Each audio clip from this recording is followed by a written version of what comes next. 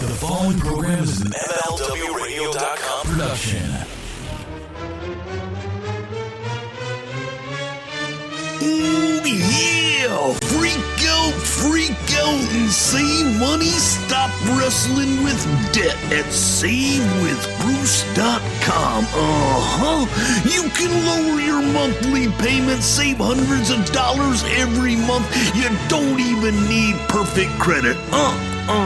We can do scores in the 500s at SaveWithBruce.com. You can even skip your next two house payments. It's easy, it's fast, oh yeah, and all you gotta do is go to SaveWithBruce.com, fill out the form, and they're gonna call you and help you get on your way to saving money now. Oh yeah, freak out at SaveWithBruce.com. Oh yeah, in MLS number 65084, equal housing lender. Oh yeah. Have you or someone you know been diagnosed with mesothelioma? You probably have many questions, such as, what should I do? Where can I get more information? RGT4Law.com can answer those questions and help you get the money you deserve. Call 855-RGT4Law or visit RGT4Law.com and fill out the simple form for a free consultation. Robert Taylor, RG Taylor II, PC and Associates, Houston, Texas. Welcome to Something to Wrestle With. Bruce Prichard. Well, you know. Hey, it's Conrad Thompson, and you're listening to Something to Wrestle With. Bruce Prichard. Bruce, what's going on, man? Welcome back. How are you, brother?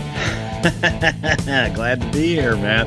The award-winning Something to Wrestle With, Bruce Prichard, by God, and I'm doing good. It's been a crazy few days down here in Texas, by God. But I got to thank everybody for reaching out. The huge support that we got from all of our fans, not only donating to loveforhouston.com, I thank you so very much, but also people going over to brucepritchard.com and getting our Houston Relief t-shirt. Frankly, I'm overwhelmed. Man, it's a big deal. We really appreciate everybody coming together for loveforhouston.com. Of course, Houston and the whole state of Texas still needs all the help they can get. And it seems like Florida is going to need their fair share of help as well. All donations go directly to the Red Cross. Of course, they're completely tax deductible, and we encourage you to give all you can over at loveforhouston.com. And as Bruce mentioned, we've got that special t-shirt over at brucepritchard.com. You'll know it when you see it. It's the shape of Texas. It's got the heart there where Houston is, and 100% of the proceeds there go to the Hurricane Harvey relief effort as well. Bruce, did you catch any of the best of shows that we posted? Of course, we had one last week because you couldn't record, and then we did a bonus show this Wednesday for a part 2 for our best of efforts. I listened to every single minute of the first show with Matt Kuhn, and I haven't had an opportunity to listen to the bonus show yet, but I was overwhelmed with the first show, and I'm sure that I will be with the second one as well. Just the kind words and kind thoughts and reliving. It's been a year, Conrad. What the hell? Yeah, it has been a year, and we really do want to thank everybody who came together to help contribute. You know, we had, some shout outs from all the major players in professional wrestling, the Eric Bischoffs and Jim Cornettes and JRs, and even the guys on the current roster, Zack Ryder, Dolph Ziggler, Kurt Hawkins, Drew McIntyre, on and on. Just an overwhelming support. Everybody should get behind this if you haven't already. It's loveforhouston.com, and if you haven't checked out some of the best of episodes, we encourage you to do so. We finally got to play the Hakushi clip from the long lost Razor Ramon episode. Did you enjoy that as much as you thought you might, Bruce? I still think it was the best scene nobody ever heard from that Razor Ramon show. I enjoyed just hearing it, and the fact that it didn't make the cutting room floor this time. So yeah, there were several moments throughout there that I thoroughly enjoyed, and I thought it was cool hearing from everybody, even my old buddy Conan and Hornswoggle and just the different folks that reached out. You could have kept Bruce Mitchell off the show. Yeah, nobody likes the Greensboro jack off, but I do. He's still a great friend of the show, and I really appreciate everybody coming together. Obviously, we didn't push any ads on there. It was just the loveforhouston.com, and we wanted that to be the focus. And I thought it was kind of like our professional wrestling version of We Are the World. How about that? We are the podcast world. We are the podcast champions of the world. I don't know. I'm lost, but I'm a good singer. I'm not lost because I know it's time to talk about our friends over at rgtforlaw.com. Have you or someone you know been diagnosed with mesothelioma? You probably have many questions, such as, what should I do? Where can I get more information? rgtforlaw.com can answer those questions and help you get the money you deserve. Call 855-RGT-FOR-LAW or visit rgtforlaw.com and fill out the simple form for a free consultation. Robert Taylor, RG Taylor II, PC and Associates, Houston, Texas. All right, LA, Bruce Prichard and I are fired up to see you, and man, we are just like 2 weeks away. Come join us. It's Saturday, September 23rd at 7 o'clock in the evening in downtown Los Angeles at the Regent Theater. Tickets are on sale right now at notarib.com, and you can even get special pricing. Tickets are only $32.50. If you wait till the day of, you'll wind up paying more. And if you really want the VIP treatment, spend a couple extra bucks and get the VIP. You'll get early entry, and most importantly, you get the meet and greet. You've got stuff you want Bruce to autograph? Done. You'd like some pictures with us? No problem. You got special requests for the show? You want to ask us some things that we can't talk about on the show? Come see us. It's a VIP meet and greet. Only one place to get the tickets. It's notarib.com. And let me just tell you, everyone who's seen our show raves about it. Don't take my word for it. Check it out. If you came to the Sunday show in New York, you got the surprise of a lifetime. Not only was Dan Soder there, Brian Gewirtz was there.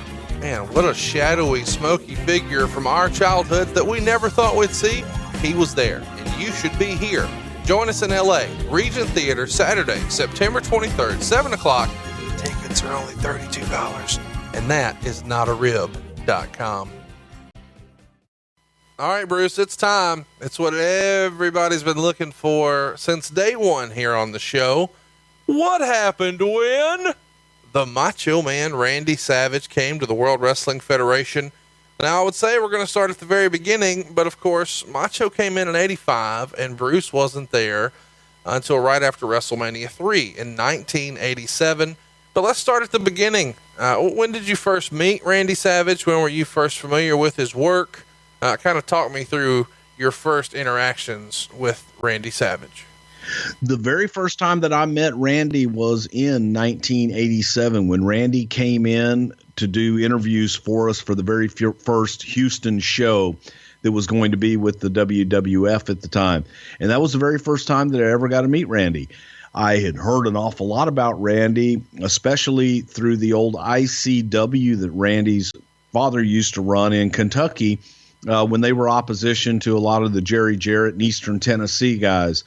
But I always heard some crazy stories about Randy. But when I met him, he was not what I expected. He was very soft-spoken and appeared at the time to be really level-headed. So all the rumor and innuendo he caught me off guard a little bit with first impressions. And first impressions were that he was a really, really nice, very soft-spoken, respectful guy. And what did you know about Randy's family legacy in the business? I think everybody listening to this is in the loop, but tell everybody about the rest of his family and what a tradition wrestling was to them. Well, his father, Angelo, was the first thing that I remember about Angelo is if you go to Ripley's Believe It or Not, he holds the sit-up record. And I think that still stands to this day. But we used to have a poster of Angelo Poffo in the Houston wrestling office, which is how I knew about him.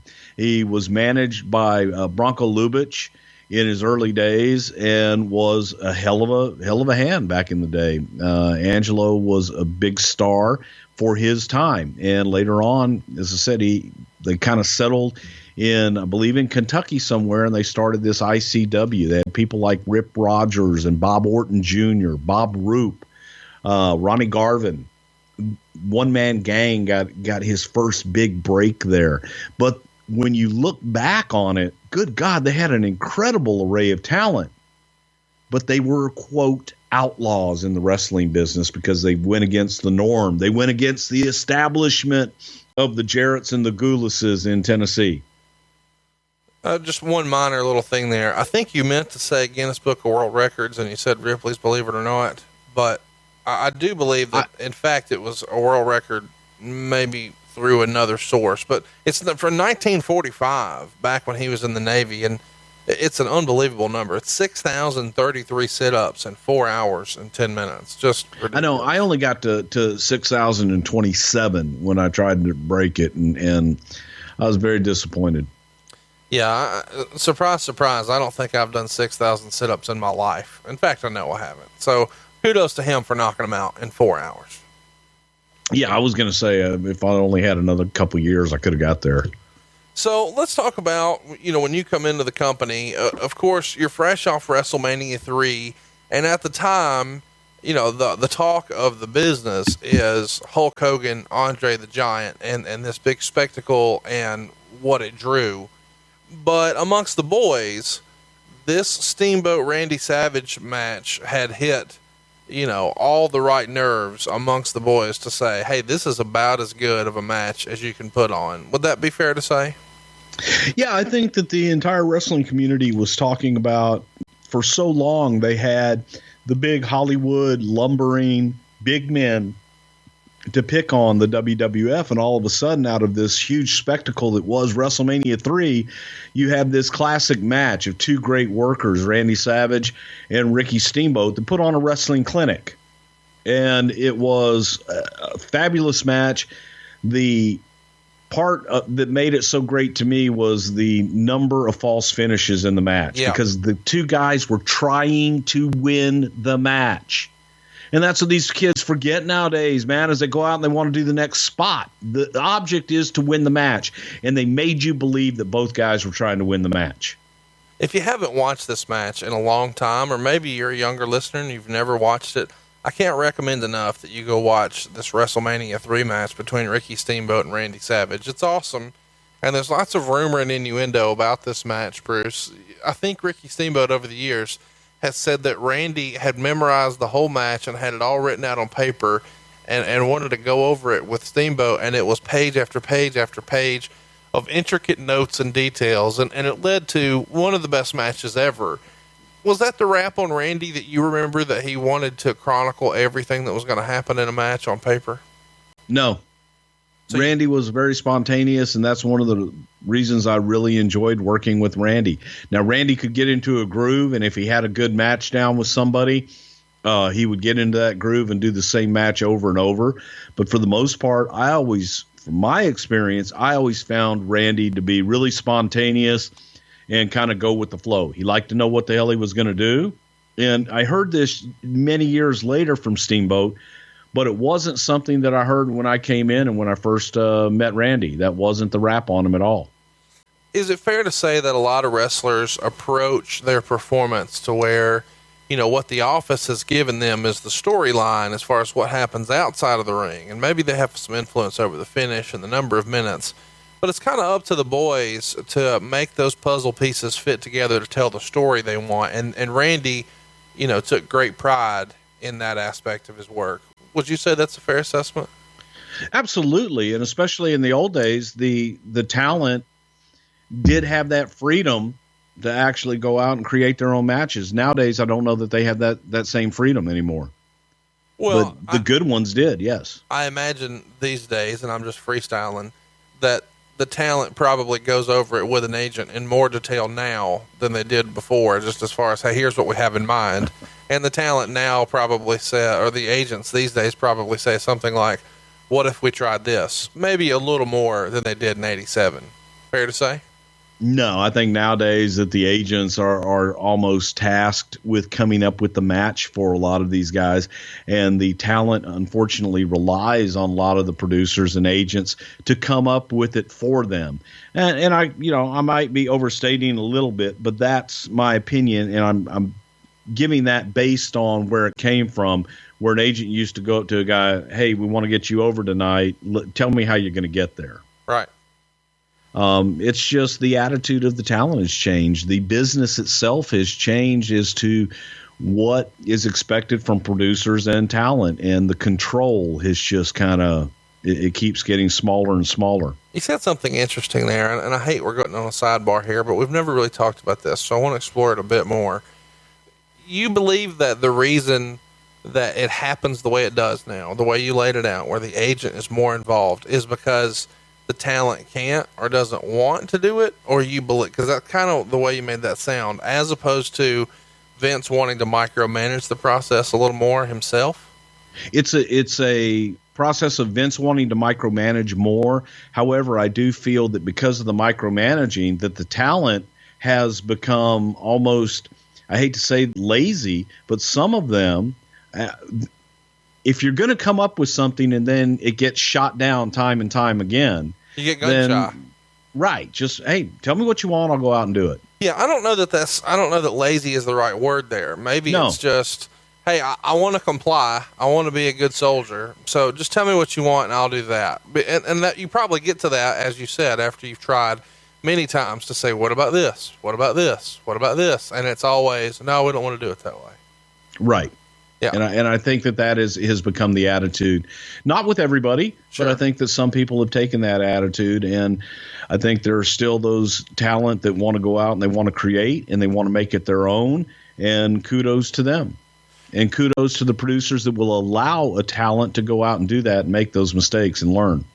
Let's talk about, perception, because at the time, the perception, just as you talked about the way agents handle matches, well, back in the 80s, the perception was that the WWF, or New York, quote unquote, was the land of the giants. And when Macho comes in, he's not the biggest guy. We've always heard that in wrestling people embellish stats, but just freestyle a guess, what would you say Randy's shoot height and weight were? Randy was probably 6'1", maybe 6'2", but he was legit 230. Okay, so you're just giving us the kayfabe numbers now. No, I'm telling you what he was. He was a legit 230. I just didn't. But this is the funny thing. You bring that up, and Randy was a big guy. Randy wasn't a small guy. Now he's a small guy standing next to Andre and next to Hogan. Who were big guys. That's what I mean. I didn't mean to imply that he's sky low. I'm just saying it's a situation where you've got Andre the Giant, you've got Hulk Hogan, you've got King Kong Bundy, you've got Big John Studd, you've got Big Boss Man. These are the type folks that are working against Hogan on top. And then here comes Randy Savage, who's not as tall or as wide as any of those guys. And he gets a pretty awesome push in his first 2 years before you're there. He wins the Intercontinental title from Tito Santana, and even main events for the title against Hogan, picking up a couple of count-out wins here and there. But it feels to me like Randy Savage, in his own way, sort of opened the door to a performer the size of a Bret Hart or a Shawn Michaels. And it got away from the stigma that sort of happened seemingly mid-'80s, where it's all Hogan or nothing. Yeah, I would like to think so. And I think that Randy did open that door, and Randy was able to go out and do it with his intensity and his work in the ring. Randy's intensity made him 8 feet tall. Coming out of WrestleMania 3, it feels like both Randy Savage and Ricky Steamboat stock is higher than it was going in. Is that fair to say? Definitely.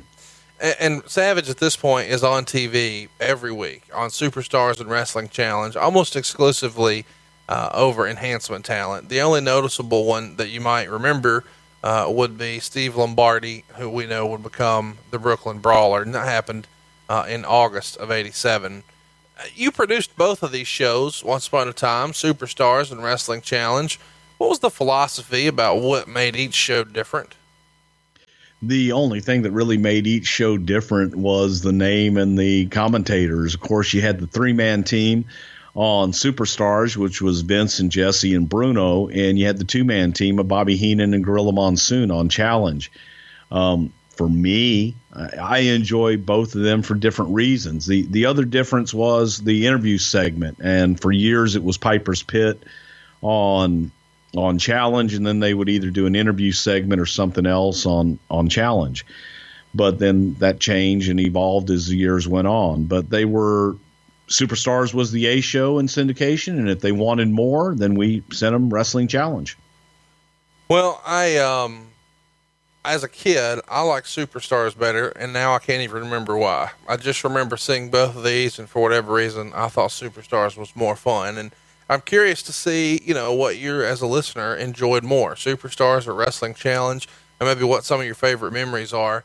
I don't know that we'll ever do a whole show on one of those, but if you've got some segments you'd like for us to discuss, please tweet them to us at Prichard Show.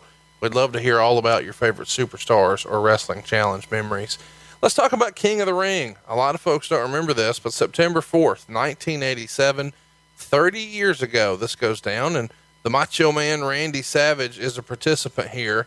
I think a lot of people probably tend to think that King of the Ring started in 93 when it became a pay-per-view, but of course, that's not the case. One went down in 85, another went down in 86, both of those in Foxborough. But here is the third one, and this one goes down at the Providence Civic Center. And along the way, we see Savage defeat Nikolai Volkov, and then Jim Brunzell, and then Danny Davis. And ultimately, he wins the thing, beating King Kong Bundy with an elbow drop off the top. I enjoyed these old school tournament setups here. What's your memory, if any, of this King of the Ring tournament, your first King of the Ring from September of 87? Well, these were just something that Vince liked to do in local markets, and he was looking for something different. If we were in a northeastern market, for example, Foxborough's right next to Boston and Providence and all that in the same general area. He liked to mix up the cards. So you would have a King of the Ring, and that would make it different. People contemplating going to, do I go to the Boston Garden this week or do I go to the Providence Civic Center? Change it up, give them something different to do. And, you mentioned King Kong Bundy. Did you see King Kong Bundy on Monday Night Raw last Monday night? Oh, my. Hey, there's rumor and innuendo out there that was Big Show's last shot on top. So I'm thinking about putting Big Show on this week's poll. Your thought? Hey, that works for me, man. There's a lot of stories with Big Show. He's a wonderful guy. I had to laugh watching it. And I was speaking to a friend of mine in the wrestling business who knows and loves Big Show. And I kept saying, oh my God, have you seen Big Show from this week? And I just kept calling him Big Show Bundy. I love it. Hey, let's talk about King of the Ring a little bit, because I found it interesting the way this one was booked. If you were keeping score when I was running through that, Savage is a heel, and he worked against Nikolai Volkov, then Jim Brunzell, then Danny Davis, and King Kong Bundy. So he's wrestling 4 matches here, and 3 of them are heel versus heel. That wasn't something that you normally saw in tournaments. I mean, a lot of times they tried to make sure it was still a face and a heel in the match, but ultimately a heel wins the King of the Ring here, as they did when Don Morocco won in 85 and Harley Race did in 86. Do you remember there being any sort of critical thought and given to, hey, we're not going to put the belt on him because we're a babyface territory, but we'll make him King of the Ring. We'll give the heel a big thing to kind of claim to fame. Well, during this time, Randy was really catching on and people liked him. Sure. They were cheering him.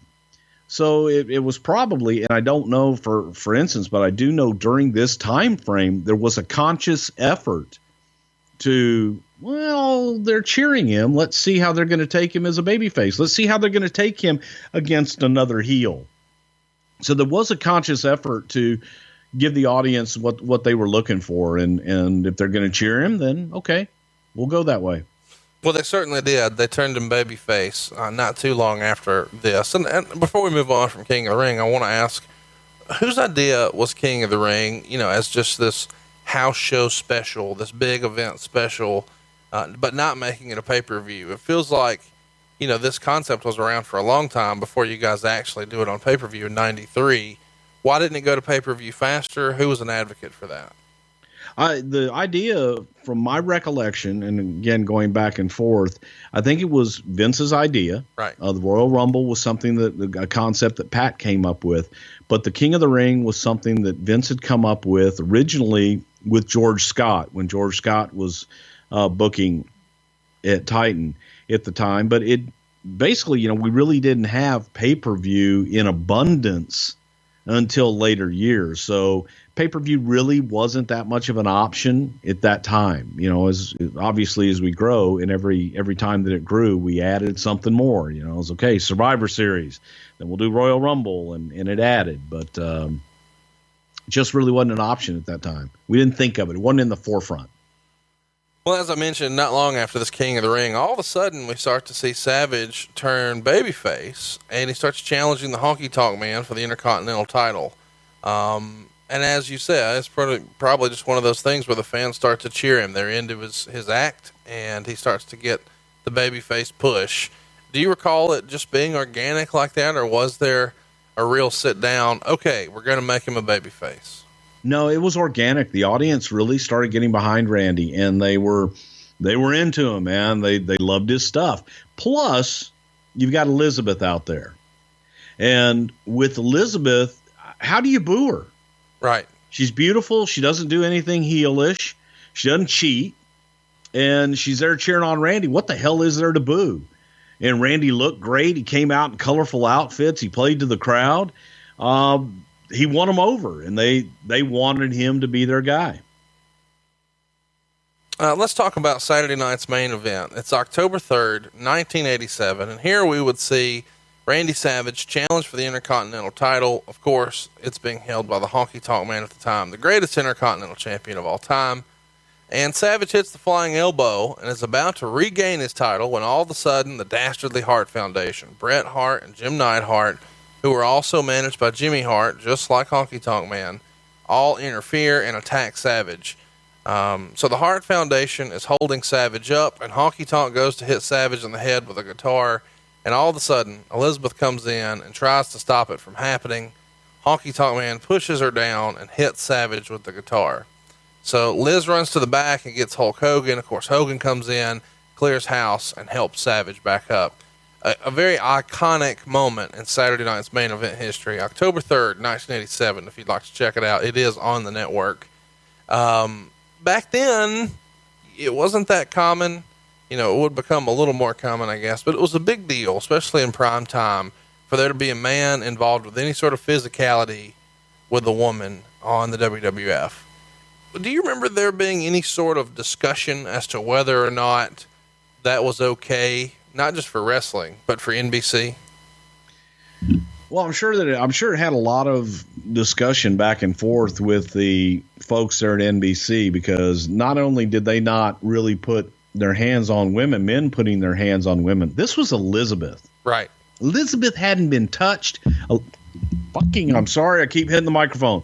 Elizabeth hadn't been touched. Elizabeth had been put in a very sacred position where, man, that was sacred ground. And the first time to do it, and do it on network television, it was late night TV, so you could kind of make that argument. Well, it's late night, it's not prime time. But it was still a man shoving a woman down. Right. And it was uncharted waters, especially with Elizabeth, because not only did you have what was happening on screen and what you're seeing at home on television, you've got the lunatic wondering, brother, when you push her down, make sure you push don't be pushing her too hard. You push her arm and you push this way, and you don't get anywhere near the frontal lobes, if you know what I'm saying. So the concern wasn't necessarily would she be hurt. The concern was don't touch a boob accidentally. No, it was her getting hurt. It was her, anybody touching anything that they shouldn't be touching, any mistakes, her twisting an ankle, anything. I mean, every paranoid, blown out of proportion feeling you could feel, you got. But then again, kudos to Randy for trusting Honky Tonk Man to do it.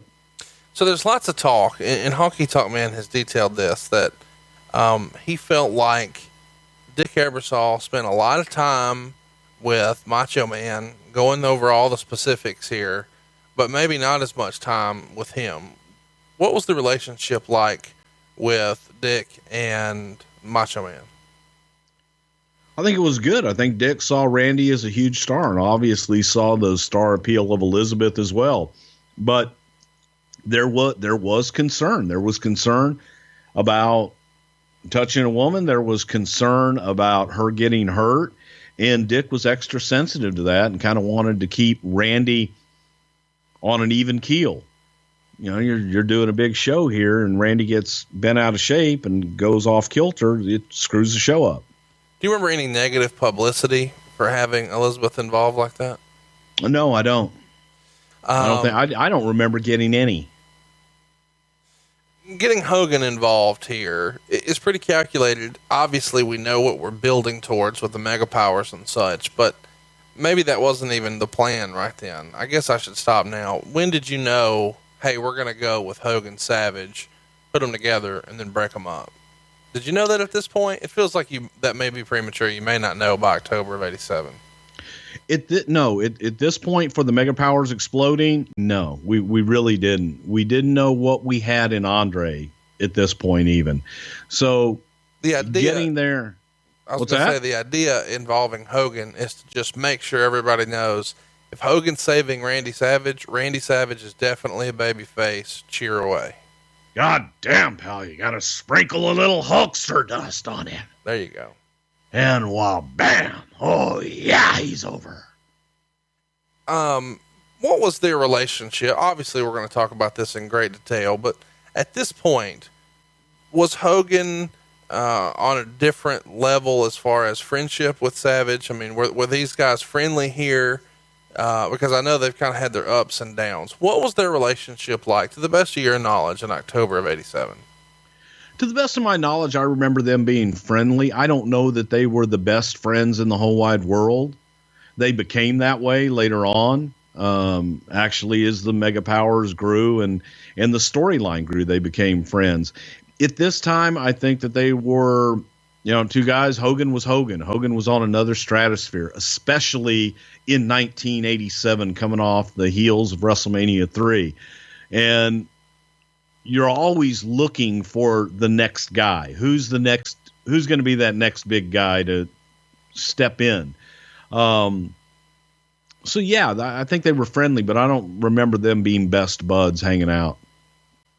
So let's talk about, I guess, where we're going from here. What was the plan? Because there's talk that originally this was supposed to be Randy's crowning moment, and he's supposed to get the big title push with the Intercontinental title here.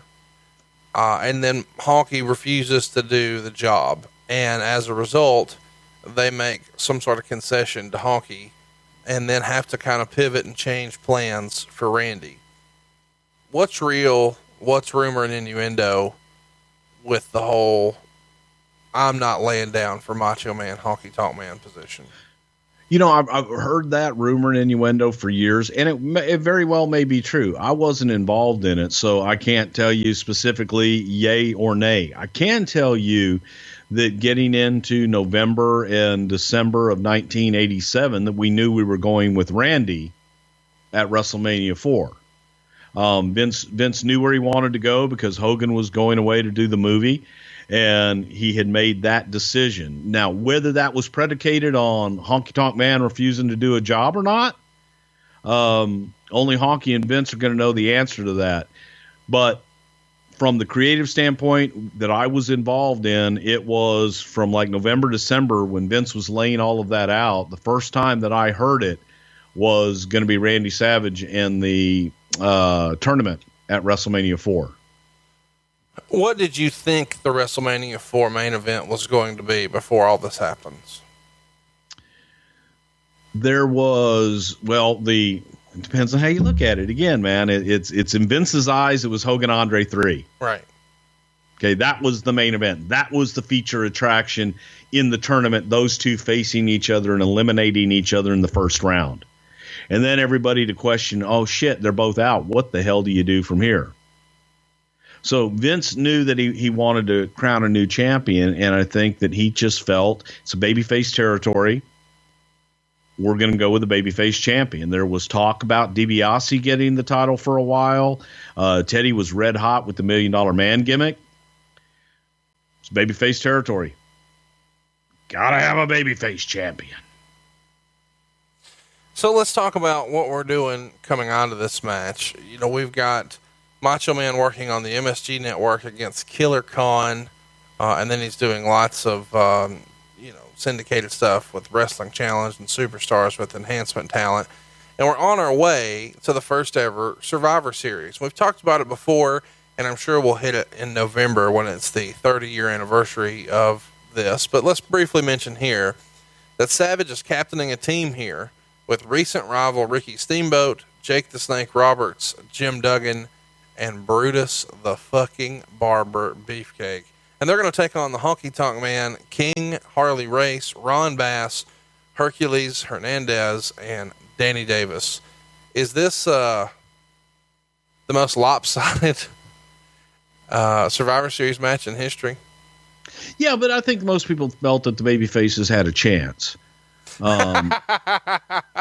I'll just I think say we did a good job of building that up. Look at the way you guys were pushing these guys at the time. Savage, Steamboat, Jake, Duggan, and Barber. That's a loaded side, especially when you think about the iconic characters from the late 80s in the WWF. I mean, it's hard to imagine there being a bigger team than that. Yeah, but look at the other side. You got Danny Davis. Yeah, I mean, Superstar, and Hercules, main event anywhere in the world. Ron Bass, who could forget all the classics that Ron Bass main evented everywhere that he was except for the WWF. So did Harley. So did Honky Tonk Man. You don't have to sell me on Harley or Honky Tonk.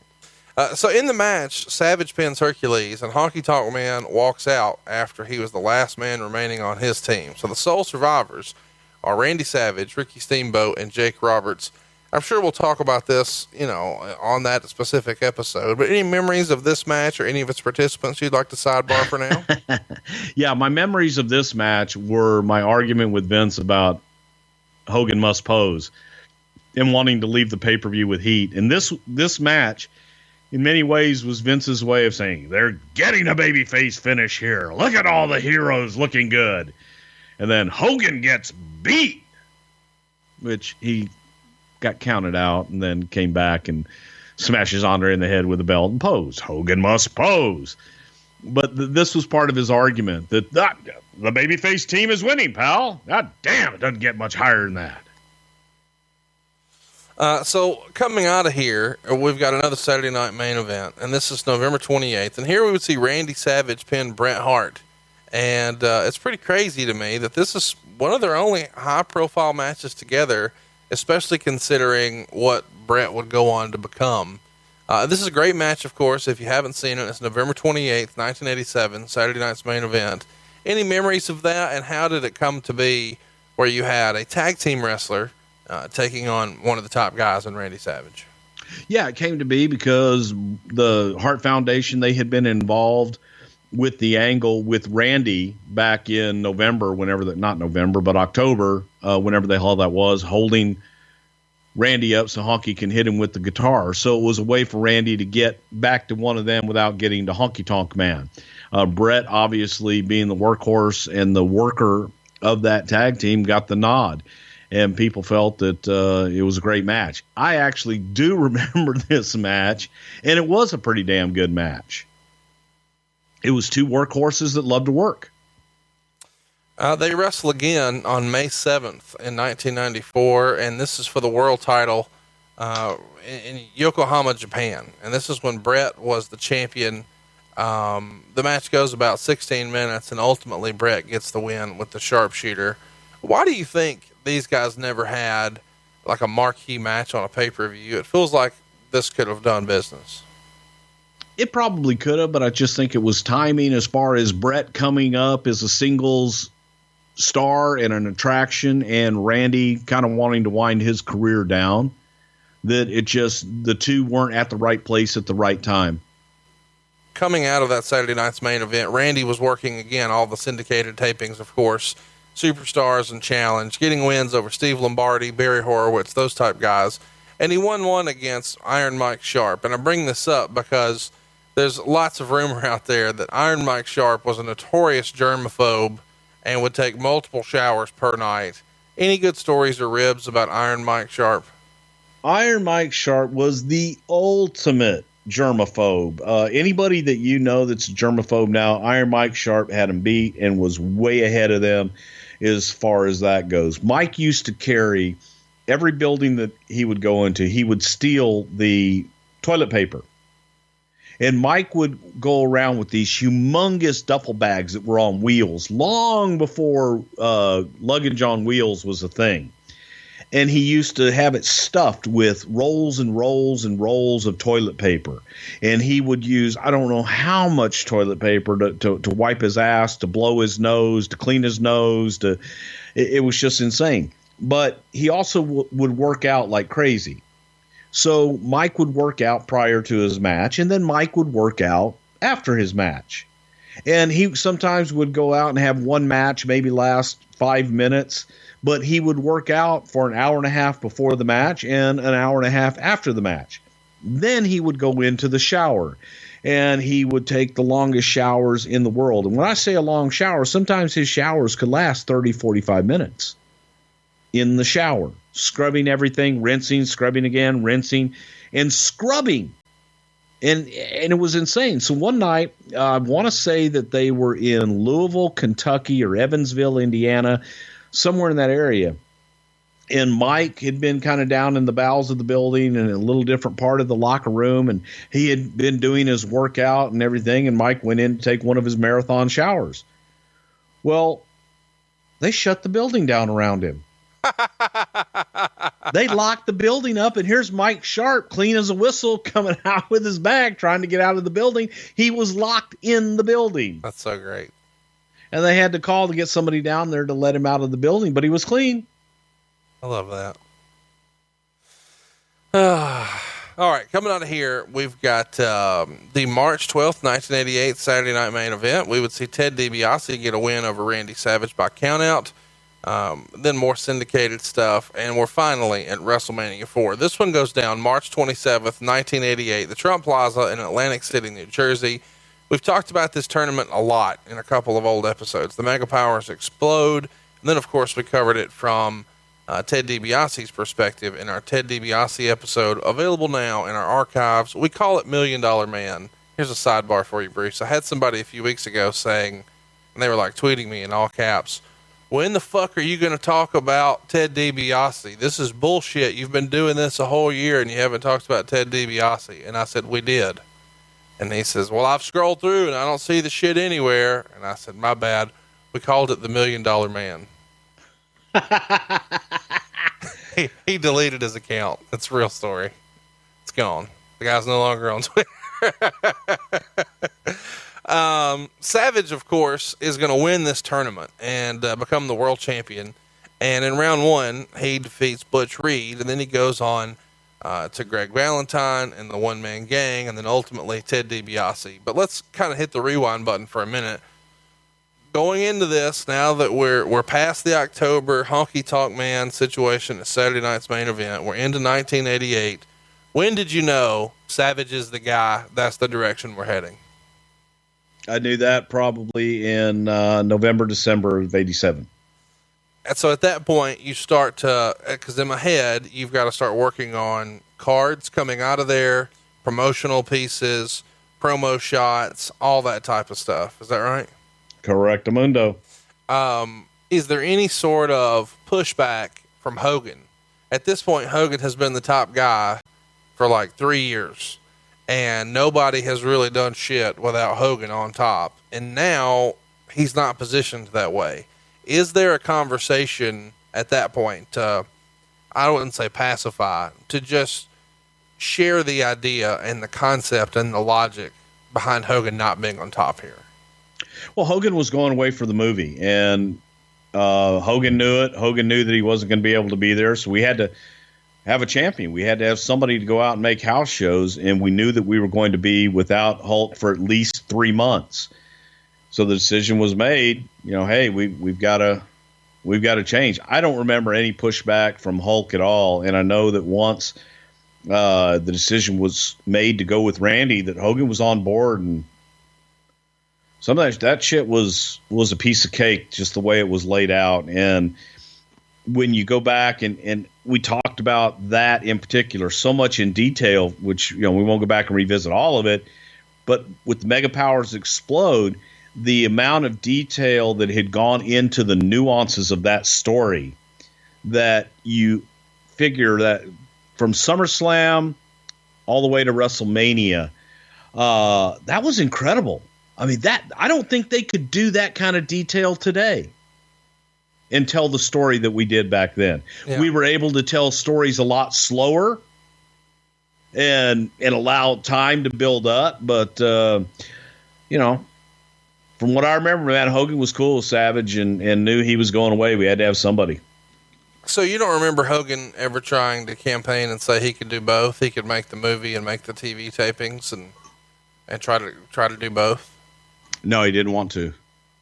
He was looking for some family time too there. He'd been on the road. He had been the man for so long. He was looking for some time off. Didn't want to do both. I'm sure we're going to talk about it at some point in longer form, but let's briefly touch on WrestleMania 4. What was the methodology behind the way the bracket was put together? Do you recall? I don't. That was something that Vince and Pat had done, and I think that the idea behind it was get as many top stars against top guys that they could. They obviously wanted issues to be highlighted, but other than that, God damn, that'll be a good match. How far out do you think the bracket was decided upon? I think it changed, man, a lot from the time that it was first announced over the week. I want to say that it changed a few times leading into WrestleMania 4. I only mention it because there is a document floating around, and there were two at the time, I believe, that had the Trump Plaza emblem on it. And so one had photos of all the guys, and it was almost like a 2-page fold out. And then the other was just a 1-sheeter that maybe they slid into a program or something like that, or they just passed around the casino. But it's got the bracket. It says WrestleMania 4, and it's got the date, March 27th, 1988, and it's got the Trump logo in the bottom right. But then it says it's the WWF Championship Tournament, and the belt that they show in the graphic is the old belt, not the what we belt nerds call the Winged Eagle, but the old Hogan 86, like Hulk Hogan wore at WrestleMania 3. So it made me think when I saw that, hey, this thing had to have been done months prior to this. The artwork probably was.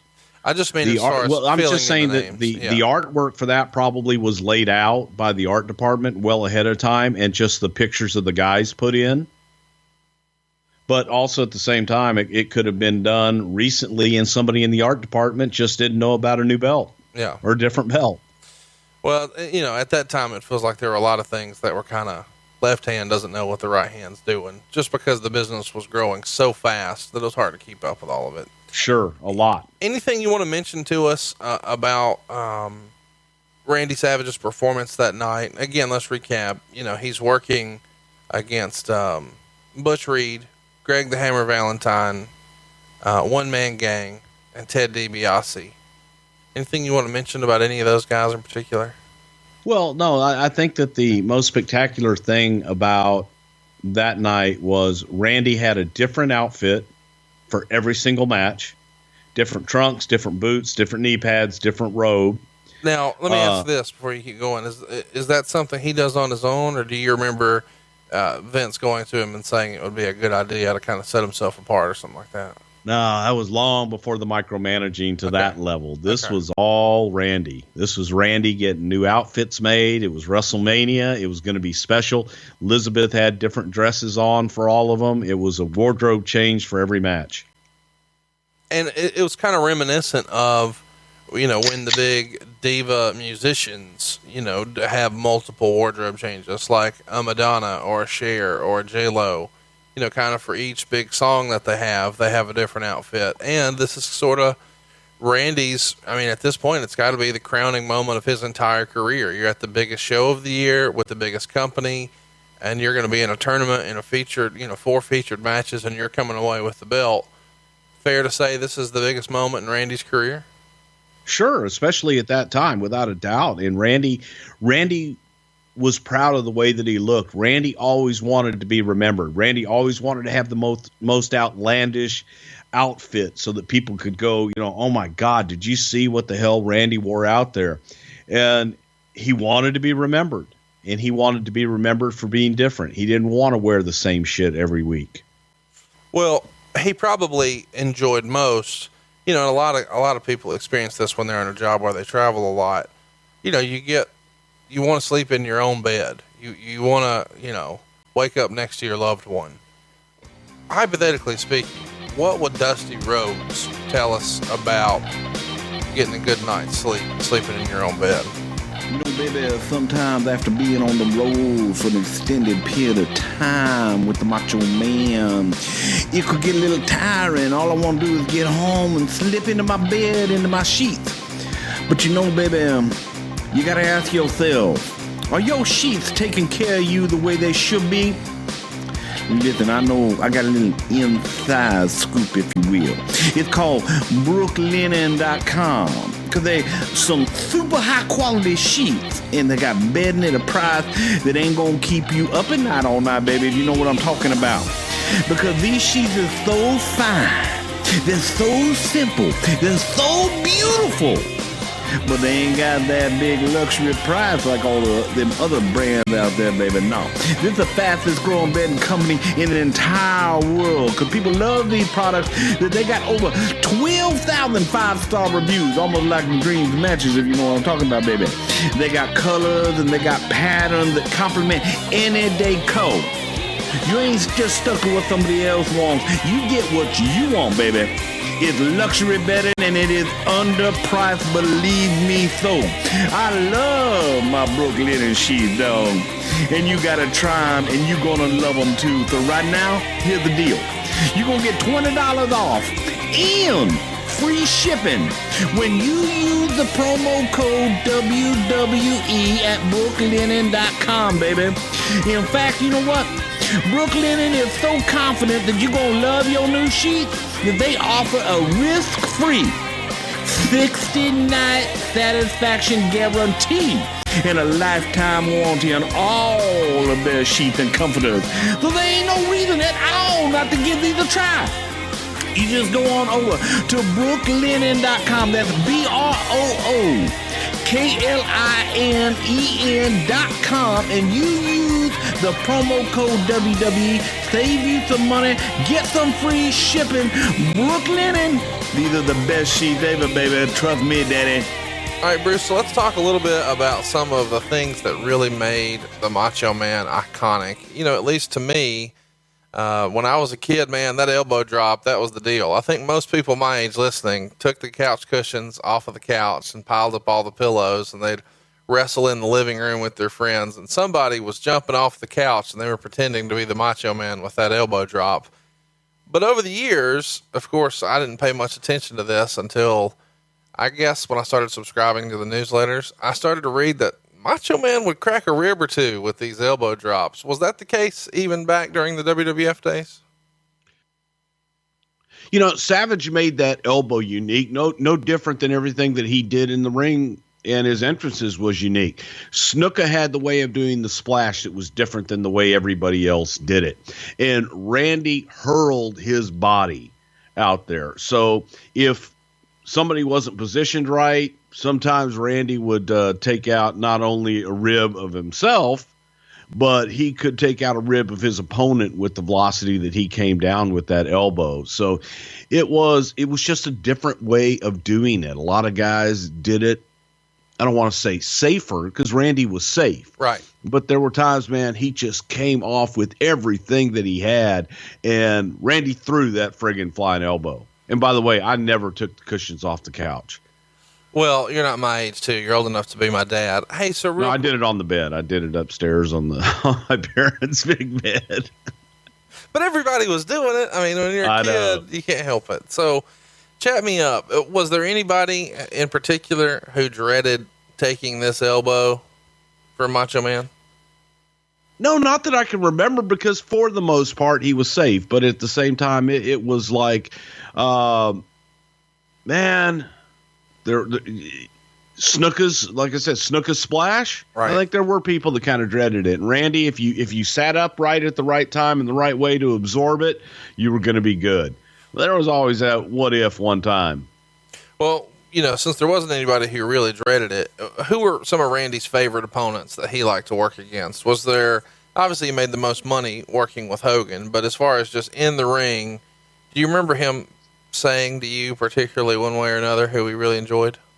Yeah, Randy loved working with Ted DiBiase. That's one. He liked working with Tito Santana because Tito was a classic babyface, and Randy could be a nasty heel. When we did our run with Dusty Rhodes, that was something that Randy looked forward to because he was a big fan of the American Dream, Dusty Rhodes.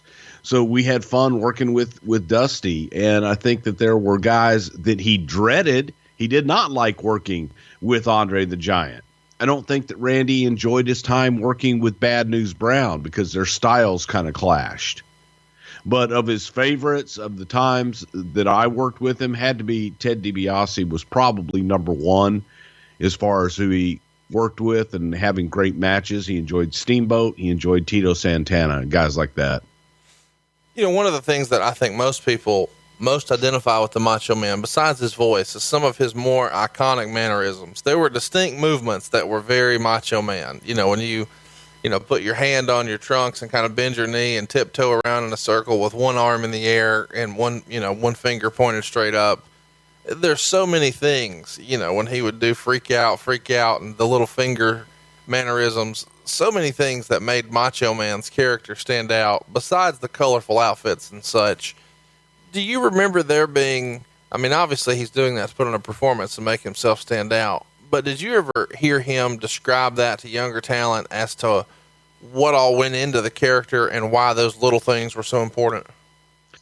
Well, all of those little things were mannerisms, and those were part of Randy's character long before he even came to the WWF. And it just was something to be able to stand out and be different than everybody else. Everybody else could get up and they would cut their promo straight to the camera. Randy would turn around in a circle and cut his promo, and you'd have to follow him around. Check it out. And he just did it because nobody else was doing it. And nobody else would go to the lengths that Randy would go, and it made him stand out. Like you say, people remember the pinky in the air. They remember the one finger in the air and twirling it around in the ring and walking around because it was different. And that's something that he always strived to do. That also lent itself to being an easy impression to do. And I don't think at the time I ever saw anybody do it as well as Jay Lethal did in TNA when he did Black Machismo and he started to dress like Randy Savage and did the impression. And of course, these days we know that Dan Soder has the best Macho Man impression, but Jay Lethal, man, he was committed to the gimmick. What do you think Macho Man would have thought of Black Machismo? Well, I know exactly, apparently through legend and lore, that Randy appreciated Jay Lethal's impression of him and thought it was very good and took it as kind of a tribute to the Macho Man Randy Savage and didn't feel it was in bad taste. And I've heard this, I heard it from Jay Lethal, I heard it from Jeff Jarrett, and I heard it from other people that Randy liked it so much that he said, go ahead and do it. Yeah, it was a tribute. It was definitely not a parody where you're trying to mock or make fun. It was, Jay Lethal's one of us. He grew up a big wrestling fan, and he mastered that impression, man. God, he was great. You could close your eyes and then he would have the look when he would dress up and all of his stuff, and he looked like Randy. It's awesome. Freak out. I think Jay Lethal between Macho Man and Ric Flair were his two best. You could close your eyes when he did Ric Flair. That was Ric Flair. It's amazing. One of the things that I think most of us remember about Randy Savage being a little weird was his hair. What's up with that?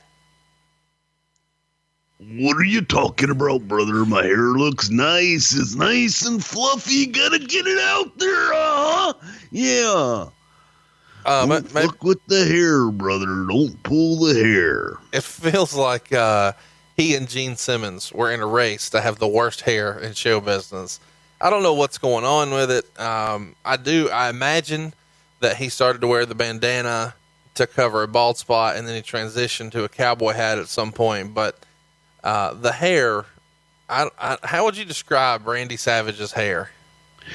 freak out, man. It was kind of what's the word I'm looking for? You remember those troll dolls? Yeah. Okay, that's what Randy's hair was like, Right. and very extremely thin, and he was so damn self-conscious about it. He hated people touching his hair. It was falling out. That's the reason that he wore the bandana all the time, because he wanted to cover it up. It wasn't an homage to Hulk Hogan. Randy was wearing a bandana long before Hulk Hogan was. It was just to cover up the bald spot in the back and give himself a little different look, brother, if you know what I mean. But yeah, it was like, it wasn't matted. It was just so thin and just standing out all over the place and pretty disgusting. Would Ico Pro have helped him with the hair, you think? Well, goddamn, pal. If you just would take the product. Yeah. No, it was rough. It was rough. And he did everything that he could to try and make it look like he had a head of hair. So he goes from the bandana to the cowboy hat, and he even starts wearing the cowboy hat when he's the Macho King. And once upon a time, I thought he was really just wearing the cowboy hat when he turned babyface. But even before he's a babyface, when he's still with Sherry as Macho King, he's rocking the hat. Was there a time when Randy just thought, hey, the crown is played out? Or was he more concerned about the hair again, so he goes back to the cowboy hat? The original idea behind the cowboy hat was a different type of crown. So the cowboy hat replaced the crown, and he was just looking to get something different that matched his new outfits. He was doing a little bit different outfits, as we talked about, his designer, Michael. And so what about a cowboy hat? It made the cowboy hats kind of look like crowns in the beginning, and they matched his outfit, but they were crown-like. So Randy just went from the crown to the cowboy hats. And that was his decision to do, and it worked, and he carried it on from there going forward. I think a lot of people are under the misconception that whenever a performer like Randy Savage has all these different outfits, that the company's footing the bill there. Clear that up. 100% on the Macho Man, and Randy is about as cheap as they came. Frugal, brother. Save your money. I'm going to give you a little pro tip here. T-bills. The government will never go broke. That was Randy's little bit of advice to me one day on an airplane. But no, talent paid for all of their own outfits, everything. That was all on the talent. That was up to them to come up with and for them to pay for. What do you think Randy was spending on average per outfit? You know, we've heard Ric Flair talk about his robes that Olivia Walker would make, you know, were $3,000, $4,000, $5,000, $6,000, even a few that were $7,000 and $8,000. What was Randy spending for the full ensemble when he was doing the jacket and the shirt and the pants and the boots and the hat all to match? With Michael at the end, he was probably paying $2,000 to $3,000 easily per outfit. Wow. And he was getting 10 outfits at a time. If you had to guess, what do you think his robes cost back in the day? We only know Olivia Walker as a comparison, and this is way, way inside baseball, but that's why people listen to this show. In that same, pretty much in the same range. I think those big robes with all the sequence that he had, those ran like probably about $5,000 at the time. Wow. One of the things that I think most everybody, attributes the Macho Man to is his theme music. And I don't know that would have really worked for anybody else, but for some reason for him, it just worked. And I'm curious how that came about. And as things changed, you guys occasionally started to sprinkle in a few changes here and there.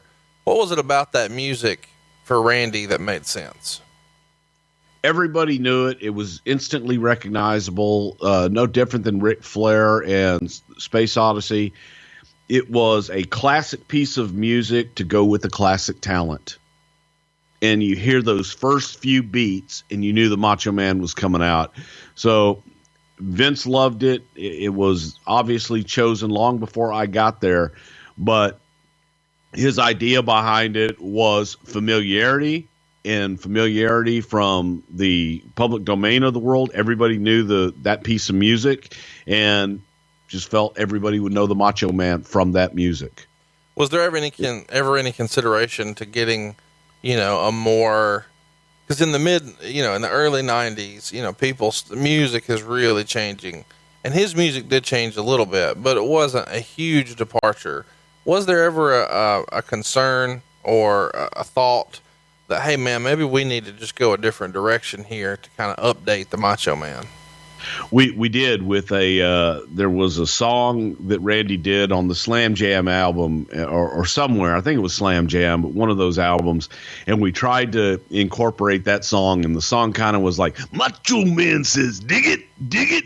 Oh yeah. And it kept repeating over and over. Macho Man says, dig it, dig it. And we tried to maybe make that his music. They shit all over it. They wanted the Pomp and Circumstance. They wanted the Macho Man original. Don't mess with an original. I mean, there were a few times you guys tried some like albums, like the WrestleMania album and such, and I think there was something like From the Heart or something like that. I'm sure Matt Coon will find a way to work all that silliness in here. Well, one of the things that we started, when we were kind of rapid fire with these questions, we're talking about cracking the ribs with the elbow drop. Were there ever any performers bold enough to rib the Macho Man? This feels like something where you would need to tread lightly. What we've heard about the Macho Man is that he could be a little high strung at times. What say you? Any memorable ribs with the Macho Man? I don't really remember. The only rib that I ever remember was Randy always brought, the boys would steal towels from hotels, and they would use those towels in the back for, coming out of the shower. Randy always packed his own towels from home, and Randy didn't like people touching his stuff. So Randy would go to the shower with his towel, and I used to just take his towel and move it.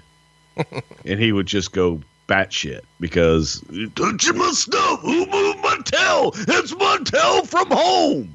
So you're not just taking his towel in his mind from that you stole from a towel. You're stealing his towel, his property from home.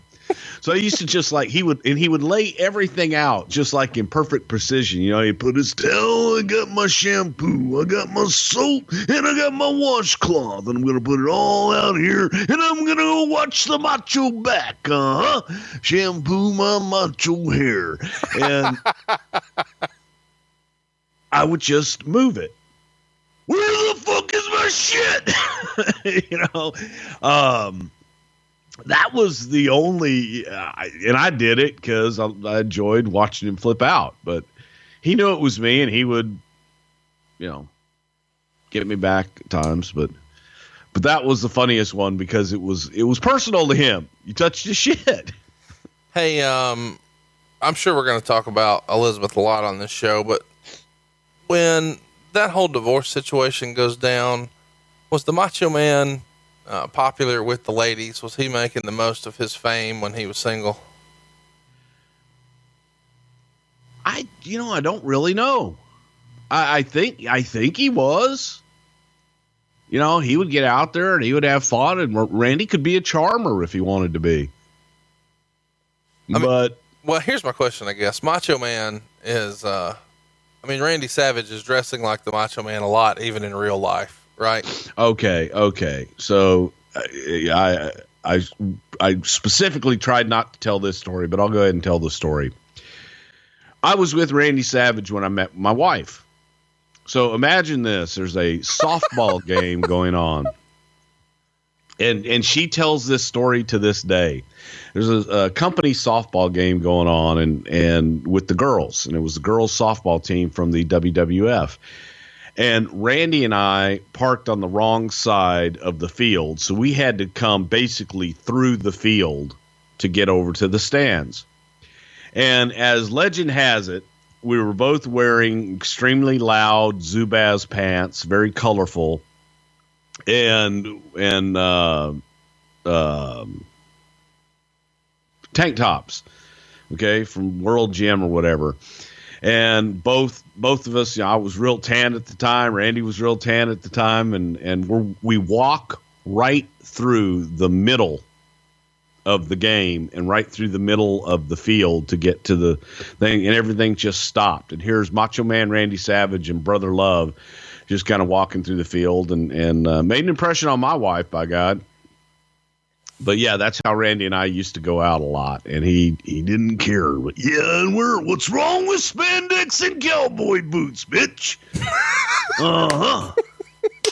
Want to know my name? Look at the elephant ears on my boots. First name Macho, last name Man. Macho Man. Say it. First name Macho, last name Man. Did you just make Give me a beer. He wants 2 separate checks, brother. Oh my God. You want one? Bruce, buy them a beer.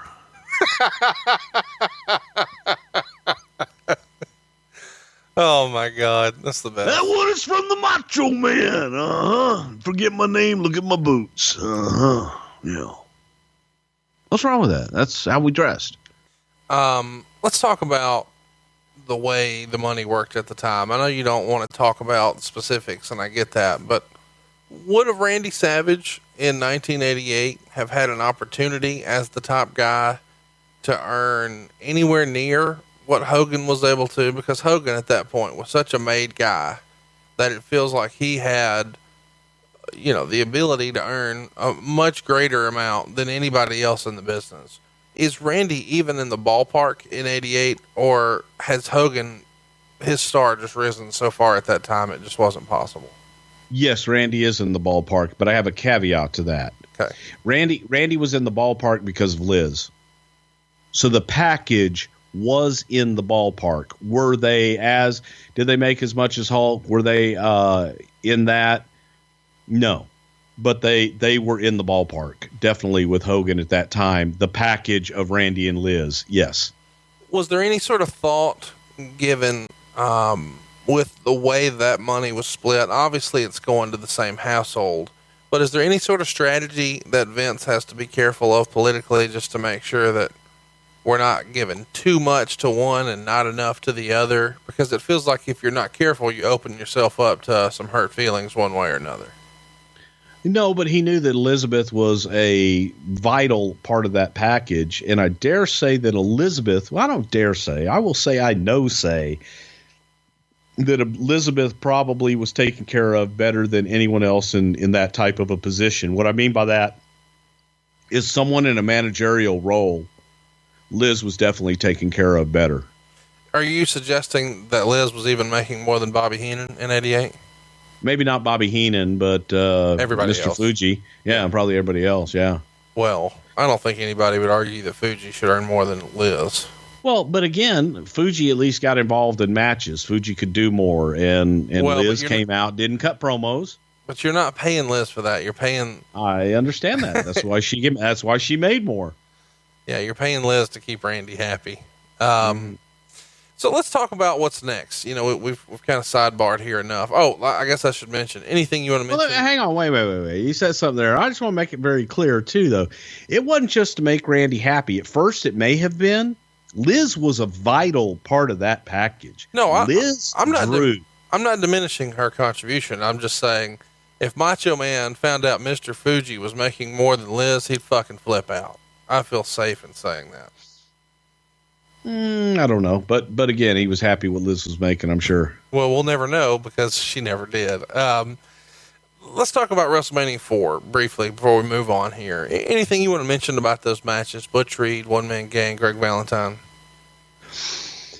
Not those. I mean, because the one that everybody remembers is Ted DiBiase in the final match, and that was an absolute classic and was able to carry us all the way through the summer with that rivalry of DiBiase and Randy Savage. I thought it was two of the best. That was, and I know Vince would argue the main event was Hogan and Andre. That was the attraction. Sure. Put it that way. But I think that the final match of the night with Randy and DiBiase was splendid. Lots of theories as to why it didn't happen, but let's just go down the rabbit hole for a minute. In the first round, Ricky the Dragon Steamboat takes on Greg the Hammer Valentine, while Macho Man is facing the Natural Butch Reed. Why wouldn't you put Randy and Ricky together in the first round, or have Ricky advance, and then in the second round, it'd be a rematch from WrestleMania 3 with Steamboat Savage? Because when you're trying to build a babyface in Randy Savage and you want that babyface to be the face of the company in a babyface territory, you don't ever invite the opportunity. You don't risk that, putting him in with a popular babyface like Ricky Steamboat. Makes total sense. Okay, let's move along here. Coming out of here, of course, Savage is the world champion, and it won't be long before Hogan has to go make his movie. And the thought here probably too is, if Hogan is just hanging around in the background while the company's pushing a new guy to the moon, then fans may kind of revolt a little bit because they want their Hulk Hogan on top. So there's probably some strategy in, let's have Hogan endorse the new guy and then have Hogan go away for a little bit. Without a doubt. Sprinkle the Hulkster dust. Superstars coming out of here from May of '88. We see Savage beat Virgil to retain the world title. Any consideration to putting the world title on Virgil here? Well, that day there was a big push at WrestleMania 4. Like, what the hell are we doing? We've got the guy right here in Virgil. Right. And I don't understand why the hell. I was definitely a big proponent of that, and I felt that Virgil Mania could probably run wild for a long time, but just the powers that be, it was conspiracy, and just when it was getting hot, they cut it off. Imagine how much fuck money you guys would have drawn had you put the belt on Virgil here. Brother, we're talking pasta. What the hell's the name of that place? Olive Garden. We're talking Olive Garden every night. Meat sauce, breadsticks. Let's get it. All you can eat, biatch. I just said biatch. I don't know why that tickled me.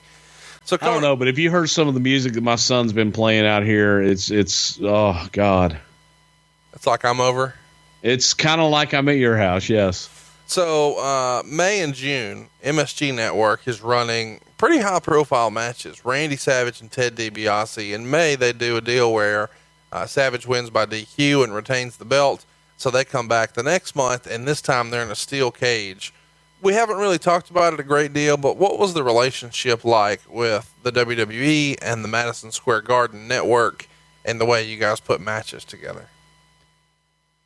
It was thought of at the time simply as content for primetime wrestling.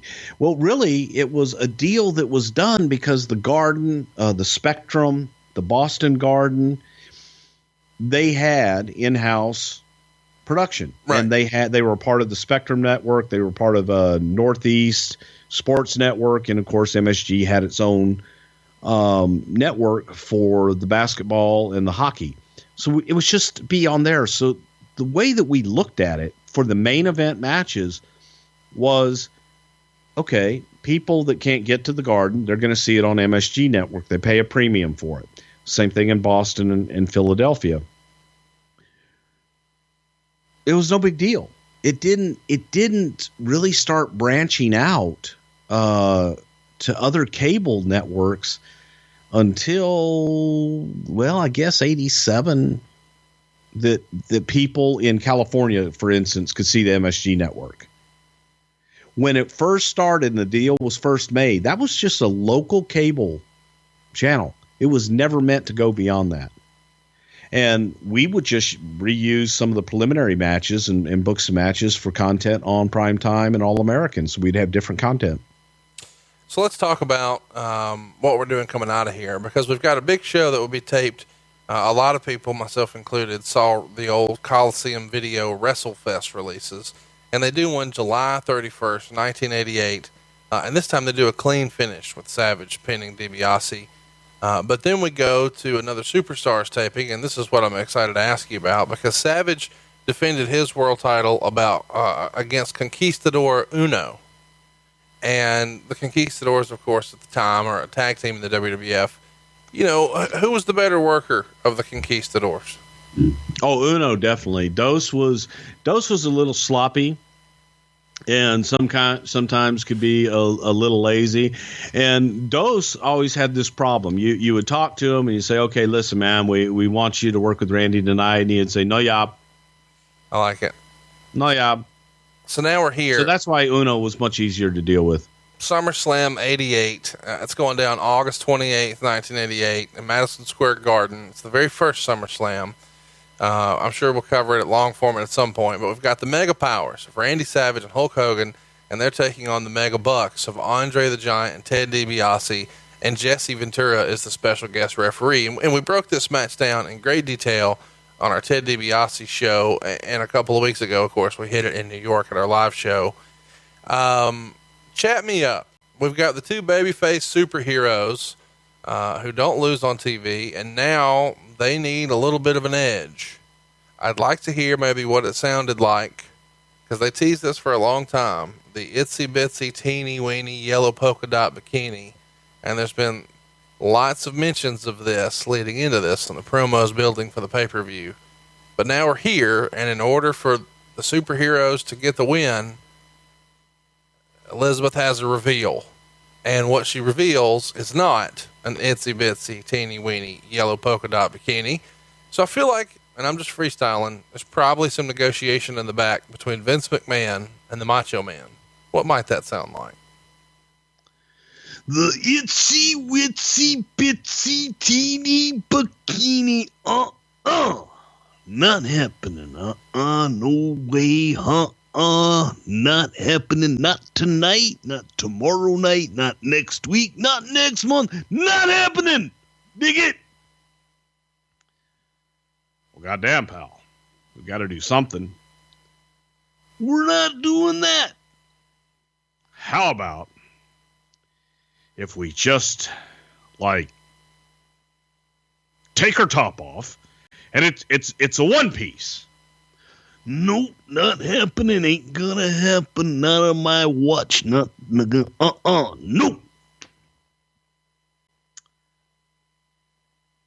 How about bloomers? I like it. She can do bloomers. But no polka dots. Gotta be red like the Macho. Man, this is what was so fucked up. Seriously, man, you think about this. 6 weeks minimum.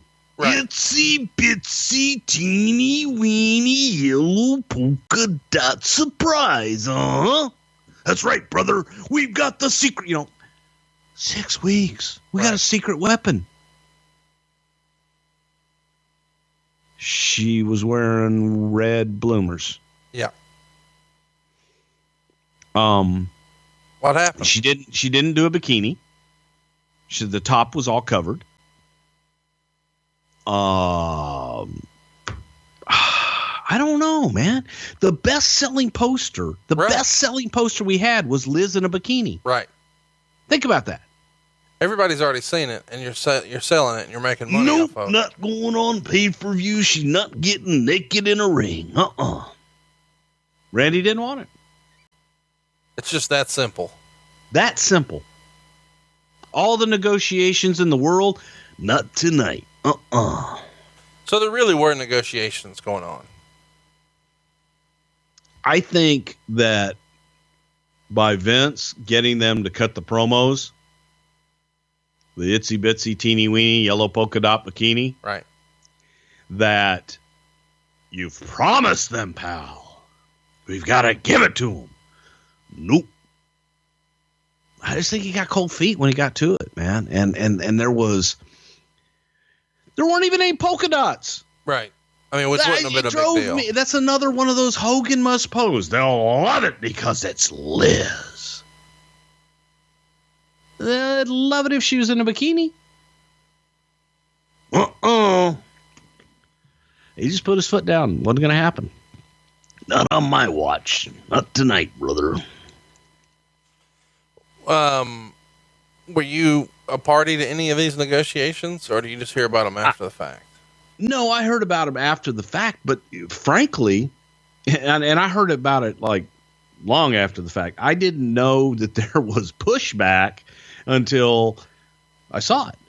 And then you were like, what the fuck? And I'm like, what the fuck? Right. That's lame as shit. And everybody stops to look and it's like, okay. That's it. Yeah. And frankly, you know what? If that had been the reaction, maybe it would have worked better if they had stopped and reacted like, oh, that's all? And then I can pin them. But instead it was like, oh my God. And it was dinner and a plate full of piss. Dinner and Kelsey's nuts. Strizzling fucking shits. Is this the first time that it becomes apparent the paranoia that Randy had about Liz to the rest of the locker room, or did everybody know? I think everybody knew, and I think everybody had their own Randy stories through the years with Liz. As far as me dealing with him, I never really had that much. I had problems with him with Liz, believe you me, but I never really had that many, I guess I should say. And it wasn't something that was completely unreasonable. Sometimes it could get a little intense. Like, I don't know if we'll get to it, and I don't know what your notes have, but there was a show in Madison Square Garden where it was me and Liz and Sherry, and it was a brother love show, and my guests were Sherry and Liz. Well, Vince had an idea to have Sherry slap Liz, and we were doing a double shot. We had been in Washington, D.C. that day and the Garden that night, and Chief Jay Strongbow was the agent. So Vince had called me and said, listen, you get Randy as soon as Randy walks in the door, and you get Randy by himself, and this is what I want you to pitch. And he gave me the whole deal of how he wanted Sherry to back Liz, and for Sherry to end up slapping Liz, and for Liz to come back and slap the shit out of Sherry. Well, he said, I don't want Strongbow pitching this to Randy because Randy and Jay didn't get along. He said, I want you to pitch it, but get Randy alone and get him before Chief gets him. Why didn't they get along? They just didn't like each other. I think that Randy felt that Jay didn't respect him, and it just was a personality clash. Didn't like each other. So Jay Strongbow hung out by the back door, and as soon as Randy walked in the door, Jay walks up to him, bags in his hand, and says, yeah, Caesar wants Sherry to slap the shit out of Liz tonight in that brother love thing. Oh, I think it was his idea, and he's saying this as I'm walking up. And he referred to Vince as Caesar. Caesar, yeah. Wow. It depends. Sometimes he was the emperor, sometimes he was Caesar, depending upon what kind of mood he was in. So I get Randy, and I mean, rage in the eyes, brother. And he's already pissed because all he heard was Sherry's going to knock the shit out of Liz. Right. And there was no coming back from it. And I tried, and not happening, brother. Not tonight, not never. And when I see Vince, I'm going to let him know why. So we got a show to do, man. We got to get from Washington to New York, and we got the Garden that night and all this shit. And I know Vince is going to be there. So we do the show. We change it up a little bit. We don't have Sherry slap Liz and so on and so forth. But Randy's wound himself tighter, and God damn, he was wound up. And we get to the Garden and walk in the Garden, and of course Vince is sitting there waiting on me and goes, how'd it go, pal? I said, yeah, Randy didn't like it. Well, what the fuck? Well, how'd you tell him? I said, well, I didn't exactly get a chance to tell him. God damn it, I told you to get him as soon as he walked in the door. Well, no problem with that. Chief was at the door, and Chief got him walking through the door. So now I'm getting my ass chewed out. So now Vince is pissed.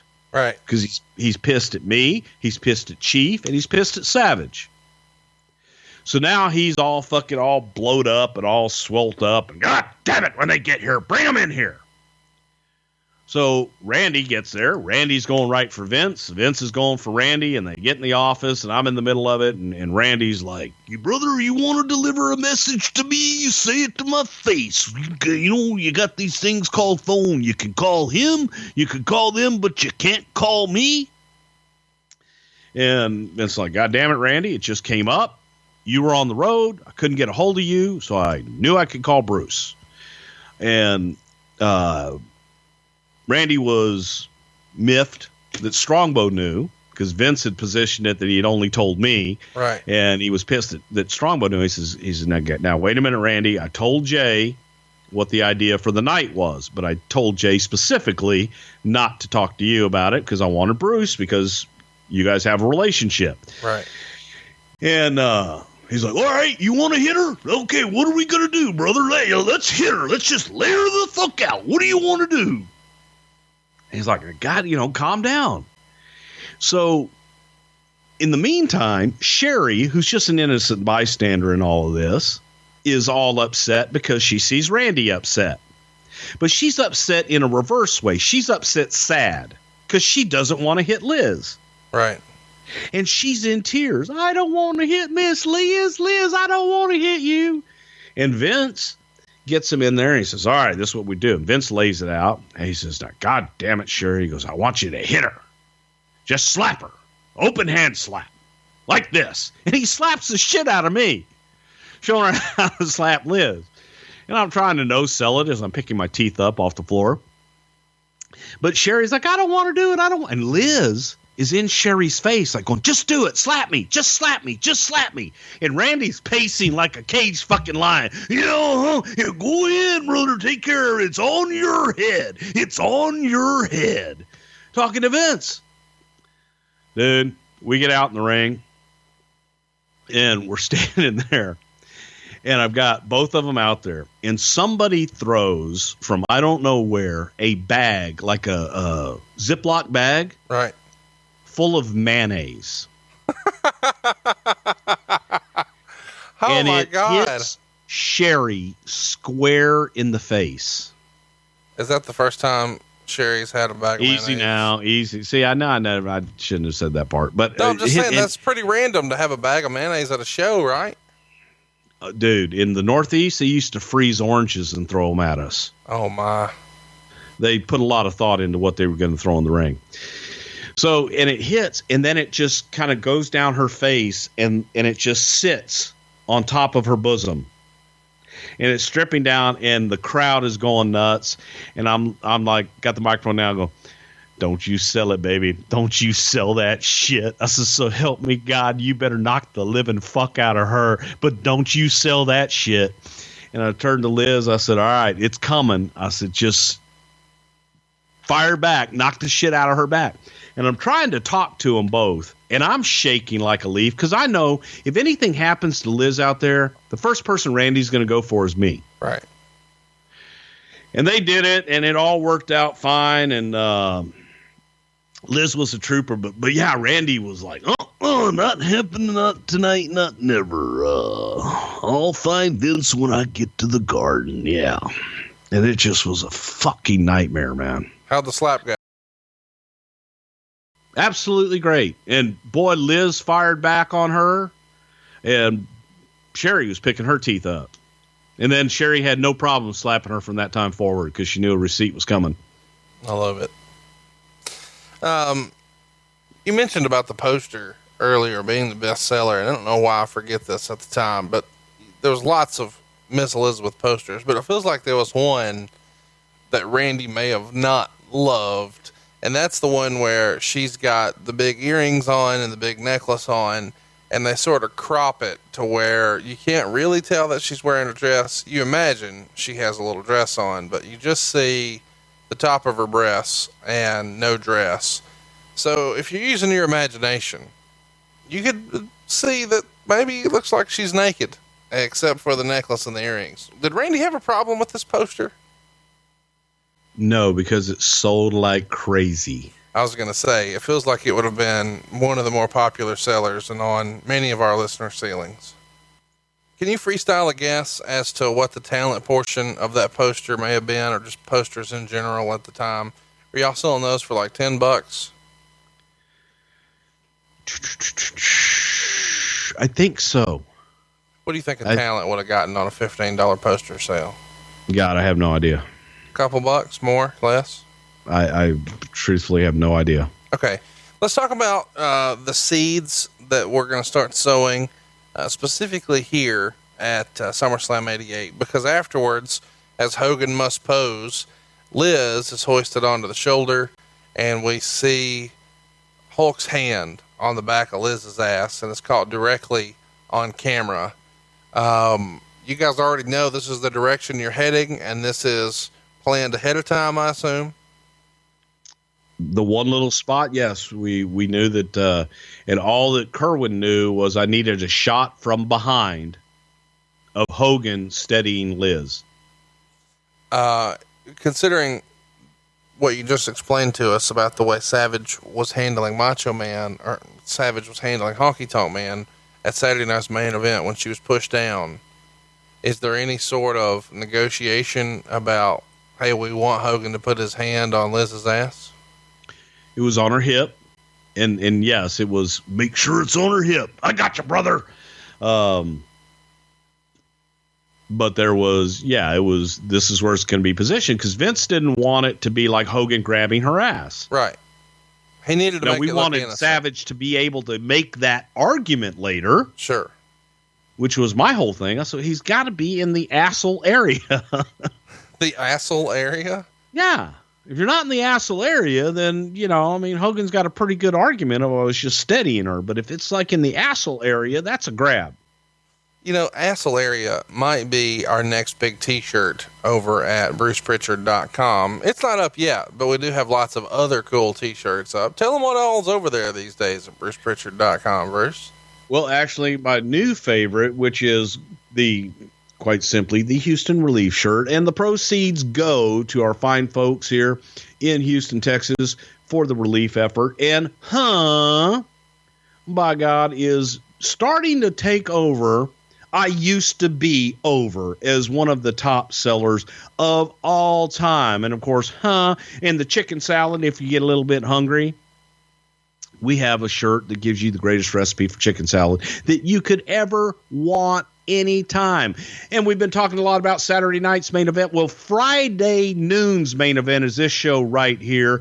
And we've got property of Something to Wrestle With shirts, and you name it, we've got it. Over 83 designs over at brucepritchard.com. And every time that you buy a shirt, eventually I call you and just say thanks.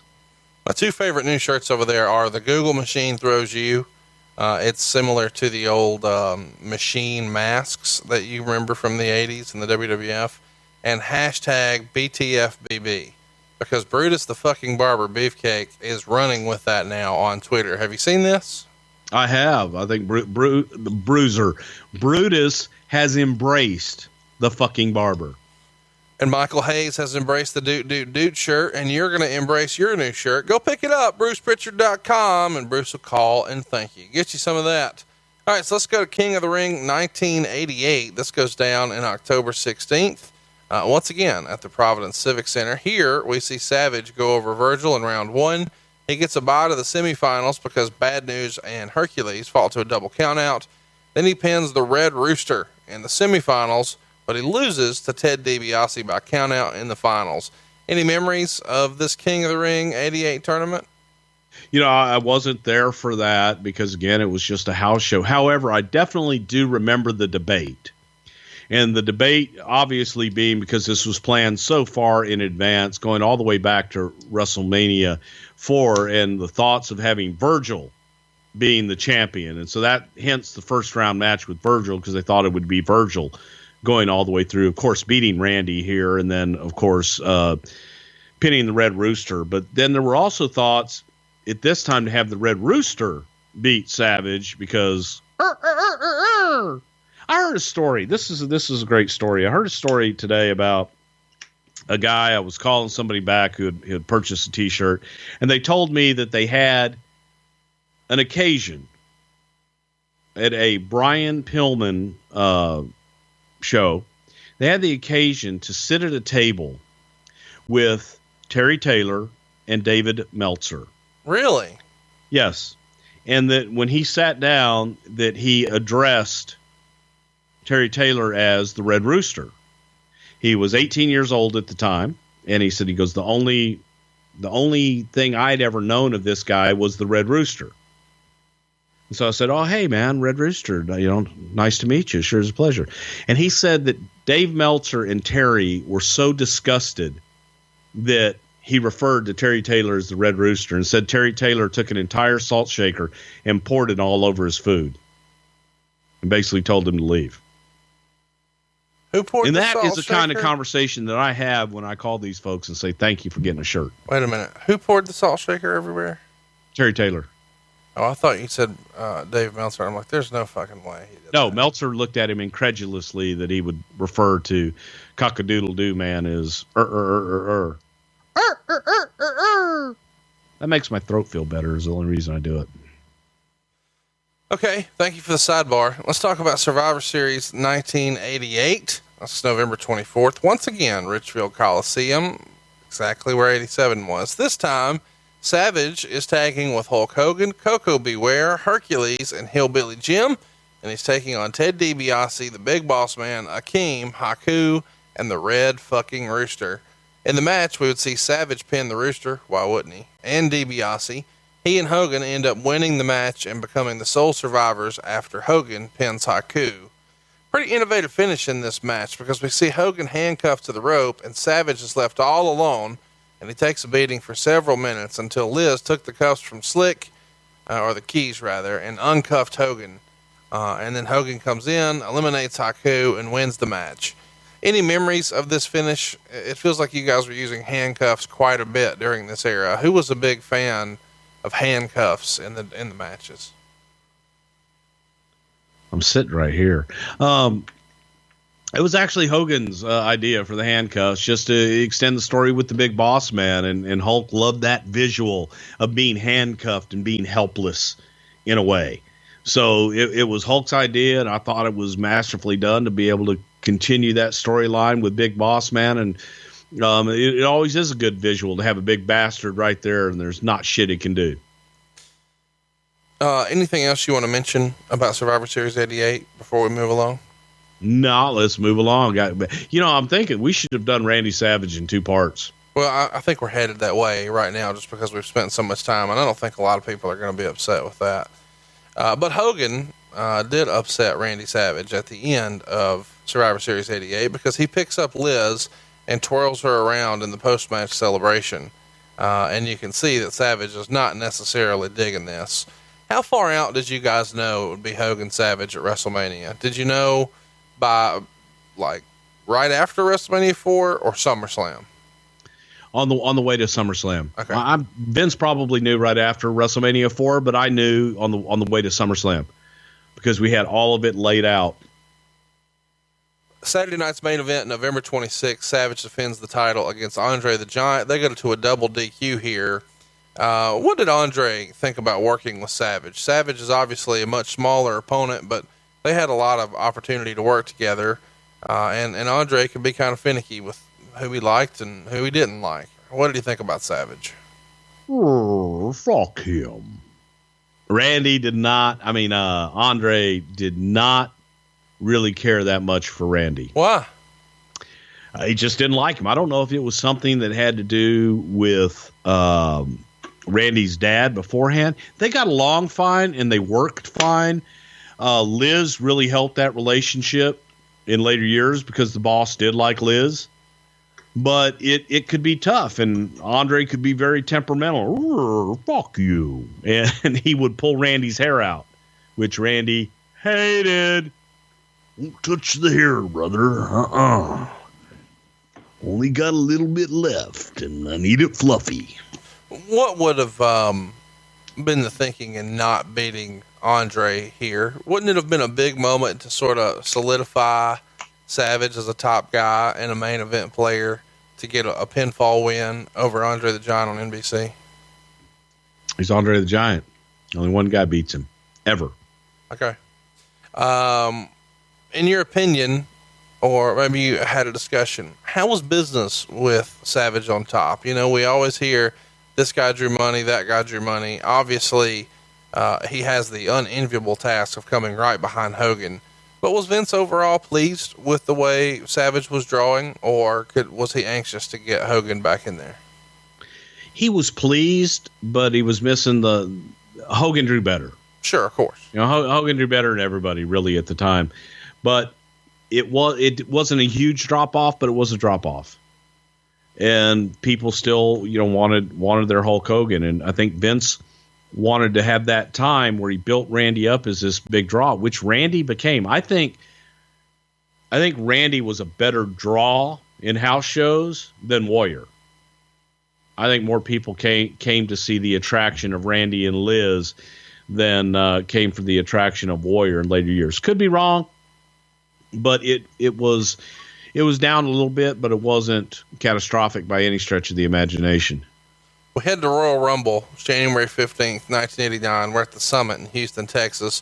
Of course, Savage is in the match, and he comes in 15th. He eliminates Greg Valentine and Shawn Michaels with a little help from Arn Anderson. He also goes on to eliminate Tito Santana with Arn Anderson helping as well. And then eventually he's dumped out with both of the Brain Busters when Hogan dumps all of them out at the same time. Savage immediately comes back into the ring and confronts Hogan, and they're face to face until Elizabeth comes down and gets between them. So we've started to see the subtle seeds planted at SummerSlam with the hand on the ass, and then again at Survivor Series with twirling Liz around. And now here at the Rumble, we see Savage kind of teaming with some heels to eliminate some baby faces, but then himself dumped out by Hogan. The strategy here, though, is they're still not coming to blows, even though this is, you know, the last big pay-per-view before Royal Rumble. Is the thought just, let's not let them touch, let's just tease it and let it get bigger and bigger and bigger? Well, see, the thought is you go back to those other two scenes because you know what they are now. Right. The audience didn't get those. Right. At all at this point, because it's all building up in Randy's head, and we have to tell a story of Randy's head and what Randy sees. So this was the first time that there was ever even any hint that there may be some animosity. So they get close, but Liz comes down, and Liz now puts herself in the middle. In Randy's eyes, Liz has been in the middle the whole time. Right.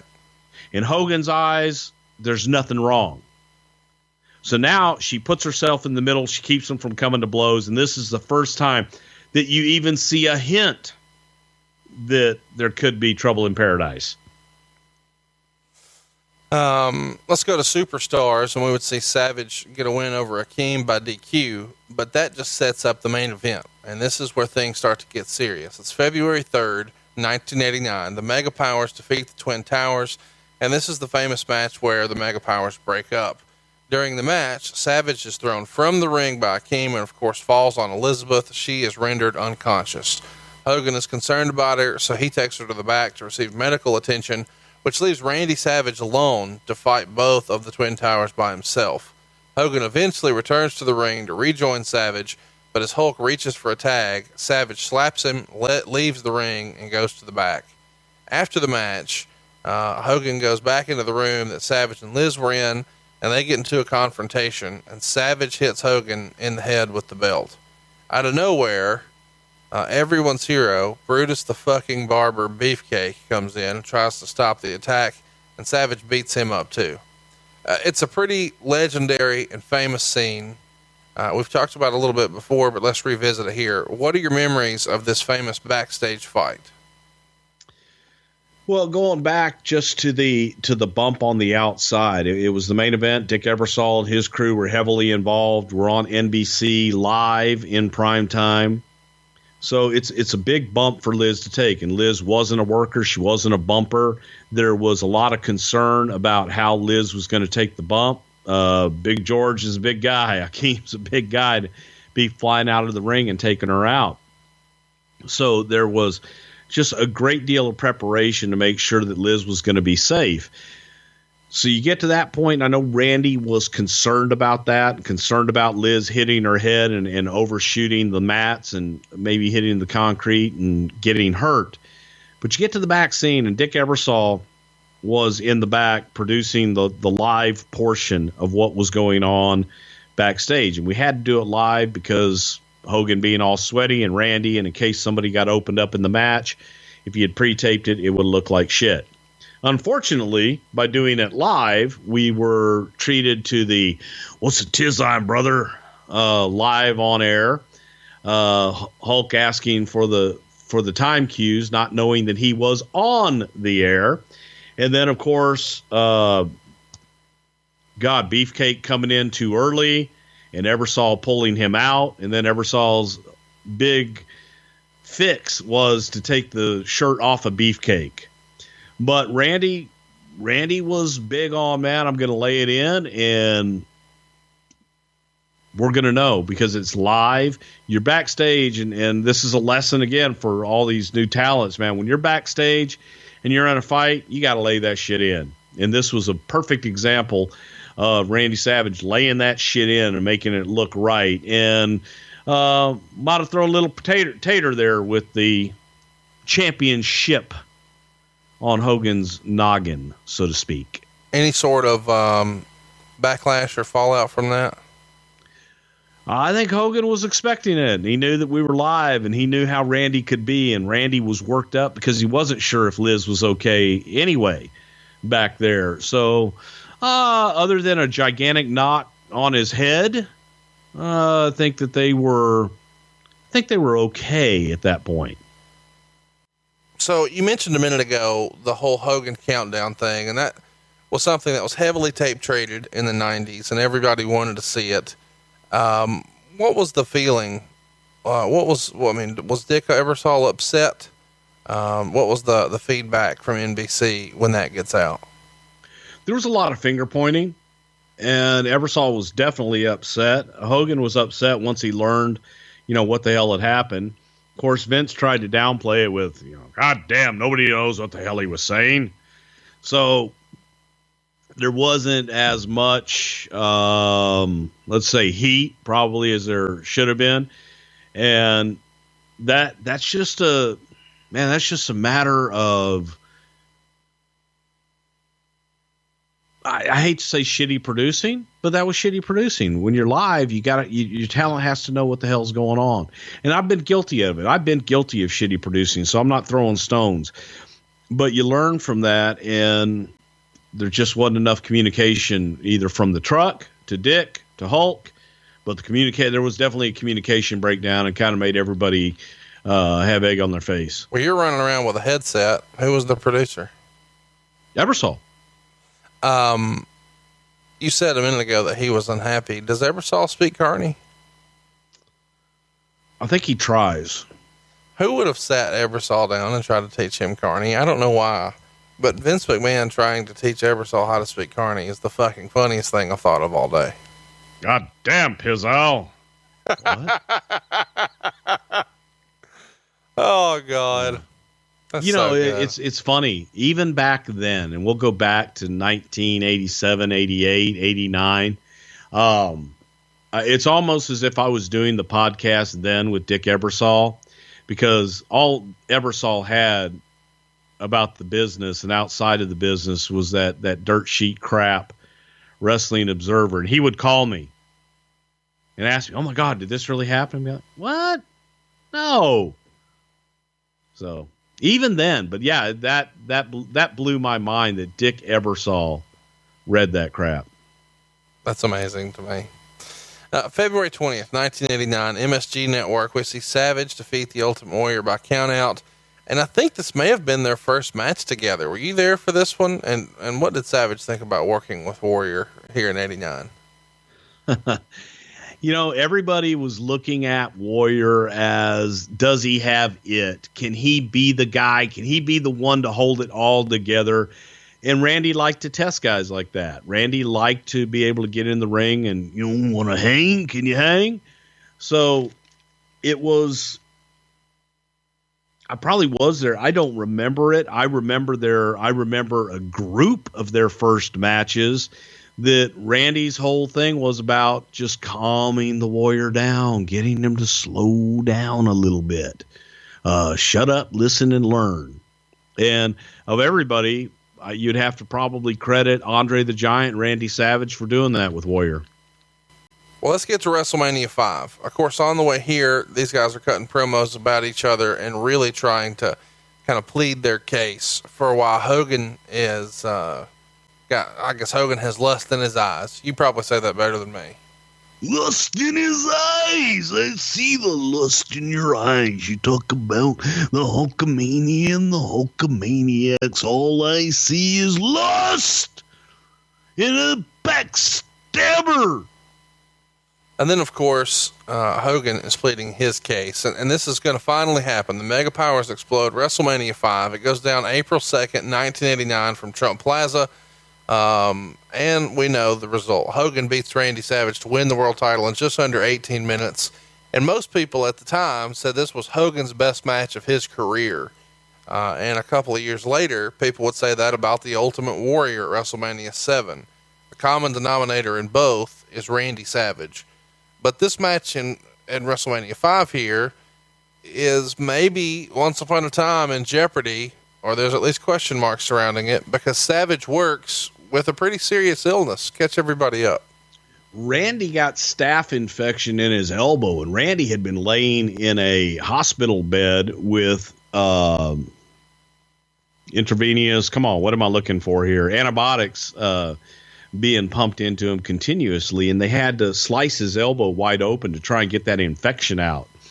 So he had a high fever, and there was no way that you were going to deny Randy Savage of his main event at WrestleMania. It wouldn't even, when you would try and talk about it with him, it wasn't even a discussion. I'll tape it up and go, no problem. Don't need both arms anyway, brother. There was no, that wasn't even a subject matter that could possibly be discussed. When WrestleMania 5 is over, is it a big success based on everybody's expectation? Was everybody pleased? Do you recall? Without a doubt, I think that everyone was pleased for a couple of reasons. It was a great show. It was a long mofo. But overall, from the marketing people, promotions people, the Vince, I think that there was a happiness to have Hulk back as the top guy. And I think that everybody kind of thought, all right, all is good in the world again because Hulk Hogan is back on top as the WWF champion, and we'll go back to printing money. Let's mention briefly here that the pay-per-view from WrestleMania 3, because pay-per-view is still in its infancy and they're selling a lot of closed circuit, is actually not as good as WrestleMania 4. It's up about 85,000 buys. Along the way, of course, they added a few more shows, SummerSlam, and the Survivor Series. And then, as we know, we got Royal Rumble in 1989. The Royal Rumble did roughly half of what the Survivor Series did on pay-per-view. So it's way down. Survivor Series is like 310,000. Royal Rumble is like 165,000. So almost half. Now let me tell you the numbers here. WrestleMania 4, 485,000 buys. WrestleMania 5, 767,000. This was the most successful angle that the company had ran ever as far as pay-per-view. And they wouldn't get to where they were in that neighborhood again for like 10 years. They don't sell 700,000 pay-per-views again until WrestleMania 14 in 1998. And they don't actually beat this number until WrestleMania in 1999. So you're talking about a full 10 years here that number would stand. I don't think people really give WrestleMania 5 the credit it deserves from a business standpoint. Probably one of the best stories in company history, right? Well, sure. And you also have to remember that overall card of WrestleMania 5 and the fact that Brother Love was heavily featured on the WrestleMania 5 event. I will give you this, Conrad. You always ask about money. Yeah. WrestleMania 5 was the biggest one-day payday I ever had. All the way to the end of the business. All the way to the end of the business. Wow. The biggest single-day payday I ever had. You going to give us a hint? Nope. Savage and Hogan both did north of $1 million here, right? They did very well, I'm sure. But I mean, you would guess they both pulled more than $1 million. They both did very, very well. Do you remember any sort of... They both made more than I did. Well, yeah, of course. Do you remember there being any sort of conversation about payoffs between them at the time? Because guys are kind of dipping in and out of wrestling companies pretty regular at the time based on being unhappy with the payoffs. And there's no real set formula that anybody could expect. It's just one day your WrestleMania check shows up and it's a big one, or it's not as big as you hoped. Do you remember hearing any sort of feedback from Hogan or Savage about what their payoffs were here? For WrestleMania 5, both guys were extremely happy. Not always the case with either of those guys, especially when it came to WrestleMania. But they were happy with the WrestleMania 5 payoffs, at least to my knowledge. Both of them expressed that you normally only hear about it when they're upset. Right. Nobody comes in and says, "Oh my God, thank you, that was the greatest payday ever." Well, because if you did because I was shocked, but and then that was the best one you ever got, so you learned a lesson. Because if you go ahead and saying how great it is, they think, "Fuck, I overpaid him."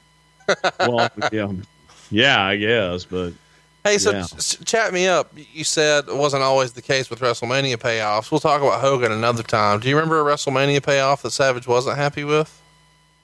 WrestleMania 10 with Crush.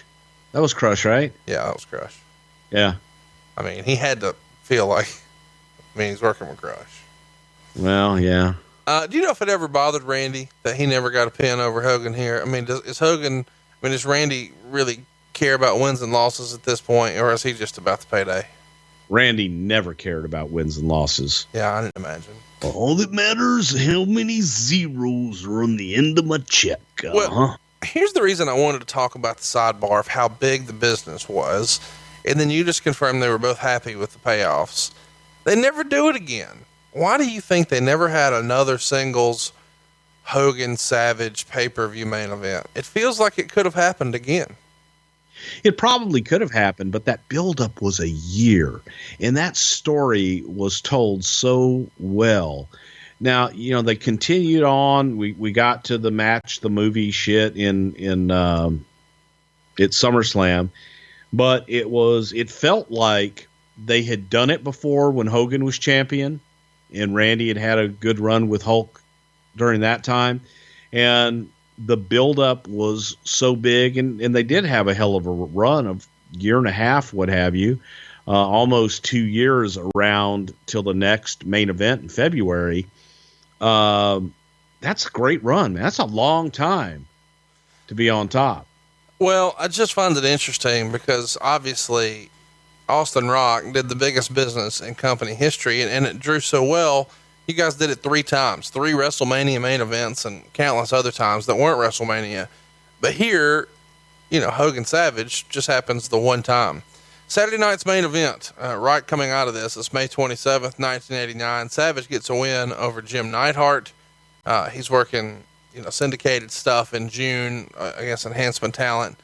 Let's talk about July though, because we see Brutus the fucking Barber Beefcake defeat Savage by DQ on the MSG network. And then at the end of the month on Saturday night's main event, is the idea here, once Hogan beats you, all his buddies fucking get a chance to run you off too? I mean, it feels like you're leveling down to go from Hulk Hogan to Brutus the fucking Barber Beefcake.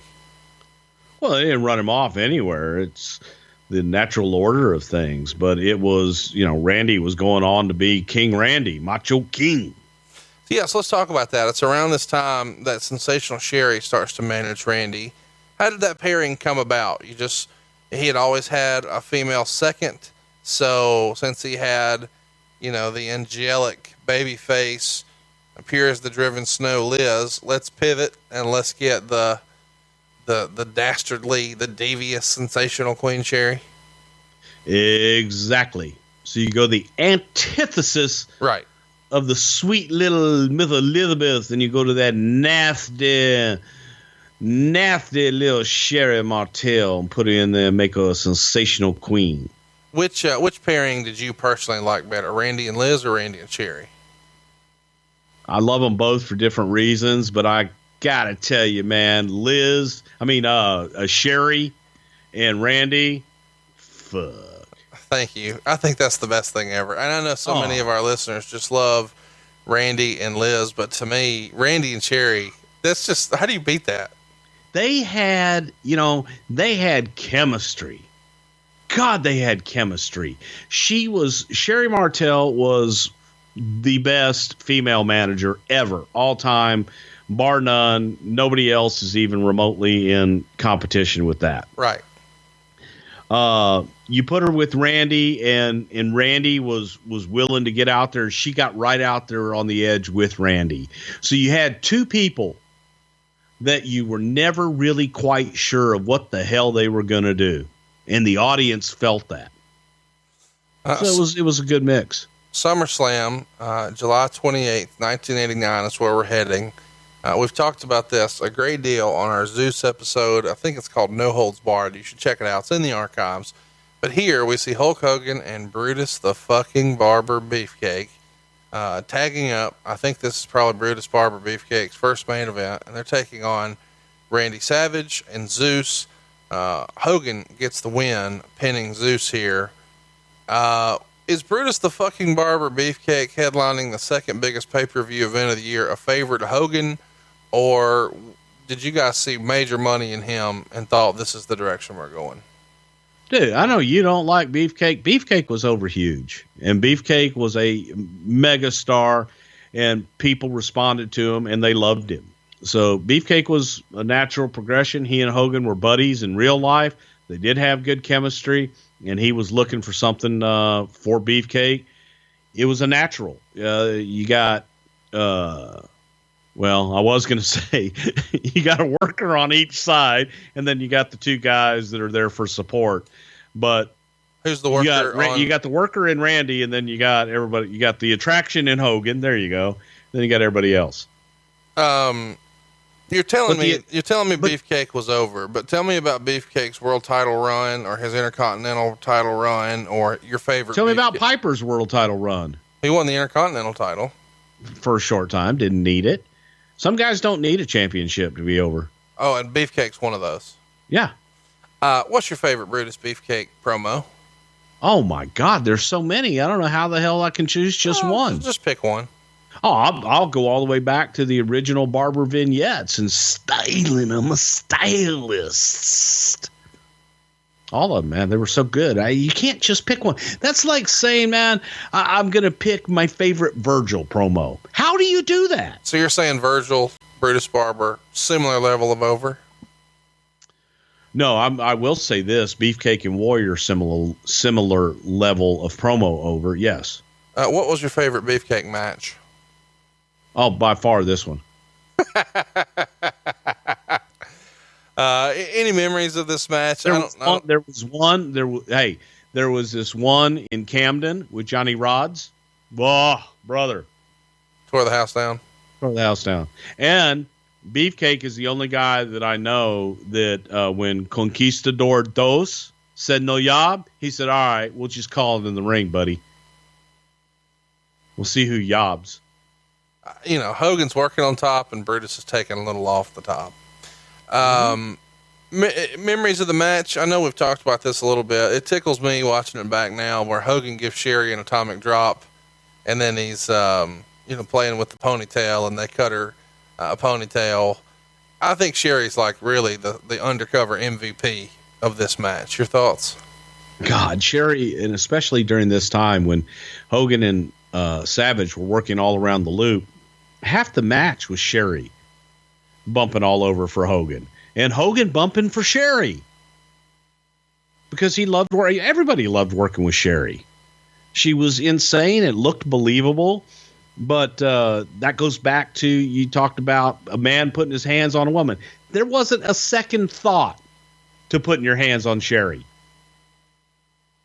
So it's okay. She's a heel. She's a nasty heel, and she's just one of the boys. So it wasn't even questioned.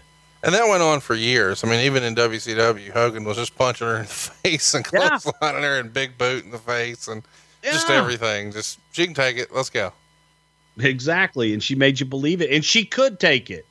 If it was a shoot, trust me, it'd be the other way around. What was your, how great were these vignettes of when they were a threesome of Zeus, Macho Man, and Sherry, and she's running around behind the cage and they've got the big cauldron. That shit's just so awesome. If you've missed any of that, you got to go relive it. Check out our No Holds Barred episode. Is this where we do the kids don't do drugs segment? Isn't that great? Tony Schiavone did commentary for this show. Any memories of Tony's performance that night? I know that everybody thinks I hate Tony. Why do people think I hate Tony Schiavone? Does he say bad things about me on his show? No. You say bad things about him on this show. No, I don't. I actually thought that Tony Schiavone was a very good play-by-play guy, and I enjoyed Tony's work, and Tony was actually a good producer as well. Tony handled a lot of the Coliseum video during that time, and no one can ever say that Tony, didn't work hard as well. And I think that the rub was I was young in a managerial role, and I don't know that we were kind of oil and water in that regard. Wasn't the best manager in the world. So I thought Tony did a good job here. He was with Jesse. Jesse liked to pick on him, and he had to adapt his style. A few weeks after SummerSlam in September, Savage would defeat Jim Duggan to win the King of the Ring moniker. And of course, this becomes a whole new gimmick for Macho Man, as he is now the Macho King. And they even do an in-ring coronation where Savage's real-life brother, the Genius, reads the speech. Where'd the whole Macho King gimmick come from? Was it a way to sort of give him something special and not make it to where he needed to be in pursuit of the title? Again, you go back to some guys need a championship, some guys don't. And Randy was looking for a way like the $1 million champion, the $1 million belt. What's better? What could be argued, especially by a heel, as to greater than the championship? I'm not the champion. I'm the king. I'm the king. And he embrace it? My God, he had a special crown made. He completely changed all of his attire. He started wearing the stuff on top in the colorful long trunks from the previous short trunks with the stars on them, and hired a designer. The guy's name was Michael. But Randy embraced being the king. Randy loved being the king because it was something, it was new. And Vince challenged him, get the king gimmick over. Let me ask you, do you know who made his crown? That's been something a lot of people have wanted to know for a long time. I believe that this Michael guy did. He was a designer in Tampa, Florida. I used to see him all the time when we were in Florida, but he was a designer of some sort that did all that spandex crap. If anybody listening knows who made the Macho Man's crown, tweet me at hey, it's Conrad. I'd love to see that. Let's talk about what's next for the Macho Man. He works against Jimmy Snuka and gets a win on Saturday night's main event in October of '89. Lovely, brother. Duggan defeats him on the MSG network. They have a Survivor Series Showdown special, and there we would see Savage go over Hercules.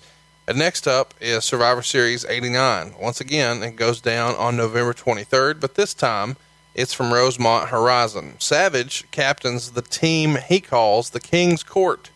On his team are Dino Bravo, Earthquake, and Greg the Hammer Valentine, and they take on Jim Duggan's 4x4s along with Bret Hart, Hercules, and Ronnie Garvin. In the match, Savage pins Bret, and then Savage, Bravo, and Earthquake are the sole survivors and winners of the match. It feels a little bit like a demotion here for the Macho Man, but he comes out victorious. Your memories of Survivor Series '89? A continuation of the whole Macho King, Hacksaw Jim Duggan angle, and the Savage Hogan, the Savage Duggan matches were that second, like that B-Town headliner. Right. So, they were the second biggest thing that was going on at the time. That was Hogan was over on one show doing his stuff, and Randy was over doing his stuff with Duggan. So it was just a continuation of that, and the rest of the hodgepodge underneath is just matching up guys that have issues and angles going together. But Duggan, and during this time period especially, man, Vince was looking for Duggan to be one of those baby faces that can step out and challenge for that Hogan crown. Why do you think that never happened the way it could have? His work, his promos, something outside the ring? I think it was saddled with when Jim got comfortable with the ho and the USA, that became his shtick. And he didn't push outside of that. He didn't push outside of that. That's my opinion of it. Where Duggan got over for me early on in the Mid-South was that kick-ass babyface, take no prisoners, no BS, Hacksaw Jim Duggan. And then Vince made him Mr. USA, and it was all about characters, and Jim took it to that next level of the character with the tongue out and the ho, and it got over, but it wasn't going to get him to the next level. So he just kind of, by honing in on that character and just going all in on it, he maybe gave himself his own glass ceiling. I think so. I think it became cartoonish versus serious. He was a good relief. Yeah. Let me ask you this. You were mentioning that Savage was the top guy on the B-Towns here, working the mains there. Would Savage have preferred, in your opinion, and the only reason I ask this is because early on in our episode today, you said that Savage wanted to be the man. Do you believe that Savage would have preferred, if given the option of being on top of the B-Town and making a little less money, or being second from the top on the A-Town and making a little more money? Randy, wow, that's a tough one. I think because really it's both. Randy loved being on top and being the guy, but Randy was all about the check. I think Randy would have opened up for a Hogan card if it meant more money. All right, let's move on from Survivor Series. Let's talk about coming out of here. I guess I should say that Duggan and Savage are still working all the house show loops, including the MSG network. Now we're in the Royal Rumble, though. That's the next big show. It's January 21st. We're in Orlando at the Orlando Arena. One of my favorite Royal Rumbles, Royal Rumble 90. Savage is in number 5, and he eliminates Jake Roberts before himself being eliminated by Dusty Rhodes. Hulk Hogan winds up winning by last eliminating Mr. Perfect. At the Royal Rumble, did a top guy like Savage prefer to be in the Rumble match, or would he have rather been in a singles match instead? He did both in his career. It was a very kabuki-ish time because Vince saw the Rumble match is the match, and that was the attraction, not necessarily who was in it. Right. And he would use the winner of the Royal Rumble, kind of like he did the King of the Ring, to boost somebody along to the next thing, maybe WrestleMania or what have you. So when we started adding name talent, the idea was be in the Rumble match itself, because that's where all the stars were. However, at the same time, if you had an opportunity to have a spotlight single match, Vince always felt you couldn't do both. If a guy works and he's in a single match or a tag match on the card, he can't be in the Rumble. Well, let me ask you this. In my head, from a money standpoint, if you're in a singles match, you probably earn more than if you're in the Rumble. Is that fair to say? Depending upon where you are on the card, but yes. Okay. And depending upon how long you're going to be in the Rumble, but a name is a name, and Vince is going to pay you depending upon how he feels that day and if he ate. Love you for that. Coming out of here, he has a Saturday night's main event match with Jim Duggan. And I find that interesting because at the Royal Rumble, Dusty Rhodes threw him out. Did you guys know at the Royal Rumble, we're going to go Savage Dusty at WrestleMania? And if so, why wouldn't you have tried to set that up with a Saturday night's main event match? It was the beginning. You had to finish. It was also an opportunity to finish one issue. So the angle with Duggan and Savage had to come to a conclusion. So that's one way to do it. You get Randy over on Saturday night's main event. Then you move on. You go to Superstars, where there were a lot more eyeballs watching every week. Sure. And start your issue with Dusty. Well, of course, that goes down at WrestleMania 6, April 1st, 1990. We did a whole show on WrestleMania 6, available in the archives. We should remind you, though, that Dusty is teaming with Sapphire here. They're taking on Randy Savage and Queen Sherry. Before the match, though, Dusty announces Elizabeth is going to be in his corner, and she comes down to Savage's music. It's kind of an odd choice for her entrance music, but that's the way they do it. Dusty and Sapphire get the win in about 8 minutes after Sapphire pins Sherry. And after the match, all the baby faces, Dusty, Sapphire, and Elizabeth, all dance in the ring. And Gorilla says something on commentary like he's never seen Elizabeth this happy. And I think this was one of the first mixed tag matches in the WWF. It's sad to kind of watch this match now because you realize Dusty, Randy, Elizabeth, Sherry, and Sapphire are no longer with us. You've told us a lot about Savage working with Dusty in our Dusty episode. And, of course we've covered it on our WrestleMania 6 episode, but do you think this was viewed as a bit of a demotion for Randy? It has to feel like the highest of highs at WrestleMania 5. You're on top. You draw this huge pay-per-view buy rate. The year before is your crowning moment. The year before that, you're in there with, maybe the greatest match of all time at that point against Ricky the Dragon Steamboat. And now you're working with a top guy in Dusty Rhodes, but it's a mixed tag match and it's nowhere near the top of the card. Did you have a conversation with Randy about that? Was he ever frustrated with his spot at this point? I don't know necessarily all that, because I know that Randy loved the fact that he was working with Elizabeth all during this time. And prior to this was the time that I was out on the road with him and I was in Randy and Sherry's corner for this match. Now, why they didn't use me for the WrestleMania match, who the hell knows, but it is what it is.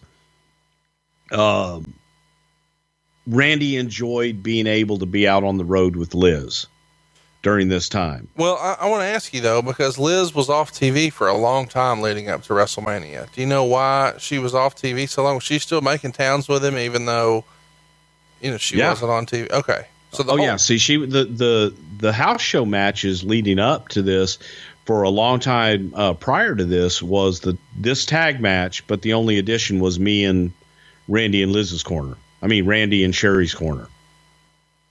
Well, hypothetically, if Randy needed to apologize and maybe send some flowers, what might that sound like? Brother, sometimes you just gotta say sorry. And sometimes if the words just seem to come out a little bit more difficult, maybe you need to make a gesture of some sort. Like go to proflowers.com, and you go out and you get them something special. Now, proflowers.com, they make it so easy to choose the perfect bouquet. It's simple and it's quick, brother, and you don't have to have a special occasion. Like I said, sometimes you just blast a guy in the head with a belt and you just want to say I'm sorry. Well, at proflowers.com right now, I'm going to tell you what, you get to save an extra 20% off a rainbow of roses or any other bouquet of $29 or more. You just go to proflowers.com and use the code WWE at checkout. It's unexpected sometimes, and the flowers are guaranteed to stay fresh for at least 7 days or your money back. So when Hogan was laying in his bed with an ice pack on his head, it was so nice when that knock at the door came and they said, "It's from the Macho Man, and I save money, and you can too by going to proflowers.com. And you get 20% off, like I said, on the Rainbow Roses, any bouquet, $29 or more. Go to proflowers.com. Use my code WWE at checkout. That's proflowers.com, code WWE. Do it now. Oh, yeah. Dig it.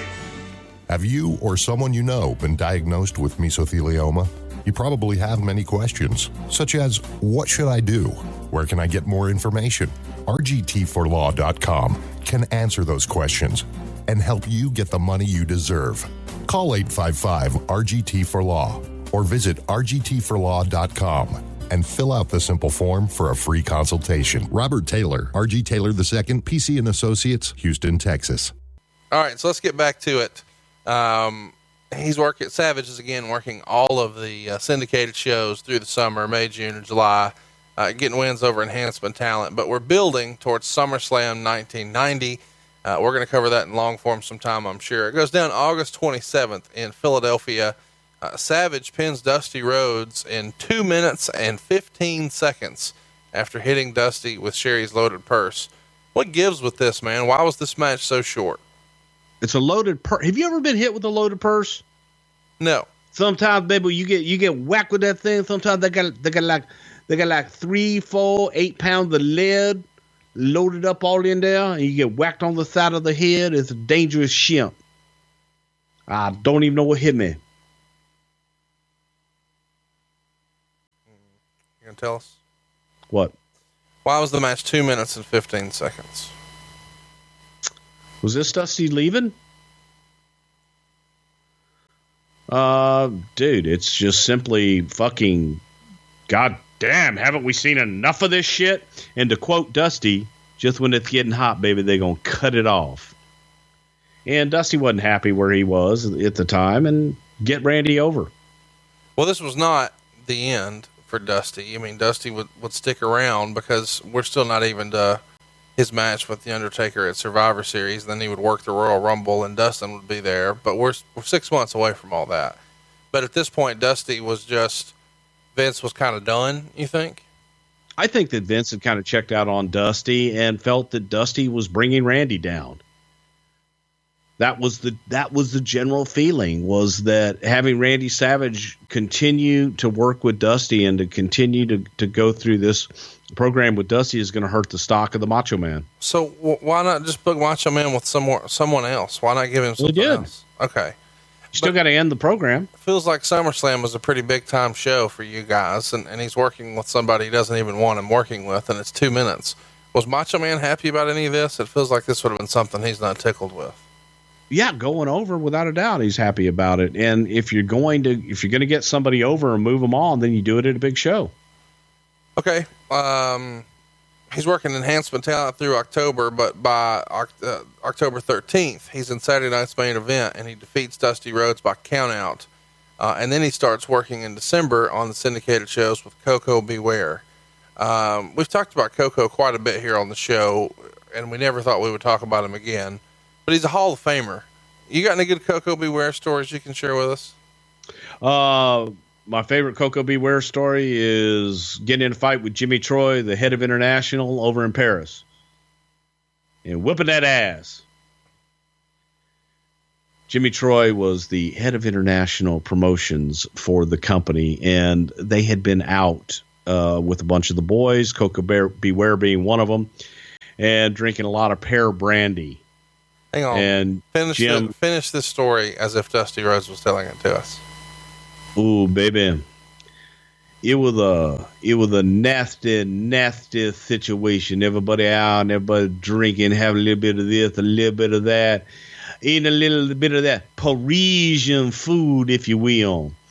And Koko Beware being a very proud man and listening to Jimmy Troy's stories about how tough he is or how tough he was. And Jimmy Troy might have used one of them words that you just don't use in public, if you will. And Koko let him know in no uncertain terms that you don't use that kind of language about a man like Koko Beware. So they fucked the lobby of the hotel all up. Blood and guts everywhere. beautiful flower arrangements no more. If they'd only call proflowers.com, they could replace that shit in it. But it was ugly, and both of them got fired, got the athletes fired. That's probably my favorite Coca-Ware matchup. Let's go to Royal Rumble 91. We're in Miami here on January 19th. And during an interview that Warrior had, Sherry comes out and basically tries to seduce the Warrior into giving Savage a title shot, but he declines and walks away. Later, during the world title match between the Ultimate Warrior and Sergeant Slaughter, Savage comes down and just lights Warrior up with a very stiff scepter shot to his head, costing Warrior the title. Talk about this scepter shot. It appears like Savage didn't hold anything back and really lays into Warrior. And I believe there's even shots of him like picking bits of this out of his head. Any heat on Savage for this? Absolutely not. That's what he was supposed to do. And Randy's going to lay it in. And by God, if there's something, it was live, Randy ain't going to miss. So yeah, man, he laid it in on the old Ultimate Warrior there quite a bit. Savage finds himself in the Rumble match. He comes in at 18. He doesn't eliminate anyone, and he's eliminated by Duggan and the British Bulldog. Of course, Hulk Hogan wins and becomes the first man to win the Rumble twice because, Hogan must pose. We'll cover Royal Rumble 90 in long form at some point, I'm sure, but anything you want to, or 91, you want to throw anything here? Well, this was Miami, I believe. And this was the whole night about talking about should we or should we not burn the flag? Right. And as we discussed in our WrestleMania 7 show, that is what to me overshadowed the whole night was, are we going to go ahead and go with it? Are we going to go with it? And during a live show, we get the bulletin, the United States of America has gone to war. And it's like, what the hell? That is my biggest memory of Royal Rumble 1990. None of the matches, just the news and the aftermath and what would become, the big controversy later on. You meant 91. No big deal. I'm sorry. Towards the end of the month, MSG Network, we see Savage defeat Warrior in a steel cage match. And then we head to WrestleMania 7. And we've covered this in long form. It goes down March 24th, 1991 from LA. You can check out that WrestleMania 7 show in our archives. In it, though, you'll hear that Randy Savage wrestled the Ultimate Warrior and was not victorious. He lost in about 21 minutes. A few shoulder blocks managed to do the trick, and then Warrior pinned him with just 1 foot.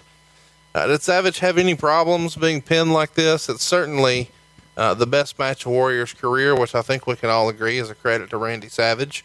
But being pinned with 1 foot like this, any sort of issue with that from Savage? You win him 1, 2, 3, you lose him 1, 2, 3. You want to get him over? I'll get him over. That was Randy's attitude. After the match, of course, Sherry comes in the ring, and she, of course, thinks her career is over too, since she had all her eggs in the Macho Man basket. She starts to attack him, so of course Elizabeth, who was sitting in the crowd, comes running in, grabs Sherry and throws her out. And afterwards we get our very emotional embrace, and the fans in the crowd that they shoot are actually crying as this happens. It's a pretty real, I was crying, an emotional moment if you're a longtime fan, because you saw their whole story unfold. Where do you think this ranks as far as real or emotional moments in WWF history at that time? Top 5. I would think so too.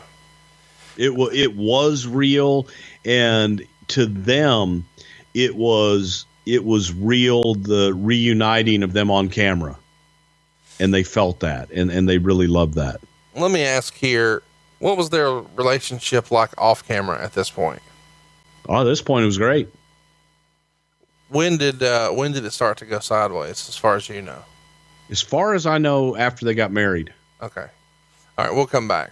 Not too long after this, of course, we see Savage start to do commentary on Superstars. And this is done because Savage lost a retirement match.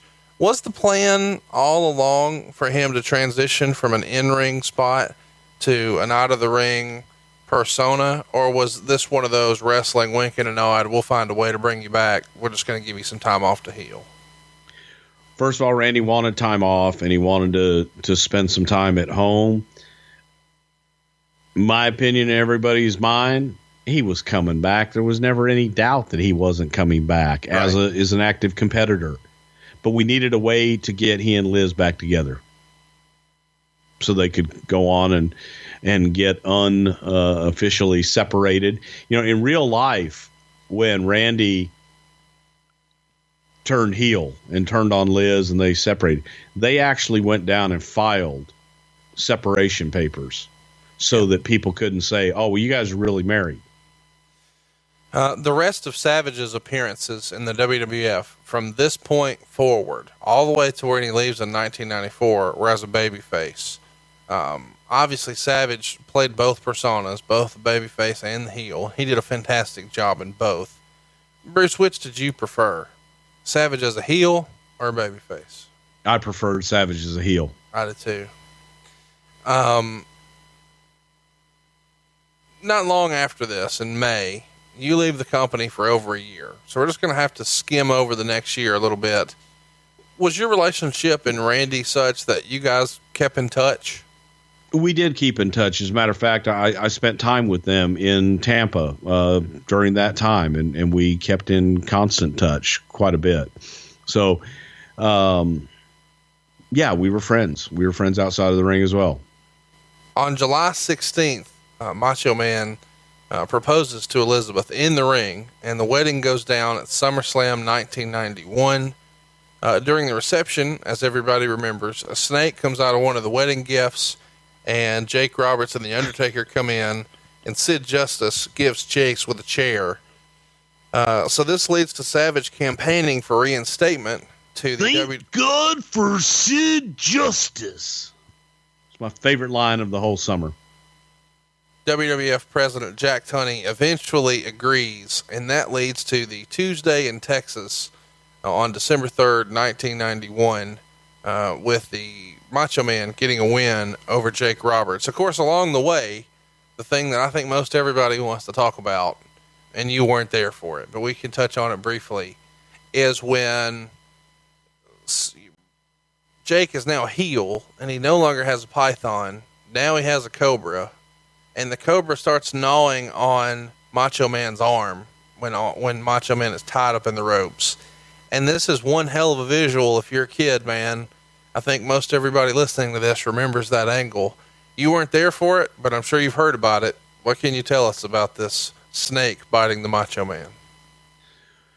Well, you got to go back and you got to go get inside the mind of Jake the Snake Roberts. And during Jake's time with Damien, and he would have the different pythons around, there were people that thought it would be funny to kick the snake and get the snake riled up, so that when Jake would get in the ring, he would have a riled up snake he would have to deal with.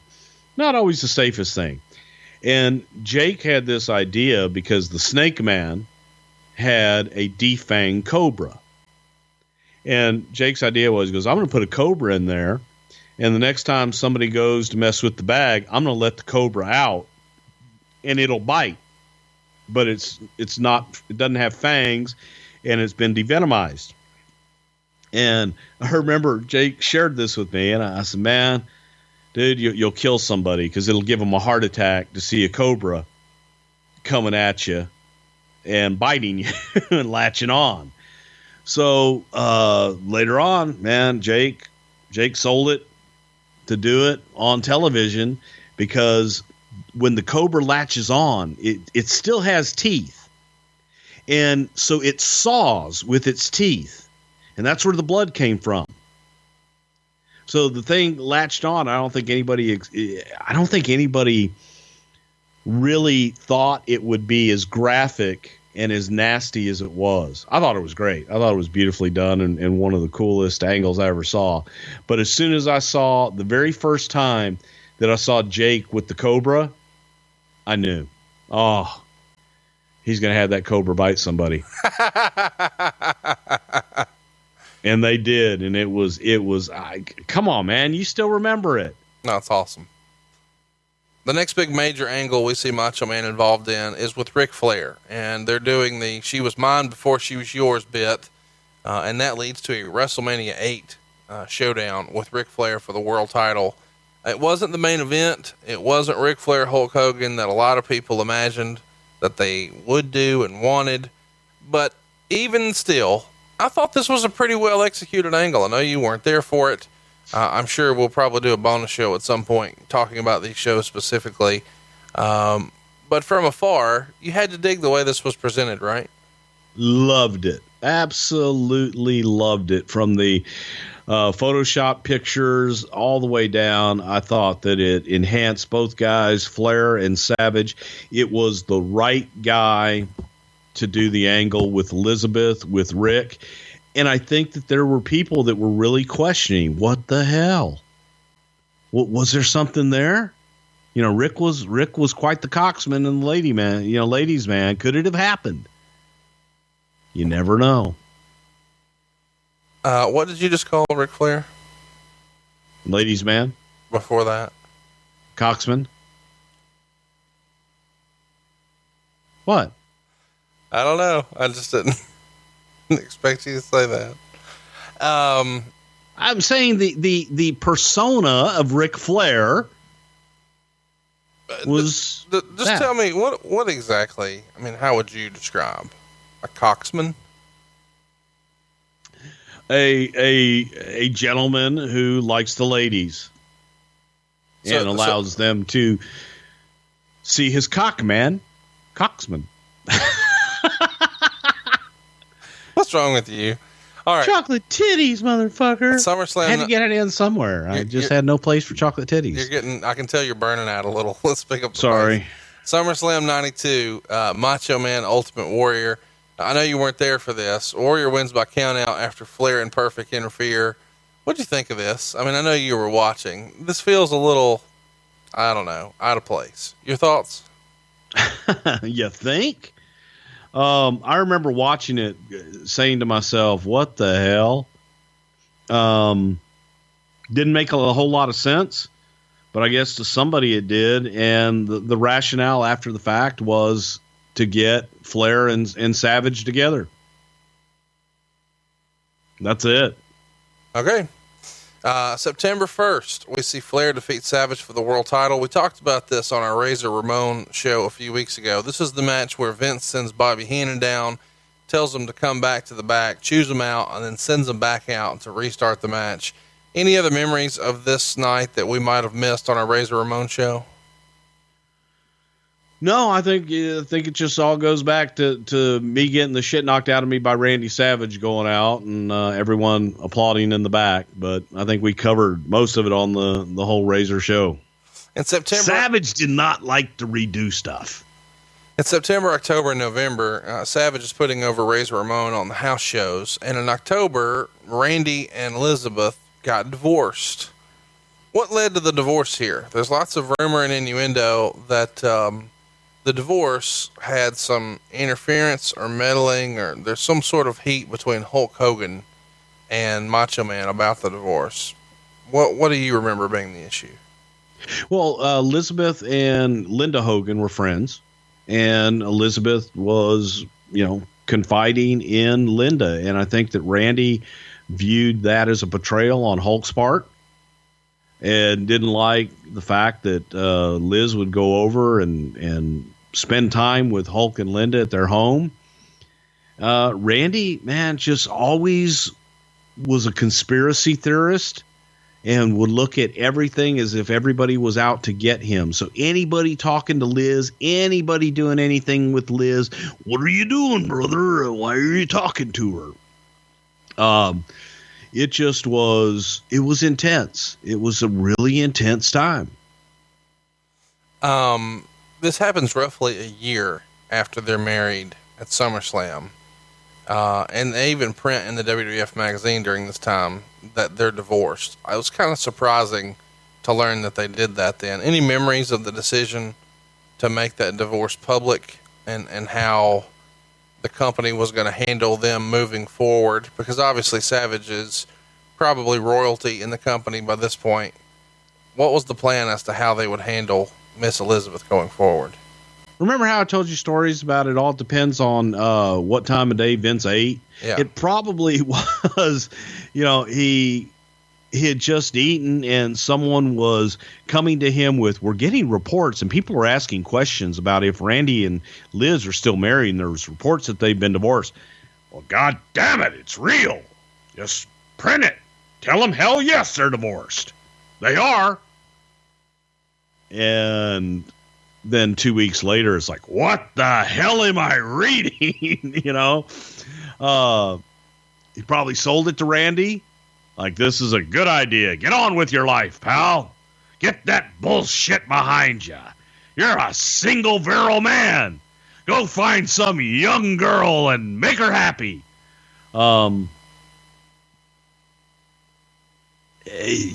Those decisions happen like that. And then it happens, and then you're a dumbass for doing what he told you to do. You should have talked me out of that. That's their private business. Because Randy probably had a few beers and got upset. What are you doing putting my divorce in the magazine? That's private. I know I said it was okay, but it's not now that I read it. I don't like the font. Did Macho Man read the fucking magazine? When they had good, happy marriage font, I did. I didn't like the divorce font. Of course he did. The divorce font. See, every now and again, you'll just slip them in, and people got to be paying attention. The divorce font. Different. Uh-huh. When they get divorced, I mean, is Liz fired? I don't think Liz was actively working at the time anyway. So the plan was definitely, hey, if they're divorced, she's out, right? Well, yeah, she was out at the time. Yeah, I don't think she had worked for the company for a while at that point. Macho Man was obviously a big, defendant and protector of Elizabeth. How would you categorize their divorce? Ouch. Depended upon what day of the week it was. Sometimes Randy would be in a great mood and be happy and just say, I'm glad she's moving on and we've got our separate lives. And then there were other days that he would be down in the dumps and really miss her and really be upset. So it was a roller coaster, and being around him during those times, you never really knew which Randy you were going to get. And if you went out and decided to have sushi and have a few Kirin Ichibans, whoo, by about that sixth or seventh one, you could get, he just stopped with the chopsticks and started throwing them down and let's go somewhere and get crazy. So it depended. It was a roller coaster, man. He had his good days and his bad days. They pair together the Ultimate Warrior and Hulk Hogan on Saturday Night's Main Event in November of 1992. Here we see the Ultimate Maniacs challenge Money Inc., Ted DiBiase, and IRS for the tag titles. And the Maniacs win the match by countout, so Money Inc. retains the titles. How did Savage enjoy working as a tag team partner of the Ultimate Warrior? I think Randy was fine with it. I think Randy looked at himself as the veteran that had to teach the kids. Right. And you get all these young guys that you're gonna go with, and then you put them out there and you find out that they can't toe the line. So you gotta call the veteran to come in and save the day. That was his feeling. He felt that sometimes he would have people put in front of him that couldn't do the job and always had to call him back to save the day. That was his feeling. A lot of fans really dig this pairing, and I think some people think it went on longer than it did, and it was really just a flash in the pan. Do you think they could have done more? Yeah, they probably could have. To me, though, I think that they were too alike. The Warrior was, wild and unpredictable, colorful with the face paint and his outfits. Randy was the same way. Hulk and Randy, believe it or not, were different enough that pairing worked. I think that if you put Warrior with even Warrior and Hogan, I think would have worked better. I just think that they were too much alike. That's just for my liking. In November, Savage was a guest on Regis and Kathy Lee to promote the upcoming Survivor Series. And it feels like Savage was pegged for a lot of this stuff. He had an appearance on Arsenio Hall. He was on Regis and Kathy Lee.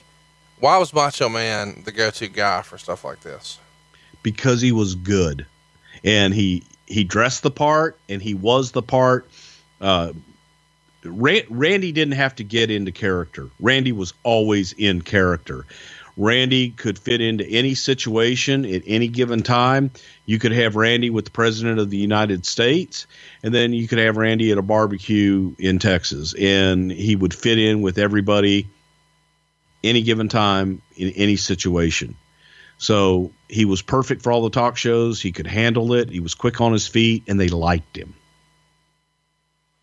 We're on our way to Survivor Series here, and the plan is for Savage and Warrior to take on Flair and Ramon. But along the way, Warrior gets himself fired. So they talk Mr. Perfect into coming out of retirement, and we cover that on our Mr. Perfect episode. And so now we've got Savage and Perfect taking on Flair and Razor at Survivor Series. Meltzer gave it 3.25 stars. We've talked about this match before. Anything you want to add to this match from Survivor Series 1992? No, just again, I'll reiterate what I said before. The level of talent that was involved in that match, in my opinion, I felt that it could have been more. In early January, Savage wrestles a few house shows against Yokozuna, putting him over clean. And Yoko had just debuted with the company a few months prior. So this is a big deal for Yoko to get these victories. And then, of course, we see Savage jump to doing commentary on Raw. The first Raw is January 11th, 1993 at the Manhattan Center in New York. And we see Randy Savage, Vince McMahon, and Rob Bartlett doing commentary. How did this decision come about to make Savage one of the mouthpieces on the show? Randy was looking to wind down his career. Randy wanted to be out of the ring. He didn't want to take bumps anymore. And Vince's idea was make him a commentator. Randy liked that. Randy had moved to Connecticut. Randy was living in an apartment in Stamford, Connecticut. We were going to make Randy not necessarily a part of the creative team, but Vince wanted to be able to pick Randy's brain and have him a part of the company more, have him do more things on television, get him more voiceover work. So it was a way to get Randy involved in the company, keep him busy, but not have him take bumps anymore. Did Randy lose the family home to Liz in the divorce, or did he just sell his place at the beach in Florida? I believe they sold it, but I think Randy took really good care of Liz in the divorce. I don't know the particulars, but I'm pretty sure she was well taken care of. There's rumor and innuendo out there that totally contradicts what you said about him being the mouthpiece on Raw here, because supposedly Savage said many times when he left the company that he wanted to be a wrestler at this point, and Vince just didn't see it. I can tell you firsthand 100% from Randy Savage to me wanting to get out of the ring. And now Randy on a public persona, maybe going out after the fact, after he left, and WCW selling him, we want you in the ring. You know, there's so much more left, playing to his ego, that I could see that easily, very easily, with Randy being able, you know, coming back saying, you know, I always wanted to wrestle and they didn't want me to. They took me out. At this time, when we were doing this, Randy was 100% on board and made it almost like it was his idea. A week later, January 18th, the Repo Man attacks Randy Savage from behind during the introductions, and the Macho Man brags about repossessing Randy Savage's hat and challenges him to a match. So he wrestles a few house shows in January against the newly turned heel Shawn Michaels, and that just kind of buys time to the Royal Rumble. And the reason I mention this is because there's rumor and innuendo out there that Savage had requested a multiple year program, or a year-long program with Shawn Michaels that would culminate in a WrestleMania match against Shawn. Do you remember Randy pitching that and that being shot down? I don't. And I was with Randy a lot. That's why I hear that after the fact. I don't ever remember him pitching that. And it was, you sit there, and during this time, it was somebody would get hurt. Well, who are we going to put in that spot? Well, Randy's right here. So we're making a conscious effort. And this is what we're being told by Vince. Randy's going to be a commentator, and we're hearing from Randy. I want to be out of the ring. I don't want to take bumps anymore. I want to make the transition. But yet, every time that we needed somebody, and this is where I kept getting the speeches about, oh, yeah, the young guys can't hang. You got to go with the veterans. So every time we needed somebody for a spot, well, Randy's here. And he became that utility guy to put in every spot. If somebody missed a show, if you needed to get somebody over, whatever it was, because we're grooming him. We're grooming him for the commentary spot. We're grooming him for a spot in the office. But yet he's still out there working. Not full schedule. This takes us to the 93 Royal Rumble. It goes down January 24th from Sacramento, California. Savage is involved in the Rumble, and he comes in at number 30 and eliminates the Repo Man. He makes it down to the final two with Yoko, and he hits Yoko with a flying elbow and goes for the pin. But Yoko bench presses him off, and Savage flies over the top rope, thus getting eliminated. Maybe my favorite elimination in Royal Rumble history. Who came up with that spot? That's a pretty fun spot for an exit to a Rumble match. Randy did, or they call him Randall. I love yes. Randy loved Yokozuna, and those early matches, that was Randy's idea to get him over strong. January 25th, 1993, we see Savage finally get his match with Repo Man, and he gets the win over the Repo Man to regain possession of his hat. A couple years before, biggest draw in the business at WrestleMania 5. Now he's on TV fighting the Repo Man for a fucking hat. It's a special hat. Uh-huh. A couple days later, he works against Ted DiBiase, January 29th at MSG, and he's working all the house shows through February. And once again, he's putting him over in all of those. August 2nd, we see Savage take on Doink the Clown. And Doink the Clown from the early years here is something that I want to cover long form. Did Savage get the Doink the Clown character, and how did he feel about working with him? Oh, I think that all the old timers got the Doink the Clown character as far as the evil, nasty heel clown, Krusty the Clown. And the smart ones, yes, to answer your question, Randy got it and enjoyed working with Matt because he was a second generation wrestler, and they gelled. October 4th, 1993, Savage takes part in a 20-man battle royal to determine the new Intercontinental Champion. The final two are going to get a singles match for the title the next week. Of course, that was Razor and Rick Martel. And this is really the first time that Savage had competed for the Intercontinental title in like 5 years. On March 6th of the following year, we would see Savage wrestle Jerry Lawler for the USWA title in Nashville, and it drew a sellout of 1,800 folks. And that's the largest crowd in like 6 years for a wrestling event in Nashville, especially for the USWA. Savage is wrestling heel, of course, because he's taking on Jerry Lawler. And then 2 days later, on the 8th, they wrestle again, and it ends in a double countout. They do it one more time the next day in Louisville. This time Lawler wins by DQ, and they draw like 3,000 fans, which is the largest crowd in Louisville since the mid-'80s. Louisville, before Macho came in, was doing like 500 fans or so. I bring this up because it proves that the Macho Man in certain parts of the country with the right opponent is still a really big draw, because this is doing monster business for the USWA. How does this come about where he's working these shots for Lawler? Well, this is when Lawler had come in and was working with us, and Jerry would request guys from time to time to come down to Memphis to help them out. Randy Savage and Jerry Lawler, and Randy Savage's ICW, the independent group that his father owned, in the Memphis territory, had a legendary long time feud for many, many years. And Lawler and Savage had worked for many, many years for the Memphis territory once Randy finally came in.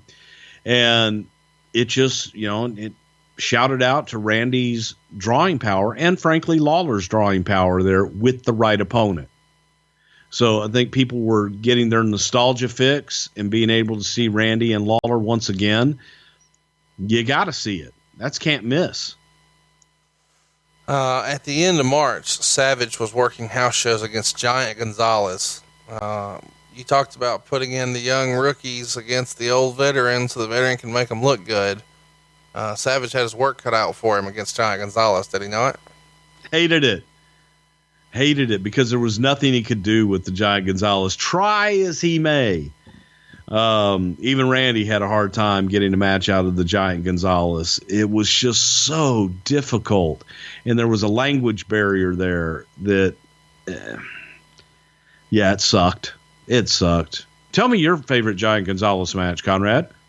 Man, I really enjoyed his match that you booked him personally in against The Undertaker at WrestleMania. I did that specifically to mess with The Undertaker. I know. We agree. Okay. On the march to WrestleMania, that very same WrestleMania, that goes down on March 28th, 1993. It was on the USA Network. Savage lost to the champion, Yokozuna, as a way to get a big win for Yoko heading into the pay-per-view.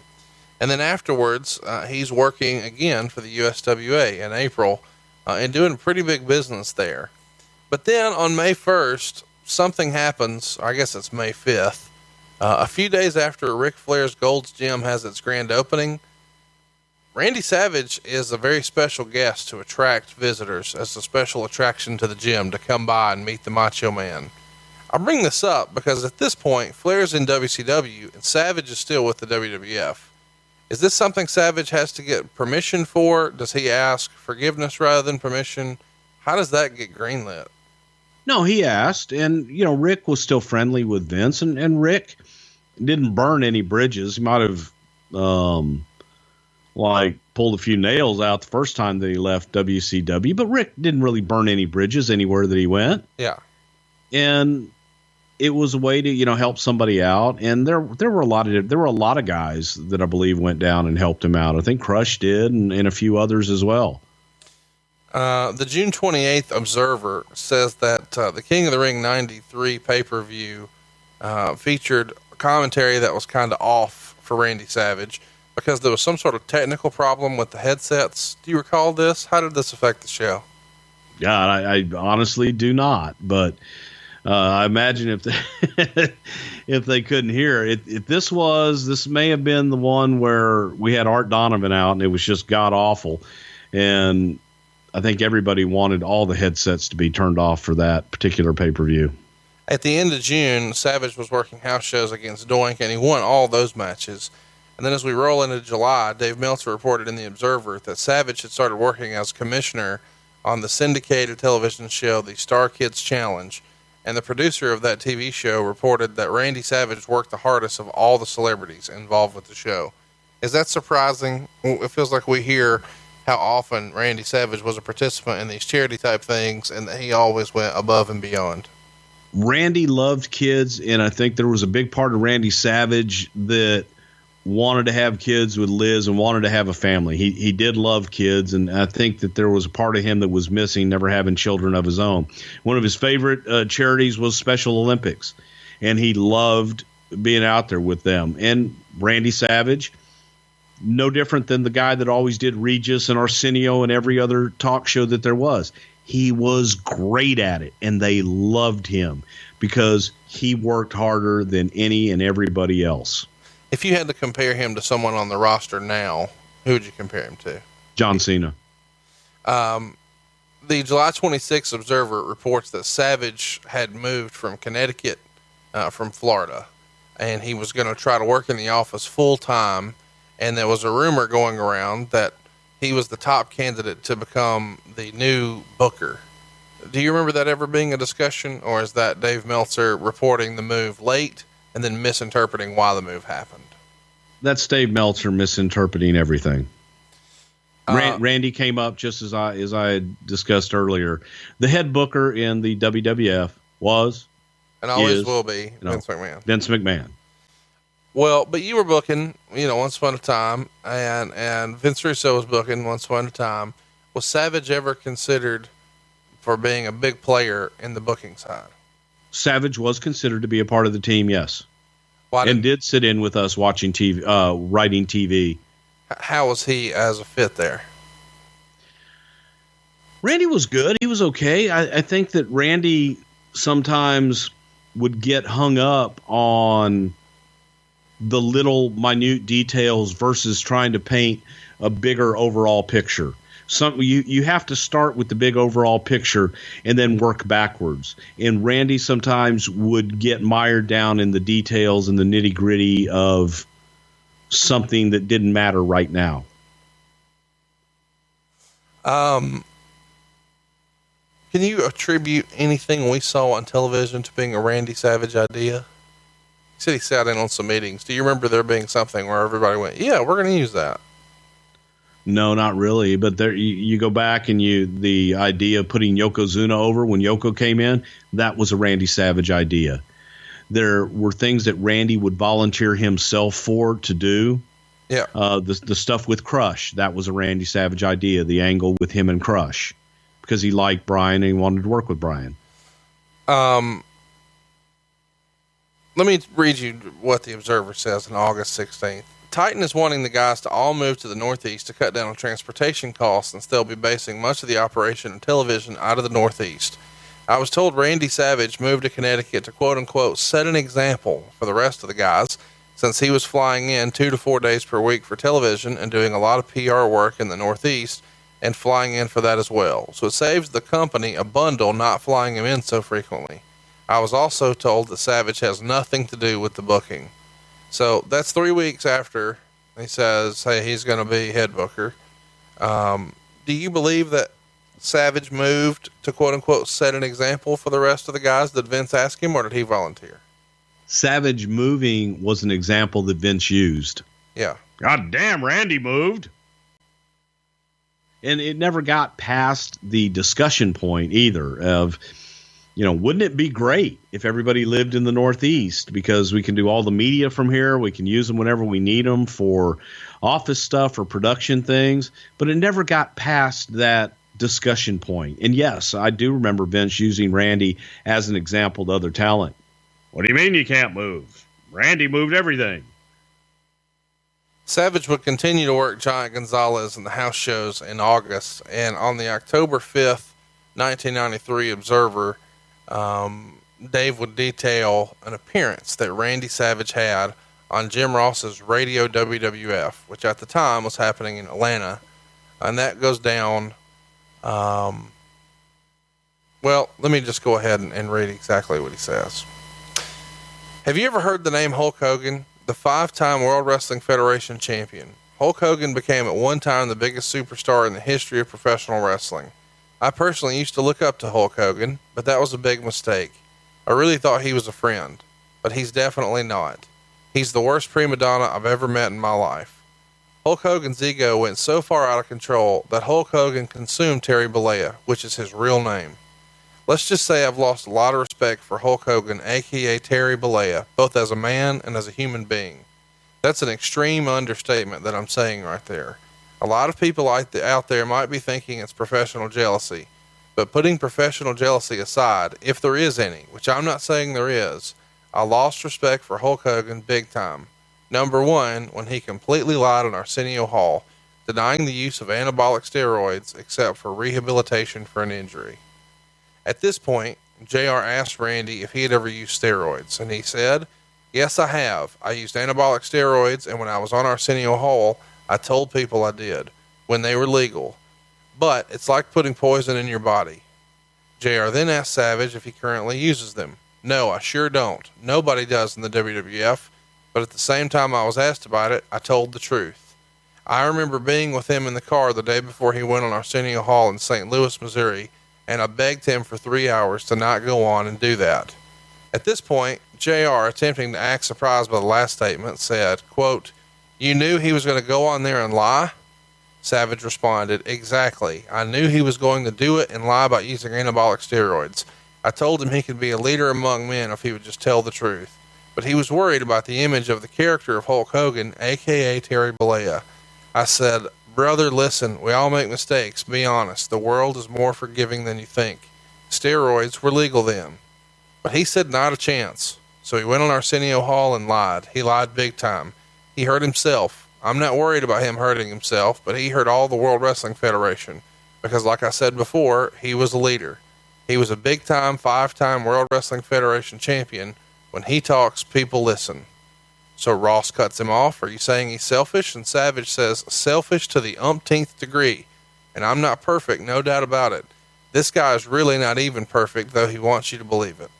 So Ross brings up the marriage and divorce between himself and Elizabeth, and Savage says, there was a time I fell in love. I got engaged and got married. It was to Elizabeth. And then it got to a point that some of the kids out there can relate to. Maybe it happened to their mother or father or aunt and uncle. Sometimes it just doesn't go forever. Elizabeth and I were married, but we were having our problems. It happened that at the time, Elizabeth and Hulk Hogan's wife were very, very, very best friends. And they were running around together. And I didn't think it was healthy for our relationship, but whatever's whatever. A lot of people can have different kinds of friends, but there was a time when I was wrestling on the road and we were having problems, and I would call home and Elizabeth wouldn't be there. During a certain segment of time, I would just go get another phone call. Being the master of the phone that I am, I would have conversations with Hulk Hogan, and he would give me swerves and curves, but would never tell that Liz was over there. She was either out with his wife Linda or hiding out at their house. Later on, while I was on the road wrestling, basically when I would call home, there was no answer for 4 days, and Elizabeth was MIA, missing in action for 4 days, and I was worried about my wife then, and I still am now. I can't help that, because in my heart, I'll always love her. It's always very hard to let go, but you've got to let go. That's for those people out there who have situations like that. But no doubt about it, being honest, 4 days went by, and Liz called and told me to get a lawyer because she wanted a divorce, and that's the end of the story right there. Savage is then asked by JR if he thought Hogan knew about the divorce and what was going on, and Savage says, like Hogan and his wife were in Miami making that movie that bombed, Mr. Nanny, he's a 3-time loser. He started out with No Holds Barred that did about 10 million, then Suburban Commando did less, then he broke his own record for doing less than that with Mr. Nanny. Not to say there's anything personal right here, it's kind of like Crush, a Hulk Hogan situation. I was making calls and going completely out of my mind because I didn't know where she was and couldn't even talk about her because she wanted the lawyers and all, but he gave me curves and swerves again, saying he didn't know where she was, but said, brother, if I hear anything, I'll let you know. In desperation, I flew to Miami at the Jockey Club where I found Hogan was staying, and he was there filming the movie Mr. Nanny, and that's where I found Liz, shockingly. Obviously, by this time, only half shocked, you dig. Honesty and friendship between Hulk Hogan, a.k.a. Terry Bollea, and the Macho Man Randy Savage, a.k.a. Randy Profo. Brother, I'm out there in front of you. Hit me with your best shot. The honesty and friendship wasn't there and possibly never was. I would tell you it was never there. I was fooled. I didn't know it, and Liz didn't know it either. She thought she had a best friend in Hulk Hogan's wife. But now we both know. Separately, because we're legally divorced. Can you believe the fact that Hulk Hogan's wife and Liz don't talk now? So what kind of friends do you think they ever were? It's almost like they got the job done. This is a worst case scenario. Broke us up, did whatever they had to do. They're not even friends now. I think Liz realizes a lot as time goes by, you know what I mean? And I wish the best for her, but there's a lot of damage and the trust is broken. A WWF match, if Hogan didn't like it and I said over the airwaves, wanted to do that in front of the WWF in an arena near or by a garage of his choice, that would be cool for the Macho Man Randy Savage, because you can beat me, but not eat me. And I don't think you can beat me. So Savage is going off, and that's a lot. And I don't normally like just to read that much on the show, but all of a sudden we're in a new area here where the company is blurring the lines of a work and a shoot and reality and real life. And he's not in the company and the steroid thing's going on. And this feels like an orchestrated assassination by Vince McMahon, Jim Ross, and Macho Man against Hulk Hogan. You were there for this. Did you know this was coming, and in all that detail? Sure, we knew it was coming because Jim Ross had his radio show, and it was an opportunity to help Jim Ross with his radio show. It was also an opportunity to address a lot of the stuff that had been out there. And Randy and his divorce with Liz and the steroids, all that crap, man, that was all still a hot topic. So address it, and address it honestly, because the fact of the matter was that everything that you read that Randy said, that's exactly how Randy felt at the time. So he wanted to get it out, and Vince approved it. Said, yeah, go ahead, get it out. There was, you go back to the Hogan stuff, which, we addressed in the Hogan deal, but everybody told Hulk, just tell the truth. Right. Just tell the truth and they'll forgive you. And he made the decision to not tell the truth.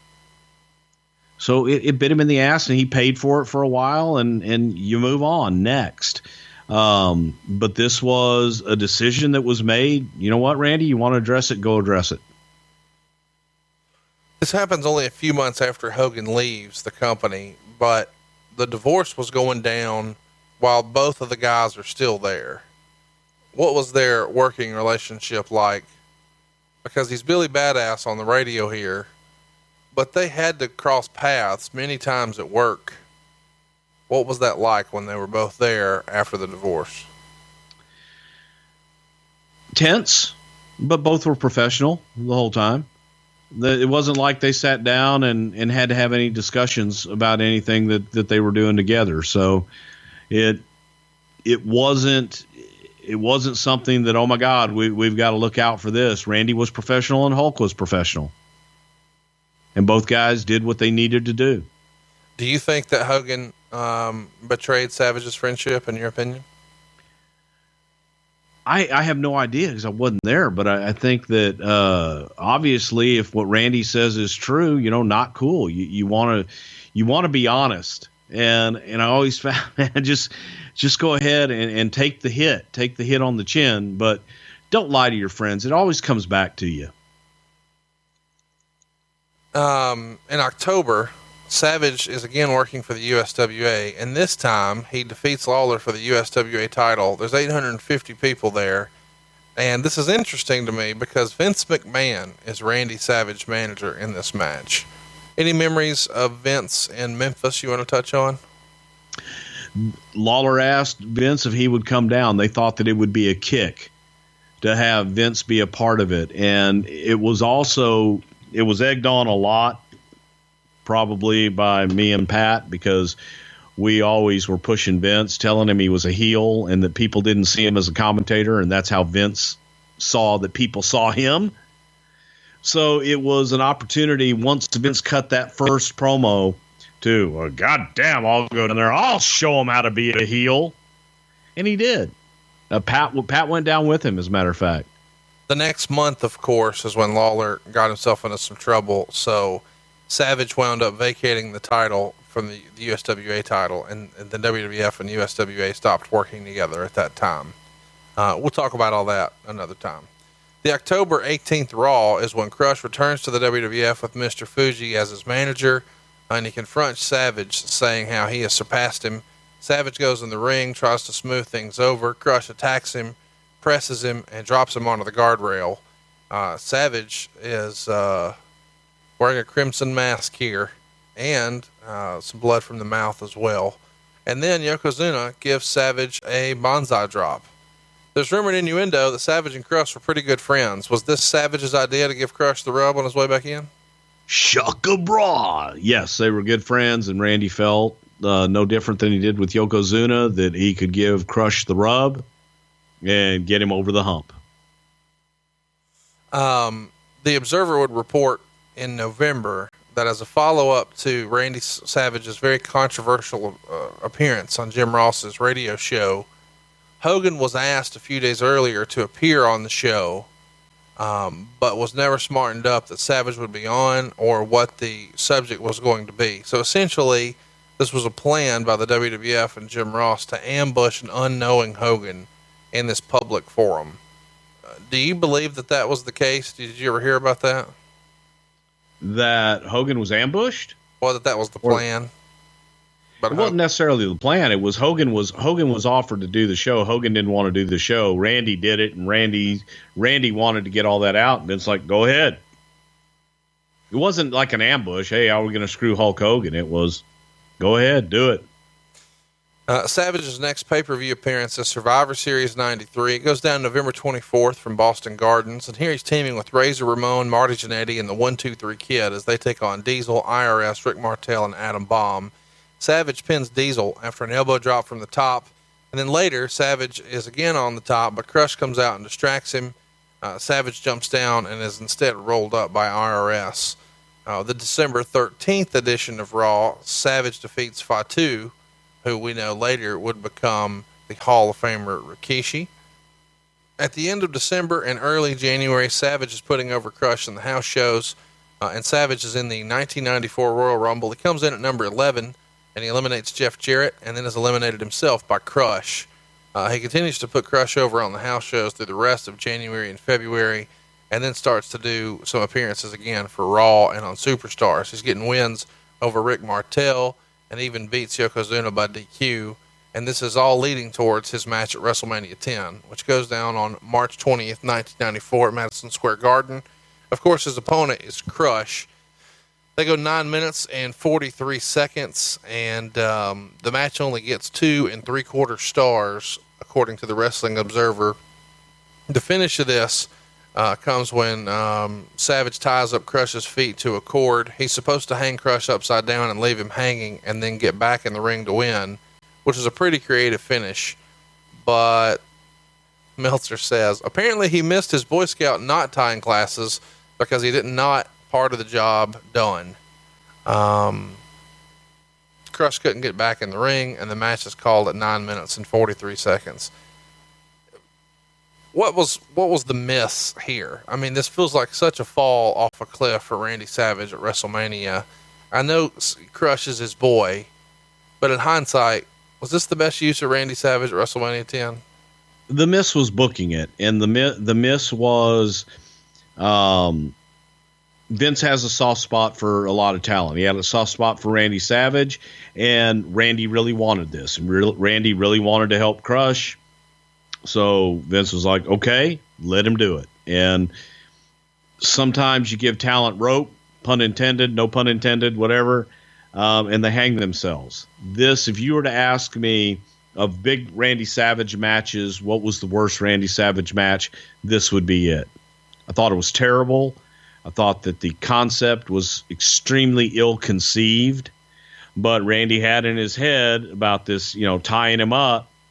And what Randy was tying him to kept coming down, and he couldn't get him tied up and stay. It was horrible. I mean, it was snake bit. Nobody cared. The new Crush deal with the gang thing, whatever the hell it was supposed to be, just didn't get over. Nobody cared.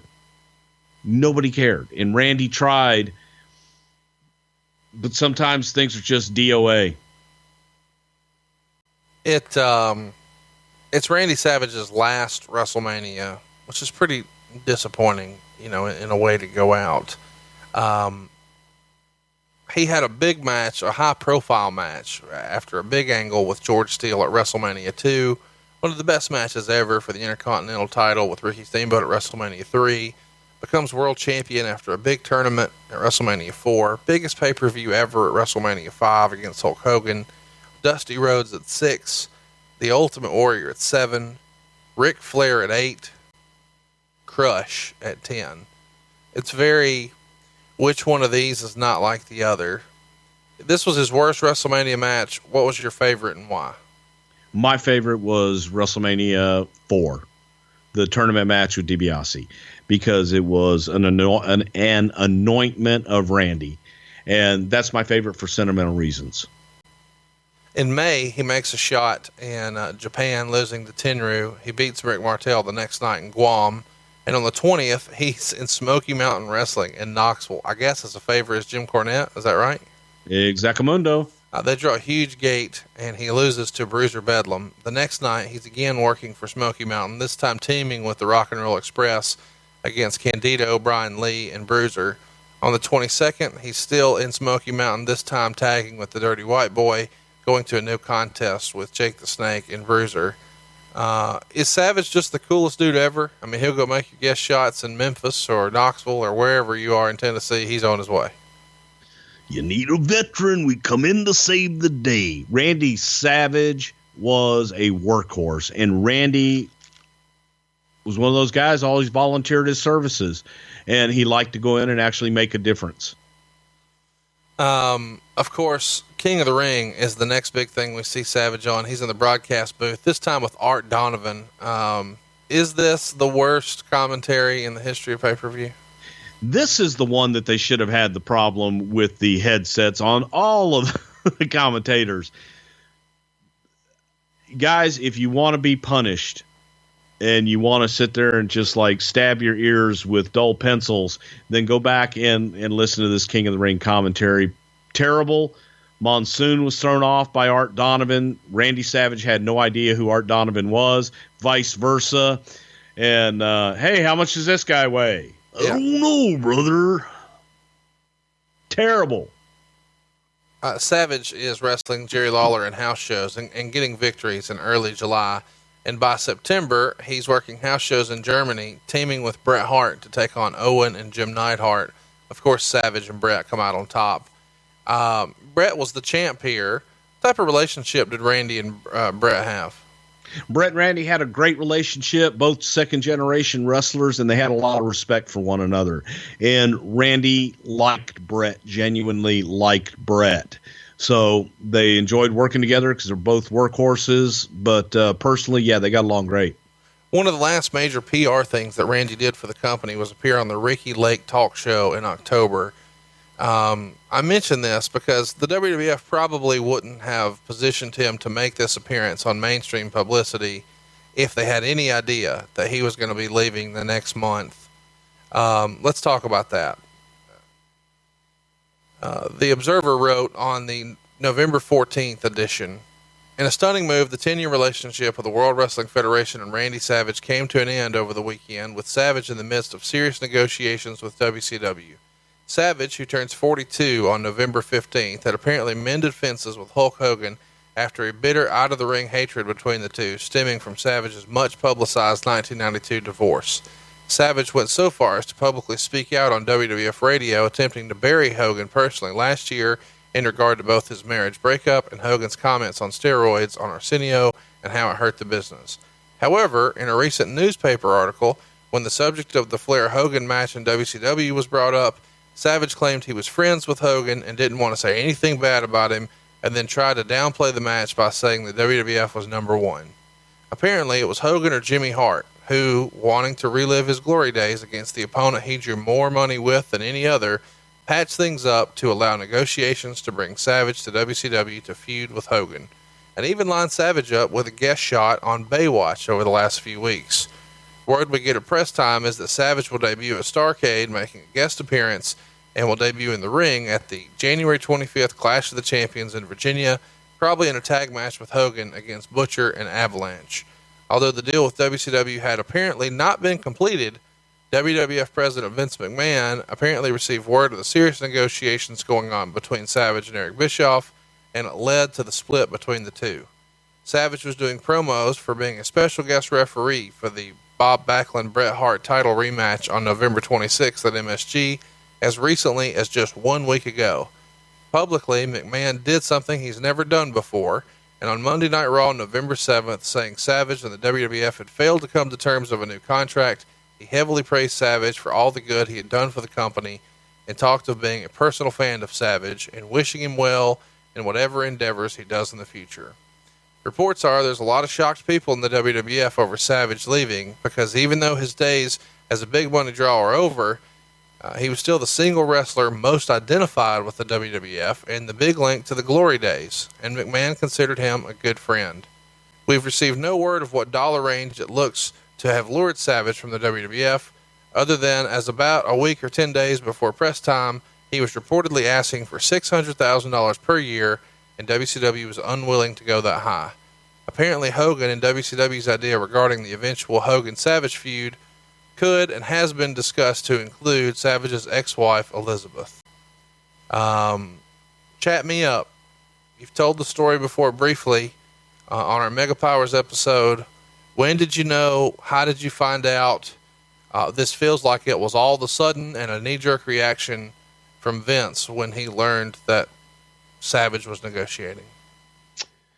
at the offices, 1241 East Main Street, sitting in the parking lot in a town car. It was myself, Shane McMahon, and Pat Patterson waiting for Vince. And we waited. It was not unusual to have to wait for Vince to show up. Anyone that's ever worked there and had a meeting with Vince would know that it's not unusual to wait hours sometimes for him to show up. But Vince showed up, got in the car, and said, "Gentlemen, Randy Savage is now the proud property of WCW. He will not be there tonight." And there was silence. And I don't know if it was me or Pat or Shane, but somebody asked, "What happened?" "Randy called last night. He was drunk. Told me he'd been going back and forth. I asked him to call me in the morning when he wasn't. And we spoke. And he's gone. That's it. Move on. We'll figure it out." And there was just silence. Nobody knew how to. There's a part of you that wants to think he's kidding. Right. This can't be real. It's Randy Savage. But there was another part that he was so direct and just so blunt that, damn, this may be real. So, wasn't a whole lot said. We talked about TV, and it was almost as if the Randy thing didn't happen. When we got to the TV, which was a Raw taping, we had other issues to deal with. It was they had a truss fall and take out one of the not lighting guys. He was an audio engineer. So there were other things to kind of divert our attention. And I remember sitting down with Vince. It was at a high school gym-like deal and saying, "How are we going? Are we going to say anything? What are we going to do?" He says, "I'll address it. I'll address it at the top of the show, and then we're done." And that's when he did the whole Randy Savage has gone to WCW, and we wish him Godspeed. And it was the first time I think I'd ever heard the term Godspeed.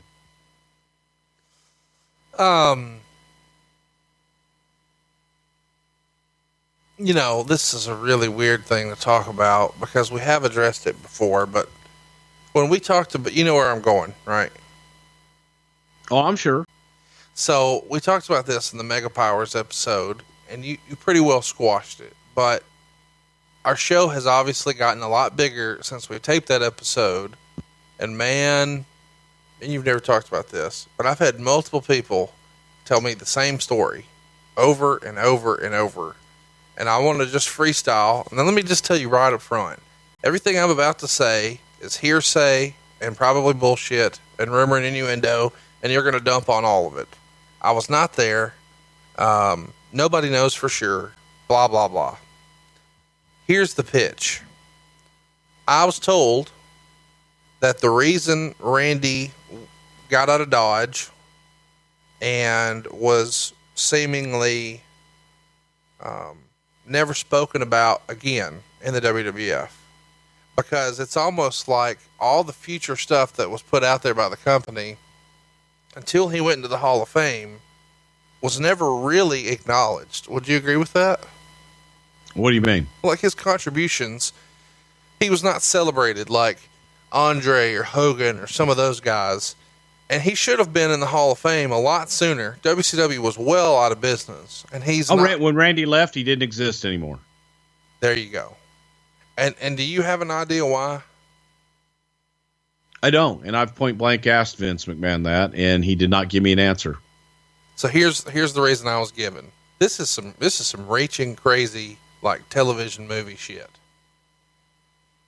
The rumor and innuendo that I've heard from multiple people was the rumor of Stephanie sleeping with Randy is not only true, but that she became pregnant and Linda helped Stephanie sort the situation out, and they kept it from Vince.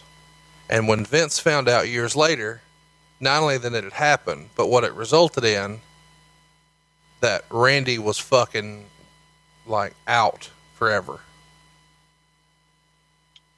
So I was there, and it'd been there for all the years before it, during it, after it. I'd never heard that ever. And I was there. I hadn't heard it until we aired our show. And then as time, it was one of our early shows, but as people started to discover the archives, I started getting it from people who I thought. And how many of those people are that close to Stephanie McMahon and Linda McMahon that they would know that?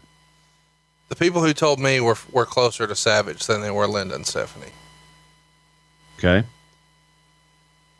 So again, I go back to if that was, and again, look, I've never heard that ever until you just said it just now. Never even an inkling, even remotely. It is the craziest rumor.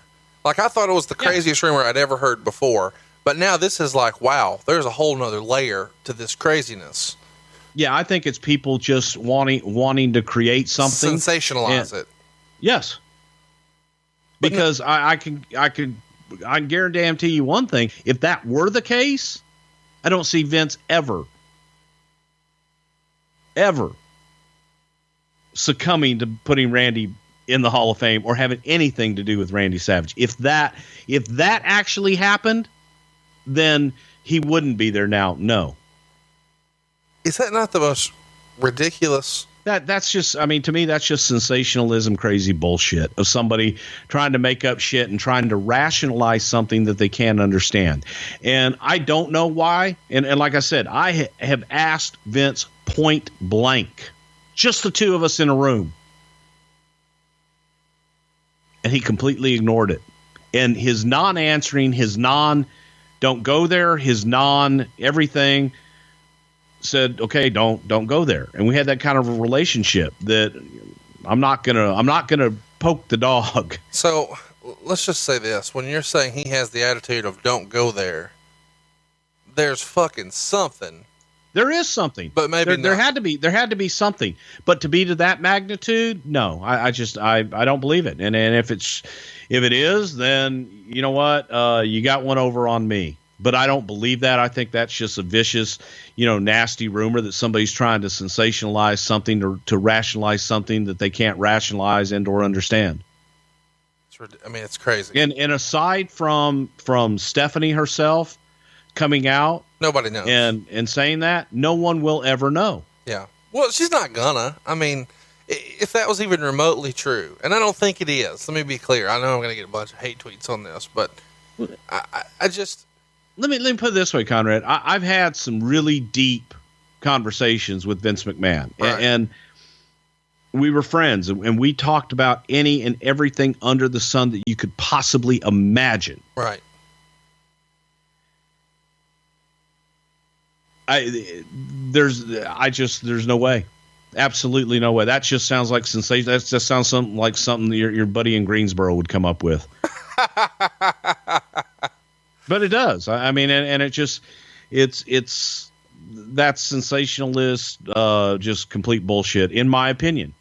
But we don't. And unless somebody but we can do get agree. I think we agree that's BS. I don't buy that either. Yeah. But we do also agree that there's something. We just don't know what. Oh, without a doubt, there's got to be something.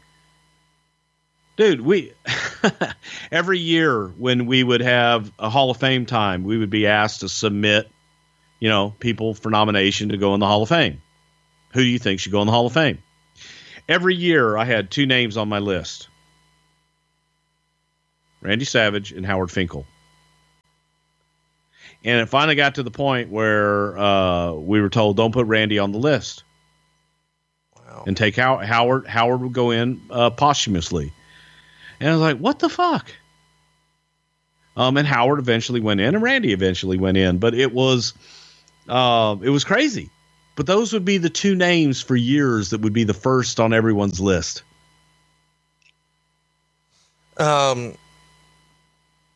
Savage said for years that he left because he wanted to be figured in as a top guy, and he wanted to keep wrestling And you have said that that's not the case. Why do you think Savage left? Because he was offered that by WCW, and he was offered a position to wrestle, and maybe he felt that at that time that, you know what, commentary's not for me. They're offering to pay me a lot of money to come in and wrestle, and they see my value, and Vince doesn't. I think that somebody convinced him of that.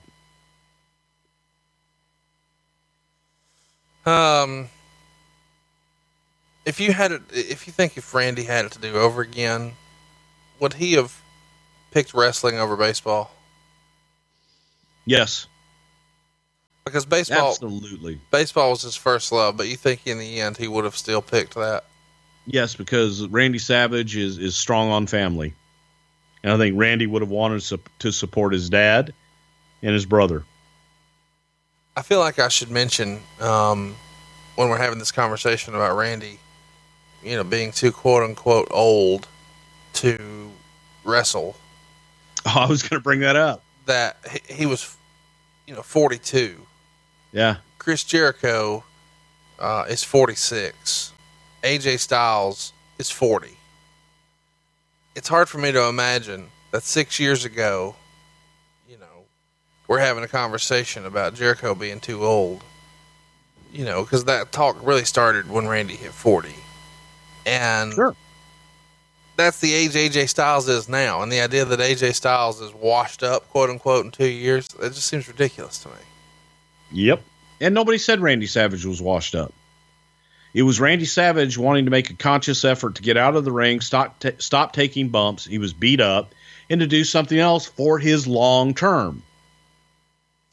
One of the things that Eric Bischoff has put out there over the years is that he almost got Randy for free based on the compensation that WCW would receive from advertising from Slim Jims. Did the WWF have some sort of deal with Slim Jim, or did Randy get that on his own? How did the Randy Slim Jim thing come to be? The Randy Slim Jim thing came to be from Ultimate Warrior originally had the Slim Jim deal.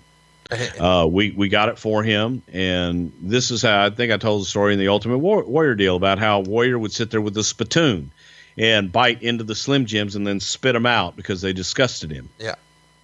Randy did the Slim Jim commercial and won over the Slim Jim people. So Randy approached Slim Jim to do this WCW deal. So if I bring Slim Jim on, that was revenue that WCW did not have, and it was taking revenue away from us.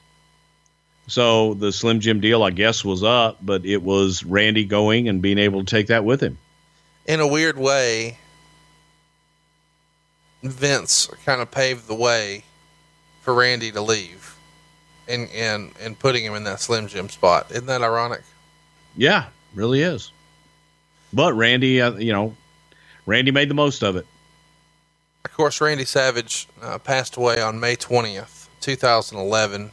He suffered a heart attack while driving, and that led to an auto accident. This is from the Observer. According to the Florida Highway Patrol, Savage was driving with his wife, Barbara Lynn Poffo, 56, a 2009 Jeep Wrangler west on State Route 694 in Seminole, Florida at 9:25 a.m. After what was called a medical event by police, believed to have been a heart attack, Savage lost control of the Jeep. The vehicle traveled over the raised concrete median divider, crossed over the eastbound lanes, over the outside curb, and collided head-on with a tree. The Seminole Fire Department responded to the scene and provided medical care before Savage was transported to the Largo Medical Center, where he passed away.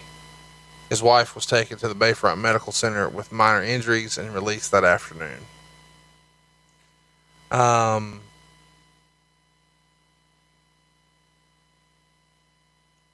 How did this hit you? This kind of hit a lot of people out of nowhere. Savage had just reunited with his teenager girlfriend, Lynn. They dated when they were teenagers in like the early 70s when he was playing minor league baseball in Florida. And they had just gotten married and celebrated their 1-year anniversary. So they hooked up kind of again later in life. And then he passed away. And he didn't get his chance to be in the Hall of Fame, and he wasn't working in wrestling. but he had been frugal with his money and was apparently happy, but very removed from wrestling. Did you have any sort of relationship with Savage as he got older and the years rolled by, and how did this news strike you? The news struck me hard, and it was the week before or 2 weeks before that Hulk and I had talked about him running into Randy, and that they had made peace and that they were good, so on and so forth. And then we get to TV and Randy was gone.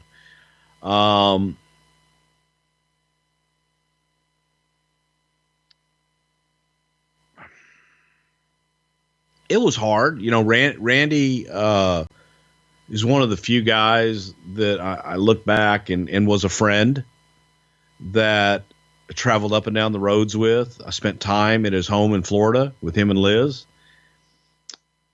I love him.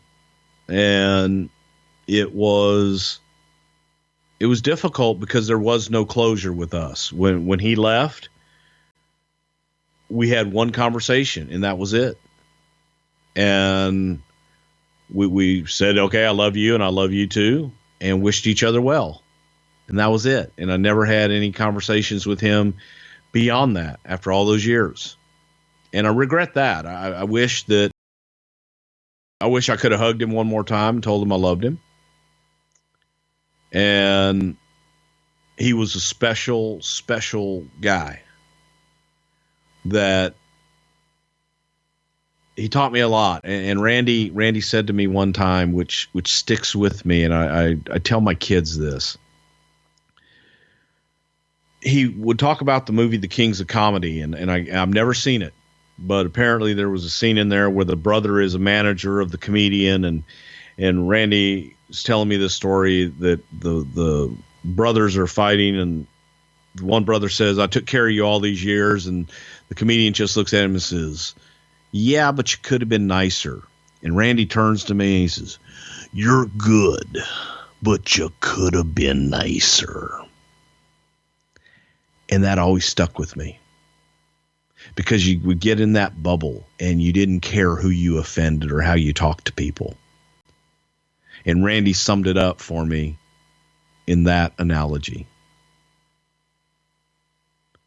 And I think that's a lesson for everybody. No matter how you do things and what you do, sometimes you could be a little nicer. The last time we as wrestling fans saw Macho Man was in 2004 in TNA. Somehow Jeff Jarrett convinced him to come in and work some shots. And he had at the time had a soured relationship with Hulk Hogan. And he had even made some grandstand challenges to Hogan, daring him to show up. And then when Hogan did show up, they didn't fight. Savage didn't really want to fight. But Jarrett was courting both Savage and Hogan here. So when Savage makes an appearance, Hogan's there, and Savage wants out. And they're trying to build towards Savage pinning Jarrett to set up a title match. And that match happens, but the title match doesn't. Dusty Rhodes said, the last words he said to me was, I can't do this. I don't want people to see me looking like this. Jerry Jarrett called Keith Mitchell in, and I told him to change the main event. I don't even remember what we did. I said, Randy, just go home. It's okay with me. He just said he wanted to be Macho Man Randy Savage, and he didn't want to hang on like many of us have done. He wanted to be remembered in a different way. I could see it in his eyes. It wasn't worth the old era stuff. He didn't want to do it. If you find out why, let me know. Obviously, he was financially set. Maybe the secret of walking away should have been given to Flair, Hogan, Andre, myself, all the stars of my era. How many of us walked away? One. Do you think that's one of the cool things about the Macho Man, that he knew when it was time, and when it was time, he walked away, and he walked away for real? Yes. And if Randy Savage couldn't be the Macho Man, I don't think he wanted to do it anymore. So I think Randy was content being away from the business. I think Randy's legacy will be the Macho Man. To this day, people still remember the Macho Man. So, he was great. He was one of the greatest of all times, in my opinion. Well, nobody's will always be up at the top. In your opinion, you know, when you think about guys that the company was built on, if you had to say there were 4 pillars of the company that made the WWF when Vincent Kennedy McMahon took it over, who would those 4 be? Hogan, Andre. God, Hogan, Andre come right to mind. Other than that, I think you have to throw Roddy Piper in there, and probably Jimmy Snuka of the early days of when Vince first took over. Those were the stalwarts. Those were the guys that made a difference. Macho Man's one of mine, man. When I was a kid, the Macho Man was the deal. Yeah, and Vince, I think, really helped make the Macho Man a reality and brought him to national, international, worldwide prominence, and they were good for each other. I think the same could be said about everybody else you listed, with the exception of Andre. Let's go to Twitter. I asked you guys on Twitter if you'd like to participate in the show. By all means, follow us on Twitter and do it right now. It's at Prichard Show. And there you'll see, you know, us post a little graphic and ask you, what would you like to hear? Well, this week we did that exactly. Let's go to some questions here. Joseph wants to know, Randy was interviewed in late 2003 for SmackDown magazine. Does Bruce know how that came about and how it got past the quote unquote savage ban? Well, again, those things happened. And so that's why, you know, you talk about the rumor and innuendo. I don't know. And I have no idea how the hell some of those things would ever happen. Sean says, I feel like Warrior was a headache who failed repeatedly, yet Randy delivered. And it's the Ultimate Warrior who got the award and statue. Do you believe that Randy's contribution to the WWF will ever be given the respect it deserves? Yes, I do. And I also believe that at some point you're going to see a Macho Man Randy Savage statue. Jeff wants to know if Bruce will finally admit that the Nacho Man was a rib. The Nacho Man was a parody. Did you ever have a conversation with Macho Man about Nacho Man? Nope. Never did. Michael wants to know, what is Bruce's favorite promo from the Macho Man? Thinking, which is the first series of promos that Randy did after WrestleMania 4 when he became the champion. And every single promo he did, no matter where he was, what he was talking about, every single one of them started out with, thinking. And depending upon the length of the promos, how many thinkings you got? My 2 favorite were when he does the cup of coffee in the big time, right before WrestleMania 3. Right. And then when it's on the MSG network, and it's kind of a throwaway, but he's doing a promo with Sean Mooney and Sensational Queen Cherry, and he starts grabbing Sean by the back of the head and telling him to bow. I don't know why, but it just tickled me. It's like he had just seen The Last Dragon or something. It was wonderful. Chudmeister Evans wants to know, why did Randy have to cover up his physique in the WWF from 91 onwards? Randy just wanted to give a different look. Nowadays guys cover up their physique because they want to hide something. Randy just wanted a different look. He had nothing to hide. Chris, Kurt, and everybody else wants to know, why was there never a Savage Undertaker feud? Good question. But, I just don't know that either one, right time, right place for the right opponents at the right time, but that would have been great because they would have complemented each other very well.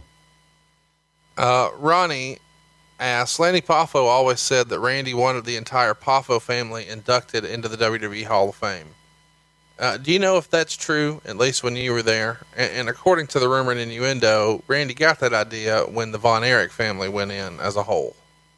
I don't know if that's true, but that sounds like something that Randy would want. And I did hear that. I heard it through the grapevine from people who were there that yes, Randy, that the olive branch was extended years before and that Randy only wanted to do it if they inducted his father, Angelo, and Lanny together.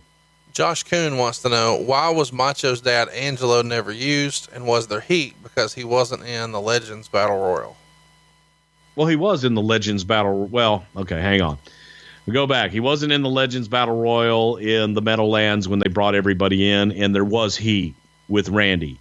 Randy felt that his father had been slighted, and it wasn't a slight. It was an oversight, if anything. But there was definitely a rub there. Joe wants to know, if Savage never went to WCW, what do you think his legacy would be now? I think that Randy's legacy still is going to be his time in the WWF and his time as WWF champion and just being the Macho Man. Tony wants to know, did Randy ever take offense to anyone doing impressions of his voice? Yes. Randy, like Roddy Piper and a lot of the guys back in the day, hated when anybody would ever imitate him. So I used to get under Randy's skin quite a bit when I'd go, uh-huh, yeah. What are you doing? You think that's funny? Did Randy ever complain to the office about Hogan refusing to leave the ring in WrestleMania 4? Talking about the celebration afterwards. No. Any funny stories about Randy Savage using the throne during the Macho King entrances? God, I think Randy was the first one that ever took a bump on the we called it the sedan. And I think Randy was the first one that ever took a bump when the guys lifted up one side and they didn't have the guys on the other side weren't ready. And Randy just did ass over tea kettle and came down and was pretty pissed off. Dan wants to know, what did Vince generally think of Savage's color commentary? In turn, was it a role Savage grew to embrace, or did he become disenfranchised? Vince liked Randy's color commentary because he sounded different, and he would always throw things that were just completely out of the blue. And nobody knew what the hell Randy was saying a lot of times, and Vince liked that. Vince liked not knowing. Did Randy ever pitch doing more in the WWF with his brother Lanny, like a tag team or some sort of program? No. Randy was all about let Lanny take care of Lanny, but he was protective of Lanny. But I don't ever remember Randy wanting to do something with Lanny, pitching anything. Aaron wants to know, who were Randy's closest friends backstage? Probably Rick Martel. I'd like to consider myself at one time being one of his closest friends. Crush, Undertaker. Those are the ones off the top of my head. Did his personal problems cut his 92 title run short? Did Vince lose faith in him, especially after the rematch with Flair? I think that Vince was just looking to go in a different direction. And at the time, getting to that point, he was looking to do something different. And everything just felt old to Vince. Between Flair and Savage and even Warrior, it just was feeling old to Vince. You know what's interesting about that to me is he's saying that you just said everything feels old. John Cena's 40. Well, okay, but hang on. Not only that, look at how long Cena has been on top in the spotlight, like Randy Savage and those guys. I watch it now and it feels old. Sure. So that it's funny when you go back and look at what was old then. It's like Brian Gewirtz talking about the Brock Lesnar deal with Steve Austin. Vince saw the brand split as something that these two guys won't cross paths for another 5 years. Right. It's a brand split. Any fun stories of Macho Man working with Buster Douglas? The Buster Douglas story was originally Randy wanted to get knocked out by Mike Tyson. He wanted Mike Tyson to hit him with his best shot, as Tyson was supposed to be the original referee of that match.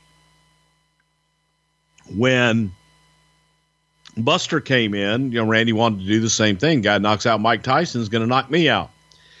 So we were in the back, and Pat Patterson and I are running into Buster Douglas's fist, and it was like running into a rock, just granite.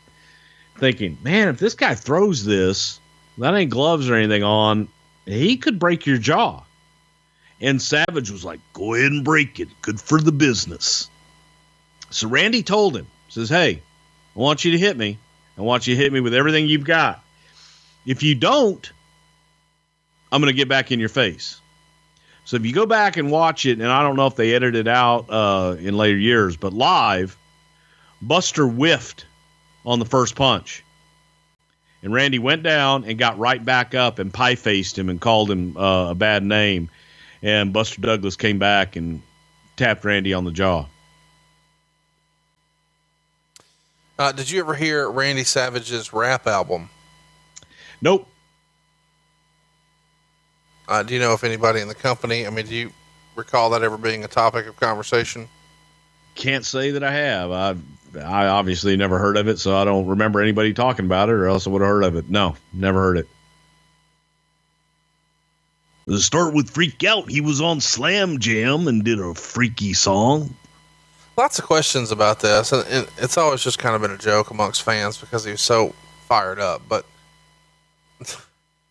was Macho Man really high on cocaine before some of our favorite epic Macho Man promos? Here's the funny thing. For those that know Randy, that's hilarious in and of itself, because Randy was too cheap. Randy was just strung out being Randy. He might have dabbled in his day, but I couldn't imagine Randy Savage parting with his money for something that was only going to last him a couple hours. A lot of us have heard about the Macho Man Waffle House in Nashville fight with the dogs and such. Do you know of any good Macho Man fight stories outside of the ring? Just, the Waffle House one is the most famous one, but Randy used to go to shows, like go to Lawler shows, and they would go in the front row and they would challenge the other guys to come out and fight. And Randy was a legit tough guy, but by the time that Randy came to the WWF, boy, that was out of him. And that was something that Vince made very clear. You can't get in that kind of trouble here. And if you do, you're gone. And once Randy tasted the success and tasted the money, he kept on the straight and narrow for the most part. But in his early days, Savage was a wild child. There's lots of questions on here that are really specific about Randy being really, really protective of Liz, because we've heard lots of stories that no one was allowed to talk to her. No one was allowed to see her backstage, and he would lock her in broom closets and just craziness. Did you recall any sort of paranoia to the point where she was locked away in a closet? Okay. Where it comes from being locked away in a closet, a lot of times you would go to arenas that only had one dressing room. Right. And so the only other dressing room would be like an office or a closet or some off to the side room. So that's where that crap comes from. Liz dressed in the female locker room if we had females on the card. If there were no female locker rooms, a lot of the girls, they had to improvise and they had to make do with what they had. Was Randy paranoid? Yes. Was Randy protective? Yes. Could you talk to Liz backstage? Yes. Well, you're going to be able to talk to us next week right here on Something to Wrestle With, Bruce Prichard.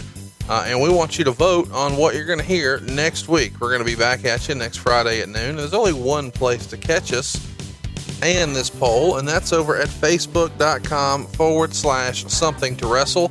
If you'd like to check us out on Twitter, feel free to do so. It's at Prichard Show.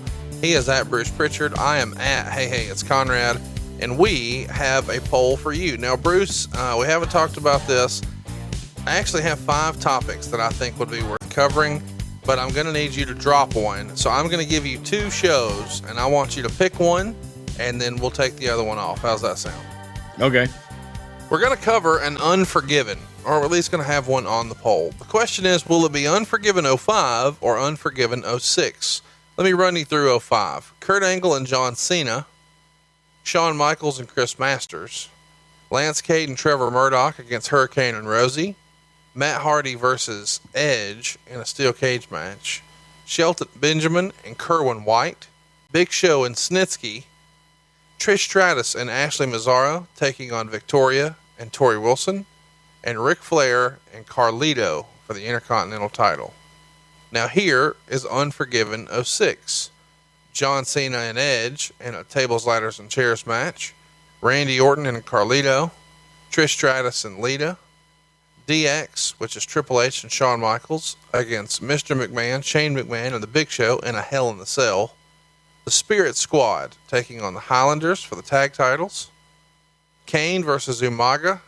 And Johnny Nitro versus Jeff Hardy for the Intercontinental title. So you pick 05 or 06. Who booked that shit? Which one? Any of them. 06. Okay, so here are 4 poll topics. Topic number 1 is Unforgiven 06. Topic number 2, given we kind of teased we would do it earlier in the show, The Big Show in the WWE. Paul White came over from WCW as the Giant, and he came in the way he went out, the side of a cage. What a career he had. This dude did everything. What might we talk about if The Big Show wins the poll? Well, we're going to talk obviously about bringing the Big Show in initially and who all was involved in that, because that was a big coup at the time to be able to get a star of that magnitude from WCW into the WWF. And Paul was one of the first ones, and that took an awful lot of maneuvering before he came in. And then obviously we'll talk about his career, his weight issues, his time down in OVW, and what an illustrious career that it has been. All right, so poll topic number 3 is the SmackDown after 9/11. It went down in Houston, Texas, and it feels fitting that we're right near the anniversary, and we've been talking a lot about Houston. What might we talk about? This has been on the poll a few times now. What might we talk about if SmackDown after 9/11 wins the poll? Well, we can talk about what I said to former President George Bush's handler roughly 3 hours after planes hit the World Trade Center. In addition to that, all the machinations of having to cancel the show that night and being able to come back a few days later and have the very first public assembly in the United States, and that was SmackDown, and we were able to do it live. But there were a lot of things that had to take place before we ever got to see that show come to fruition. And last but certainly not least, it feels very timely. Jeff Jarrett in the WWE. Oh man, are you really going to do that to me? I mean, I just got fired from there. Well, did he? We'll find out, I guess. Double J in the WWE. What might we talk about? Well, we'll talk about him the very first time that he came in and doing the Jeff Jarrett vignettes in Nashville, Tennessee, and a lot of the incarnation of my Jerry Jarrett impressions will definitely be covered, all the way to Jeff Jarrett walking out in Nashville, Tennessee, when he was supposed to be the real Double J and spend my days working hard on the go, but the hands on the clock keep spinning too slow. And I'll finish that if we pick Jeff Jarrett for poll topic number 4. So let's recap. Unforgiven 06, Big Show in the WWE, SmackDown after 9/11, and Double J in the WWE. Go vote right now. It's facebook.com/something to wrestle. Follow us on Twitter at Prichard Show. Throw us a like on the Facebook. If you'd like to keep up with us, he's at Bruce Prichard. I am at Hey It's Conrad, and we are out of time. We'll see you next week right here